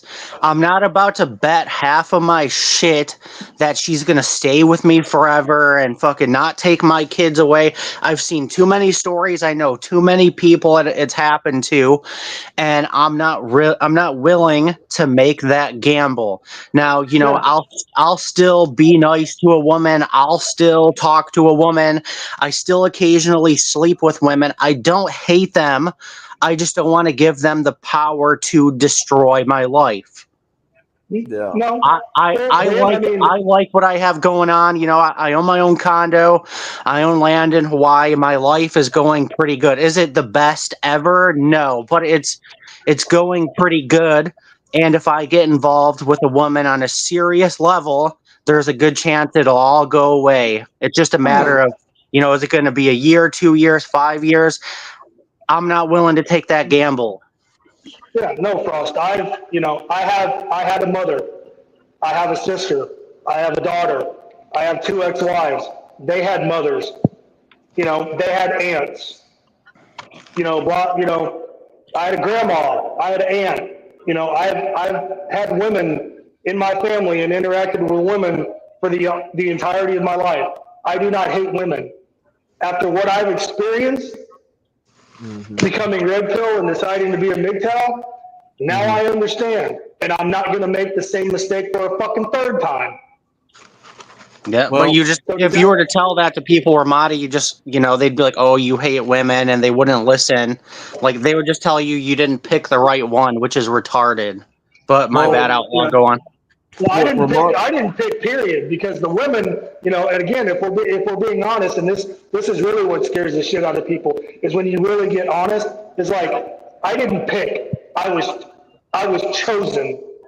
If they didn't want me, it wouldn't have happened. If they didn't want to lay down and open up their legs for me and give me access to them, it wouldn't have happened. Well, Ramadi, I said what I did a while ago because, she basically took that opportunity to drill me on the stream, but there was a lot of influential young men in that stream too that was watching, that was asking questions of, what the fuck's she talking about? Red pill. What stream were you talking about? Pill. I was on one of Ike's buddies' streams last night around midnight. I thought you said they weren't a MGTOW stream. Who? Those guys, no. Brian and Sam. No. Entirely different people. Oh, okay. Remember, you're dealing with a stream whore here. Yeah, these were people that are completely anything else but. It was Ike's friends, and they invited me over, whatever. But there were guys on that panel that had never really gotten down and understood what the red pill, blue pill, and they were all like, "What the fuck is she talking about?" Red. She had somewhat of an understanding of it, but she was, the typical, "Oh, it's a man-hating club." You guys are just. Then she doesn't understand it. She doesn't understand it. If she's trying to use red pill, blue pill talking points, but her only fucking fallback is, well, you just hate women, so that's why you act and think this way. She don't know what the fuck she's talking about. Shouldn't even be listening to her anyway. Without giving me a chance to respond to her last night because she quit, she got off the panel. Those guys were sitting there just listening to her one side of the conversation, and then she got off, and then everybody else took back over the conversation. I didn't get a chance to respond to her. But you had guys there that needed to at least be told what it was, whether they accept it or not, influential people. And that's why I brought up what I did, is because we need to make sure that people understand this is not a woman-hating club, because it's not. It's not. You're going to lose a lot of guys' attention on panel with these women if you don't make it known that this is not what that is. But you got to have a chance to respond, obviously, and I didn't, because they took the conversation right back over, when she left. But I was just like, fuck it. I left. They didn't want to hear it. So no. And another thing is, everybody thinks that like all MGTOWs are just monks, and they don't get their levels. You have the casual bachelor dudes like me that, will date and have fun, but, we're never getting married. We're never going to let a chick move in. And then you have all the way to monks. And a lot of people, especially like maybe if you're a younger guy and you're still interested in dating and getting your pee-pee wet because, you know, you're 18, 19, 20. Like, I don't care what anybody says. For a guy that age, monk mode is extremely hard just because your hormones and testosterone is through the roof. You know, it's going to be a lot harder for like one of those guys to go monk mode than like a 50, 60-year-old guy is going to have an easier time going monk mode. So you'll have a lot of these young guys that just think that, you know, they can never even talk to a woman or date women. And it's like, no, you can be a bachelor, you can still mess around, and then you can always go monk mode later if you want. It just no marriage, no cohabitation, no kids. And a lot of the people that don't really know what MGTOW is just thinks everybody is kind of just a monk, which isn't true. And, you know, it's all individual. If you guys want, I got no hate towards the monks. I got no hate towards the bachelors. Whatever you guys want to do, cool. But, you know, a lot of these young guys don't know that. They just think if they become MGTOW, they can never date or anything again. And they might be like 19 years old and want to, you know what I mean? Yeah. Hey, no, Frost, Seraphim, I think Seraphim just fucking hit the nail on the head in the chat. He says MGTOW is for normal men, period. Being a monk is not required. Yep. And, you know, I don't blame any guy for being a monk. I've gone monk mode a few times. When I first found MGTOW, I did the monk thing for a while. And, you know, I don't blame guys because dealing with women is a fucking headache. And at the end of the day, the boobs just aren't worth the squeeze. And how I view it, how I look at it right now is I'm not out looking. I'm doing my own thing. But if it falls in my lap, cool, I'll have fun. But other than that, you know, I'm not chasing. I'm not looking. If it happens, it happens. If not, whatever. I don't fucking care. Frost, and again, I mean, I'm thinking, I mean, you understand the pitfalls and the potential landmines that you could step on by choosing to be a MGTOW bachelor, if you want to throw a label on it. Definitely. I mean, you know that it could blow. You know that it could backfire and blow up in your face. Yep, I could, you know, smash. I could smash some shit. Dude, I almost had a backfire on me. Yeah, I dated this fucking Arabic chick for like 2 months, and she tried to baby trap me. So, you know, if you're a bachelor, like, yes, if you follow no marriage, no cohabitation, no kids, it protects you like 80% of the way. But if you're a bachelor and you hook up with a chick, if you don't commit to her, she could falsely accuse you of rape. She could try to baby trap you. So, you know, as a bachelor, there are risks too. So, monk mode is the safest way. Right, but I also feel that we have a responsibility to put that information out there, because if a young man, you know, some 17, 18-year-old kid hears this, you know, he's like, okay, no marriage, no cohabitation, you know, no children, I'm good, you know, but in this day and age, in this climate, in this society, dude, you can fucking look at a chick the wrong way and you're fucking done. Yep. I mean, they made it a trend where if you look at a girl if you're not their type, if you're not a Chad type dude, and you glance at a woman for 2.5 seconds at the gym, she makes a big deal out of it and tries to put you on blast on social media. So yeah, there's risk, you know, is the risk, you know, the risk reward thing. Does it balance out? Does it tip the scales? I don't know, man. That's a choice the individual man's going to have to make and live with. Yeah. Yeah, definitely monk mode's the safest. I'll never say it's not, because it is. Just not dealing with them in general is, like, I'm sure like something can still happen, but it's the safest. If you're a bachelor, you know, it's safer than getting married and shit, but you're still putting yourself at risk. So that's true.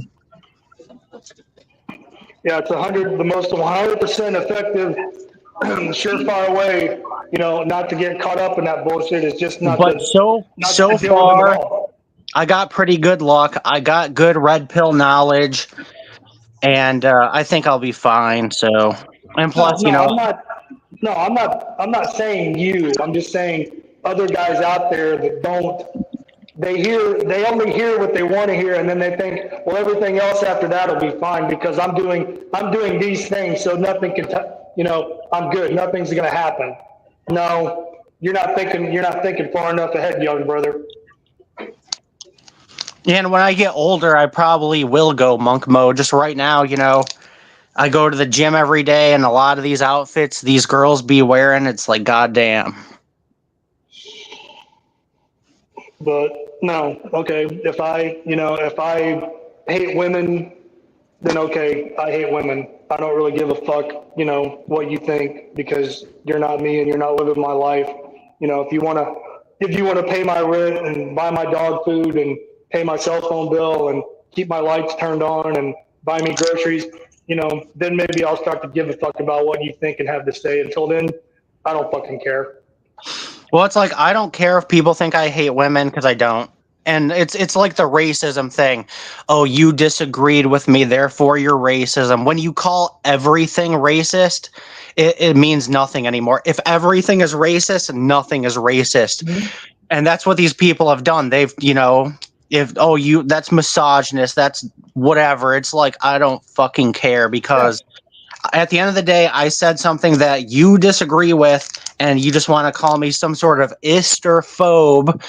And now when everything is racist, you have that one guy that actually is racist. Well, it's like that. It's actually, I got a better one. It's kind of like you have all these girls that say they were raped and they're lying and they're making it all up. They're hurting the actual victim. So say there was a girl that actually got raped, but you have 100 girls that lied. It's like, all right, well, now I'm not going to fucking believe you because your 100 fucking sisters lied, so I don't care anymore. And it's like the same. It's like the same thing. You said all this shit was racist.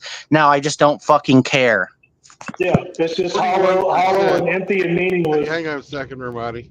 41% of all fucking rape cases are false accusations. Yep, definitely. 41%. That's from the Department of Justice. The DOJ fucking statistics. Yep, and Brandon, that's just the ones they can prove. Yep, and Brandon, I've talked to girls that I know in real life that said they were raped or assaulted, and once you start asking them questions and you get down to it, you're like, oh, you're just fucking lying for attention this whole time. I know like 2 or 3 girls that said they were raped, and I started asking questions, and fucking every single one of them was fucking lying about it. Yeah. It does show me. It does, but most of them lie about it though because of feminism, because of the culture. It is cool to be a victim, and so if they can lie and say, oh, this guy assaulted me or whatever, they can get those victim points. But a lot of times when you really start questioning them, they're lying about it. I remember I was dating this 19-year-old girl when I was like 26. And she was a blonde. She was pretty hot. She worked at AutoZone. And I live by the bridge to Canada, and you can drink at 19 in Canada. So a lot of people, they'll go over there at 19 and drink. Well, anyway, she went over there, got drunk, came back to my place with a hickey on her neck. And when I called her out about it, she tried to say that she got raped, and it was all bullshit. She got drunk, she cheated, and most of it is shit like that. Like, oh, I did something wrong, I'm just gonna lie and say I was raped. Yeah. Well, same attitude with abortion. Oh, I made a mistake, and this is my get out of jail free card, so I don't have to suffer any consequences. Well, isn't it crazy how all these women vote for the left, and most of these women are voting for the left because of abortion, because they want to kill babies, and they're taking away our rights. Yeah, your rights to kill babies. Men don't have rights to kill babies. If I fucking get into an accident and kill a pregnant woman, that's double homicide. And I'm going away for a long time, but you can just kill it and opt out of having responsibility because you want to be a whore. Mm-hmm. Pretty much, yep. But then if you're a guy and you want to keep it, there's nothing you can do. She can, I was dating a Hooters waitress when I was like 19. And my dumbass got her pregnant, and she fucking got an abortion behind my back and killed it, and there's nothing I could do about it. But then that same woman, say I didn't want it, but she did, she could put me on child support for 18 years, and there's nothing I can do about it. So they have the right to opt out, but men don't. But they say they want equality. True equality would be, all right, the men have, fine, if you want to murder your babies like a stupid fucking evil whore, whatever, but men should be able to opt out too if it was truly equal. Well, Frost, even in that instance of what you just mentioned, say you were married and you got her pregnant and she didn't want to have a baby, even though she's your wife in wedlock, she still has, well, not now, depending on what state it happened in, but she used to have the right to just go like, nope, I don't want it, get it out of me. And I don't give a fuck how my husband feels about it. But it just 25% of all abortions are fucking done by married women. Yep. But it's just so disgusting to me that the main reason why these women vote for the left is because they want to kill their babies. It's like, really? That's why? Because you think we're gonna take away your right to murder babies, you fucking evil cunt. And free stuff. They like the free stuff too. Yeah, but the baby murder thing really pisses me off. Especially being a guy that had his kid murdered behind his back and couldn't do anything about it. Yeah, they've gotten so used to, them hitting it raw, and it's mainly just they don't want consequences. They don't want responsibility. And that's why I keep saying you're dealing with adult-sized children in mentality, because they are.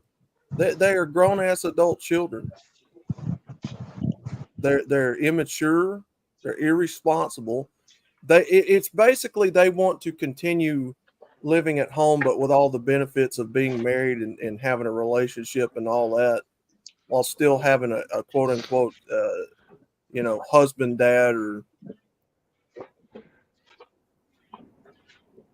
It's actually disgusting.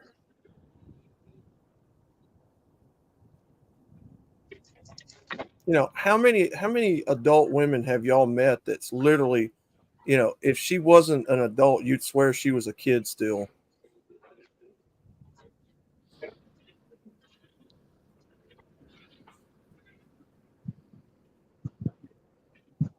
Like all of them? They talk like a kid. They think like a kid. They act like a kid. They try to scrub responsibility like kids do. They want the man to pay for everything like they're his dad or a parent. They're not honest like children. I'm about to go off. I just want to say I'm about to go off. How dare you guys say there's no troons allowed? All right. I just had to do that. I'm about to go off. Yeah, do you guys see the mask I was wearing? Yeah. Oh man, that stream was the funniest thing I've seen in a long time. Imagine getting destroyed by a $2 super chat. Oh my god. I'll be right back. I'm gonna go leave a 2-pounder there in the old restroom. Nice. So you're about to go off in the restroom? I'm about ready to go off. My ass is gonna fucking blow. You got, Well- I mean, think about how humiliating that must be. You know, you go on a woman's panel, you get asked about MGTOW, so pretty much like I did, right? You get cornered. You get cornered by everybody just about on panel about what MGTOW is. You nor your buddy can defend it or even define it at all. And then, you know, you get that super chat aimed at you, and then all of a sudden you just do something right now. Right now. Do something right now. Get these people off here right now. It's a trap. Like, I was waiting for Amaral Akbar to jump out of nowhere. It's a trap. Like, motherfucker, it ain't no goddamn trap. Rusty Rivers don't even know this woman. As if we sat around and planned this stupid shit. Like, come on, dude. You're not that stupid, I hope. Yeah, they are that stupid. No, maybe I underestimate them. Then. I mean, if you've been paying attention, Outlaw, it's kind of obvious they're that stupid. Yeah. Man, I was getting second and third and fourth and fifth hand embarrassment listening to them talk about it. They did a horrible job. They can't even they can't even defend the philosophy. It could, any one of us could have told those people easily, you know, about the philosophy and what it is, but those fucking retards just couldn't do it, and they are making us look bad. That's why my second super chat was, "We don't claim them." Yeah, Frost. I, as a non-content creator, I could have been a guest on that panel, and I could have went on there and absolutely mopped the fucking floor with all of it, including the host, the person whose channel it was. I'd have put that bitch in check so goddamn fast her fucking head would have spun around. I don't get what they're trying to accomplish by going to all these different women's channels and trying to promote the philosophy. Like, you know, you're not going to change anybody's mind. You're picking the worst of the worst women, and the same thing happens every time. They get backstabbed, and then we all make fun of them. And then they pick another woman to become buddy-buddy with. They get backstabbed, and then we all make fun of them. And then they did it with the Troon, and then when the Troon backstabbed them, we really fucking made fun of them because that shit was funny. And they're just, I'll almost bet $20 they do it again. They'll find another stupid internet thought, and they'll be like, guys, we're going to red pill her and get her to spread our philosophy. And all they really did was just spread monkeypox. Well, when they went on that... Go ahead, Outlaw. Sorry, go ahead. I was just going to say, when they went on that Better Bitch channel, whatever her name is, Mina, whatever. Better Bitch. That's her. Yeah, that's literally yeah, her channel. Minka, Better biatches. I was like, now surely when they got burned by her, because she went full Spurg mode on them. She was straight up saying, "Nah, bullets, you're not allowed back here," and everything. I figured, I was like, okay, he'll learn then. Nope. What does he do? He goes to Good Mothers. Good Mother does the same thing to him. She gets pretty heated at him. And no, you're not going to try to take over my channel. So then he gets burned by them. And what do? They go to another one. That Mel Pandora, whoever the fuck that is. She burns them. I think that's a dude. Well, remember, before that, they went to that Troon. What the fuck was the name of that Troon that was in the drama sphere? They went over there, and then that Troon stabbed Kush in the back and doxed him. So it's like they get fucked over by women and men that think they're women. Yeah. Well, that's like Frost Outlaw when that Rachel Tomato, or not Rachel Tomato, fucking Spurging Tomato or whatever the fuck her channel's called. She made that fucking off the cuff comment about men not being able to find their spots without women. Yeah. Not one of those men, quote unquote men. They all just kind of sat there with a stupid ass look on their face. They didn't have a comeback for that. Find their what, Ramani? Find their socks. Said if it wasn't for women, men wouldn't. She said if it wasn't for women, men wouldn't be able to find their socks.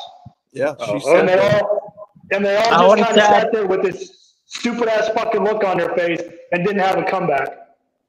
I would have said if it wasn't for men, women wouldn't have lights. They wouldn't have those dildos in their drawers. They wouldn't have bridges. They wouldn't have all this modern technology.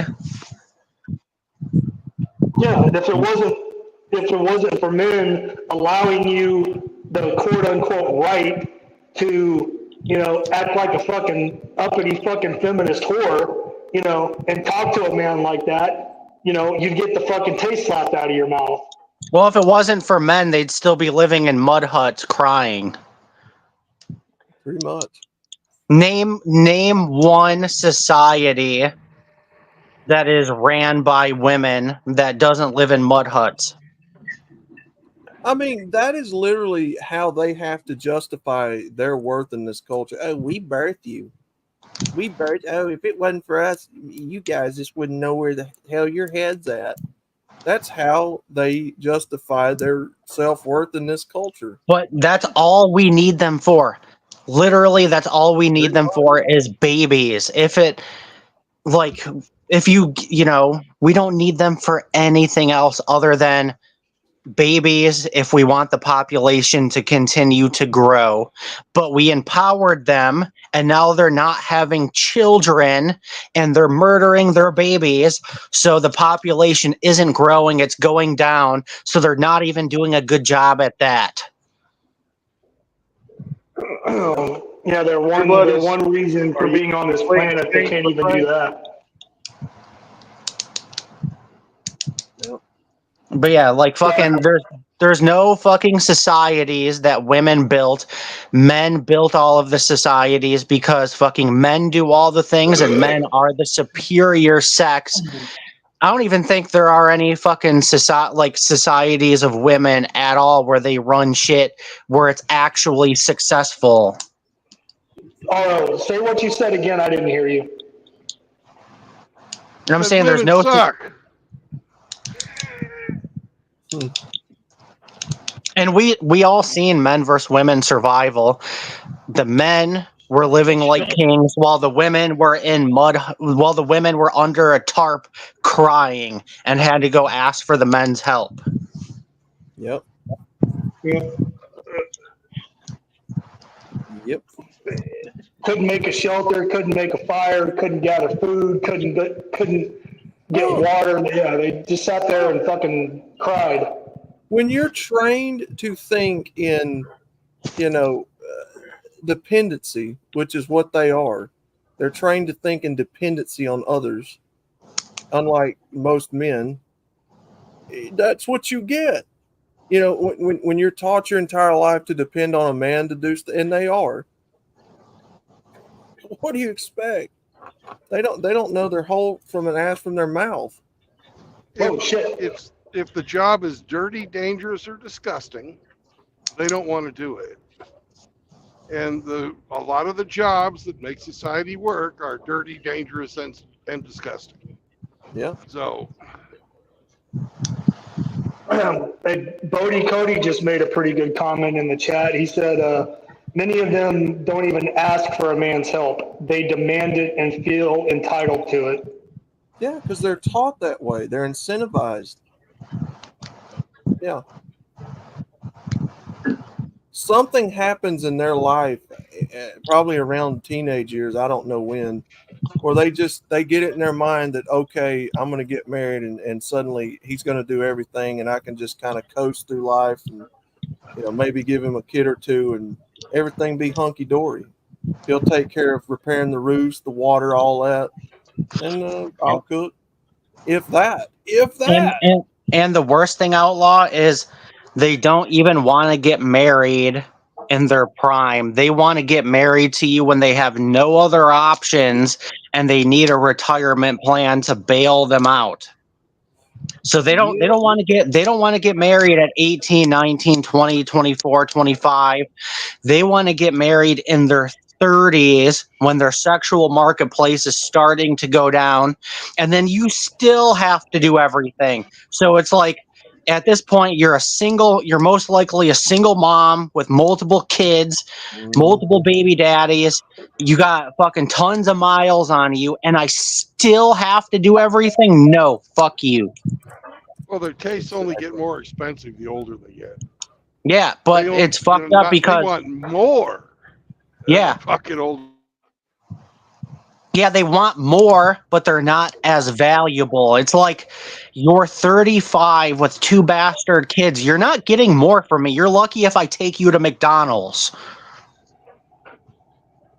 Yeah, and they can't say that that's cheap anymore because look at the price of a Big Mac now. Yep. Fuck you, it's like nearly $12. You might as well go to a restaurant. I'll buy you a McDouble and an ice water and shut the fuck up and be happy about it. Well, they can't even say that going to McDonald's is a cheap date anymore because it's not. It's not for anybody. I remember the whole McDonald's thing reminds me of, I remember I was hanging out with this chick, and I can't remember what she did to piss me off, but we went to McDonald's, and I acted like I left my phone in the car, and then I left her at McDonald's stranded. Oh, God. I've done that to women like several times where they've done something to piss me off, and I just leave them somewhere stranded. Shit's hilarious. I haven't done it in a while, like probably in 5 years, but I used to do shit like that all the time.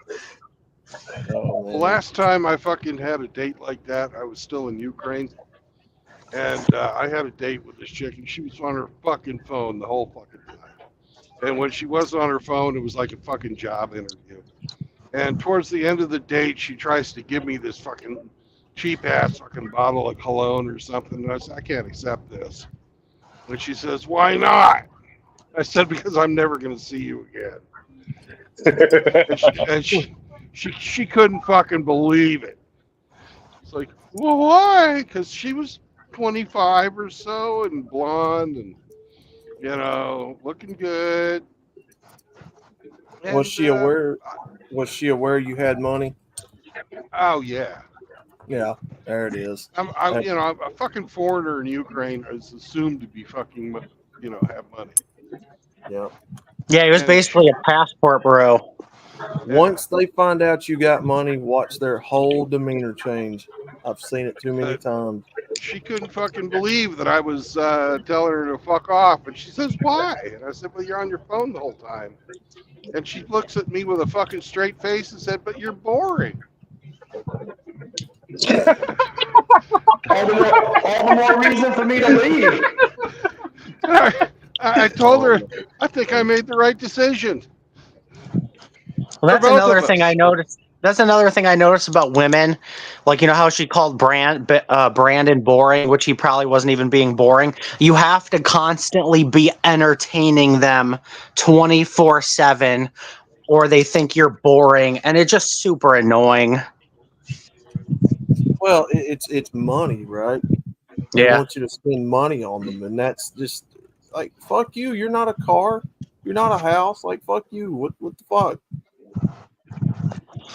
Yeah, I got a quick story really fast, and then I got to jump off and get ready to go hit legs at the gym and then go walk the pup. But yeah, so during COVID, I was on this dating app and I matched with this chick that lived by me.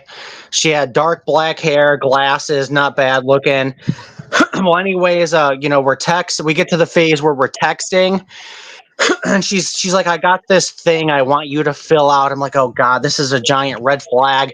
But I wanted to see what it was just because I wanted to see what level of crazy I was dealing with. And she sends it to me, and it's this form she wants me to fill out. And it's like, it says like talking about BLM and are trans women real women and all this shit. It was like this leftist fucking thing she wanted me to fill out. And once I like seen it and read it, I'm like, yeah, I told her I'm not doing that. And I told her to fuck off. But she literally wanted me to fill out this form that was asking me like, do Black Lives Matter? Are trans women real women? And I'm like, yeah, fuck this. I blocked her immediately. What the fuck? Yeah, her name was Cherokee. That's what her name was. And she had long black hair and glasses. And I knew I dodged a bullet. I'm like, yep, fucking thank God I didn't hang out with that girl. God damn, man. It literally is a job interview. It was, dude. And I hate the fucking job interview dates, man. Those are the fucking worst. Like, fuck you. Are you going to be paying me a salary? Like, fuck you. Well, yeah, I couldn't believe it that she sent me this thing that she wanted me to fill out to go out, to be able to hang out with her. And, I already knew I wasn't going to talk to her when she said that, but I was like, I wanted to see how ridiculous it was going to be. So she sent it to me and I'm like, oh my God, she is a crazy leftist. And I just fucking told her to fuck off and then blocked her. God damn. Well, Frost, if you really wanted to be an asshole, you could have filled it out and answered every question right. Nope. And then you guys could have met and went on a date, and you potentially could have smashed, and then you just not even worth it, Ramadi. Not even worth it, dude. Oh God, man. Not even worth it. I'm just saying, if you just wanted to sprinkle a little extra asshole seasoning onto it, you could have. Oh, fuck out of my In November face of 2021, I went on fucking every date that I did in fucking that month was a fucking job interview date. And that's how I decided I was going to go monk. Every fucking woman, I went on 2 or 3 dates a week, and every fucking one of them was a job interview date. Yeah, I don't blame you. A couple weeks ago, I was walking my dog down this new path I found, and he's a fucking dude. If you got a puppy, especially a rare breed dog, he's a fucking chick magnet. I had a girl, like towards the end of the trail is a marina, and there's a parking lot. I had this girl, she was like, oh my God, cute dog, can I come pet him? I'm like, yeah, sure. She literally left her boyfriend hanging to come pet my dog, and the guy looked super mad. But there was another chick. I was walking him, and I could tell she was kind of like following me. And she was a mixed girl. I like mixed girls. And she goes by the water, and she's like waiting for me. I can just tell by the look on her face and stuff. And I'm going that way, so I walk by, and she's asking me about my dog. And we start talking, and I fucking get all her info, and she was cute and all, but it's like we're talking. She's a 35-year-old teacher, and it's like, other than a quick smash, it's like you're kind of useless to me. Yeah, like you're 35, you're fucking old, and No, I didn't tell her that, but she's a teacher too, and most of these teachers are super liberal. So yeah, I just hung out with her once and smashed, and I haven't talked to her since. And I haven't seen her at the place either, where I'm hoping I don't see her again. So that's Did she why have a we dog, always or she tell was the young there? boy, I always say, don't shit where you eat, man. Dude, I'm surprised that I'm still allowed to go to my gym, Brandon, because I've been going to this gym since I was like 23, 22 maybe, and I've smashed a lot of girls there. I'm surprised I'm even allowed at that gym, dude. I get dirty looks by so many girls that I've smashed and not talked to anymore, or something happened. Yeah. Don't hate the player. Like that Arabic chick that I was dating for 2 months, I met her at the gym. I still see her there all the fucking time too, and it's so annoying. She's always wearing either blue booty shorts or yoga pants, with a sports bra, or pink booty shorts and yoga pants with a sports bra.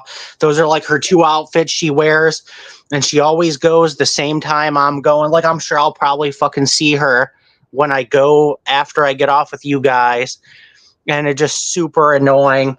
And I remember when I was dating her for 2 months, there was another chick that would give me dirty looks at the gym. So I had a one night stand with her off of Tinder, and then she started going to my gym. And well, the reason why I stopped talking to the one chick from Tinder is because she told me she had 5 kids, and I'm like, nope. Well, she would always give me dirty looks.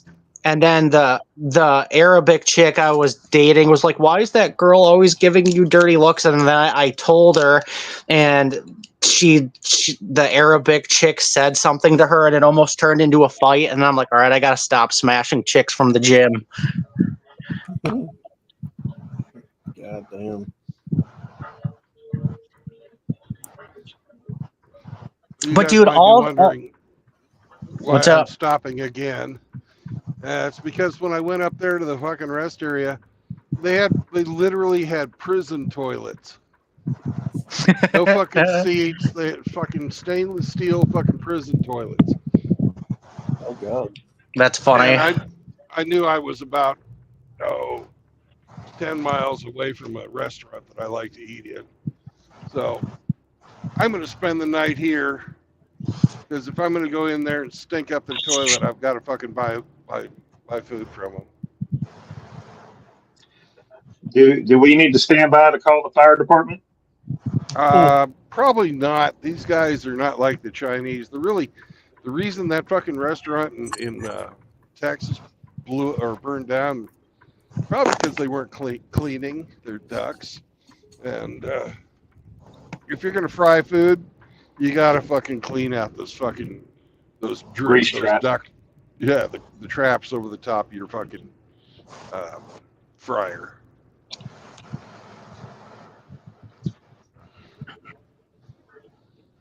All right, I'm gonna jump off though, guys. I got to get ready and go hit the gym. So, All right, man. Have a good workout, bro. Later. all right. Bye. Today's leg day. I'm not looking forward to it. All You right, should peace have out, walked your guys. dog first. That's gonna Yeah, suck I'm afterwards. walking the dog after leg day. So, all right, peace, guys. Later. Ooh, look at that orange truck. Motherfucker looks like the General Lee. Oh my God, man, I can't imagine.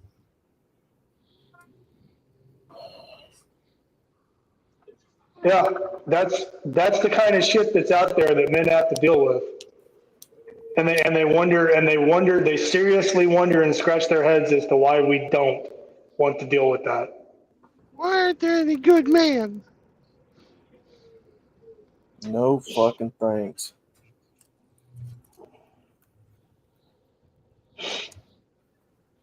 Are you ever gonna get married, outlaw? My mother used to ask me that. She said, now you can stay as long as you want. And then sometimes she'd be like, when you do get married, then she'd go into a big spiel about how I wouldn't be able to keep her because, I'm too hard-headed.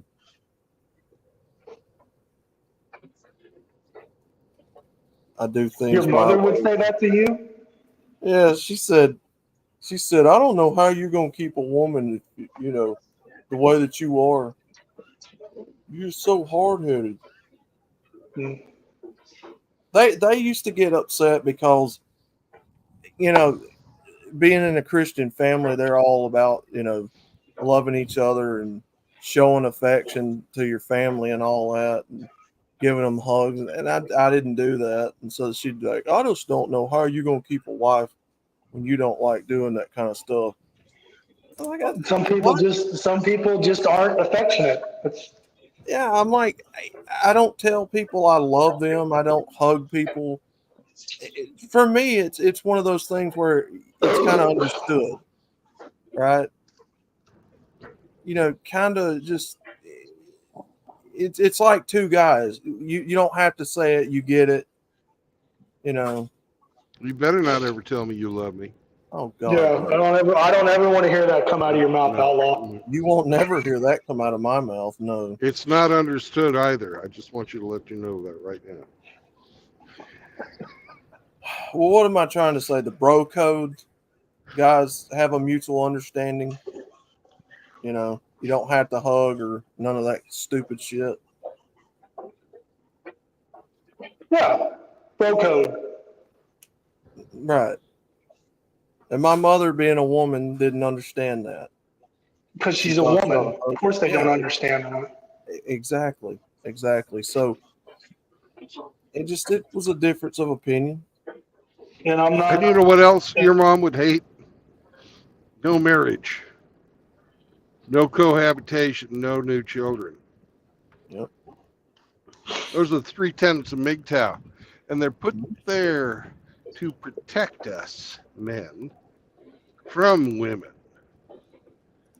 in the form of indentured servitude and usury. Now, R.O. Hello. What would Hemi tell us right about now? He'd say, don't bring your fucking girlfriends around here. That's right, he would. So, and then I'd add to that MGTOW is for normal men. Because normal men are the only ones that have to deal with the fucking gynocentric court system. The only ones who have to deal with having fucking their children stripped away from them. You don't have to deal with that if you're some type of a sexual degenerate. You don't have to deal with that if you're, out hiring prostitutes. You don't have to deal with that if you're going after other men. So MGTOW is for normal men. And if you don't like it, you can fuck the right off. You can fuck off, So, but, but if you don't like my content, you could, go watch something else. I don't give a fuck. You can fuck right off too. I have never given a damn about my fucking viewership. I'll let you in. I'll let you say whatever you want to say. If I disagree with it, I'll tell you about it.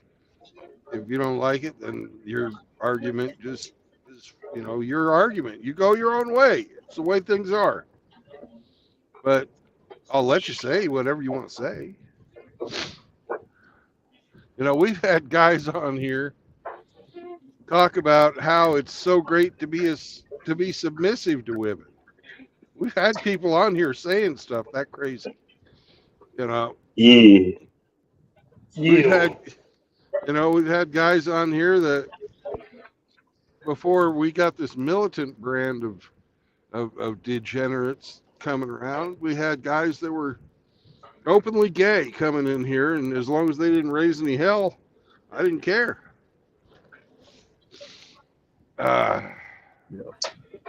And these,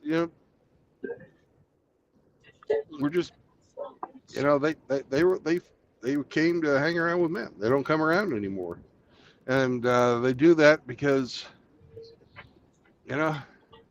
they had what they wanted, and we weren't it.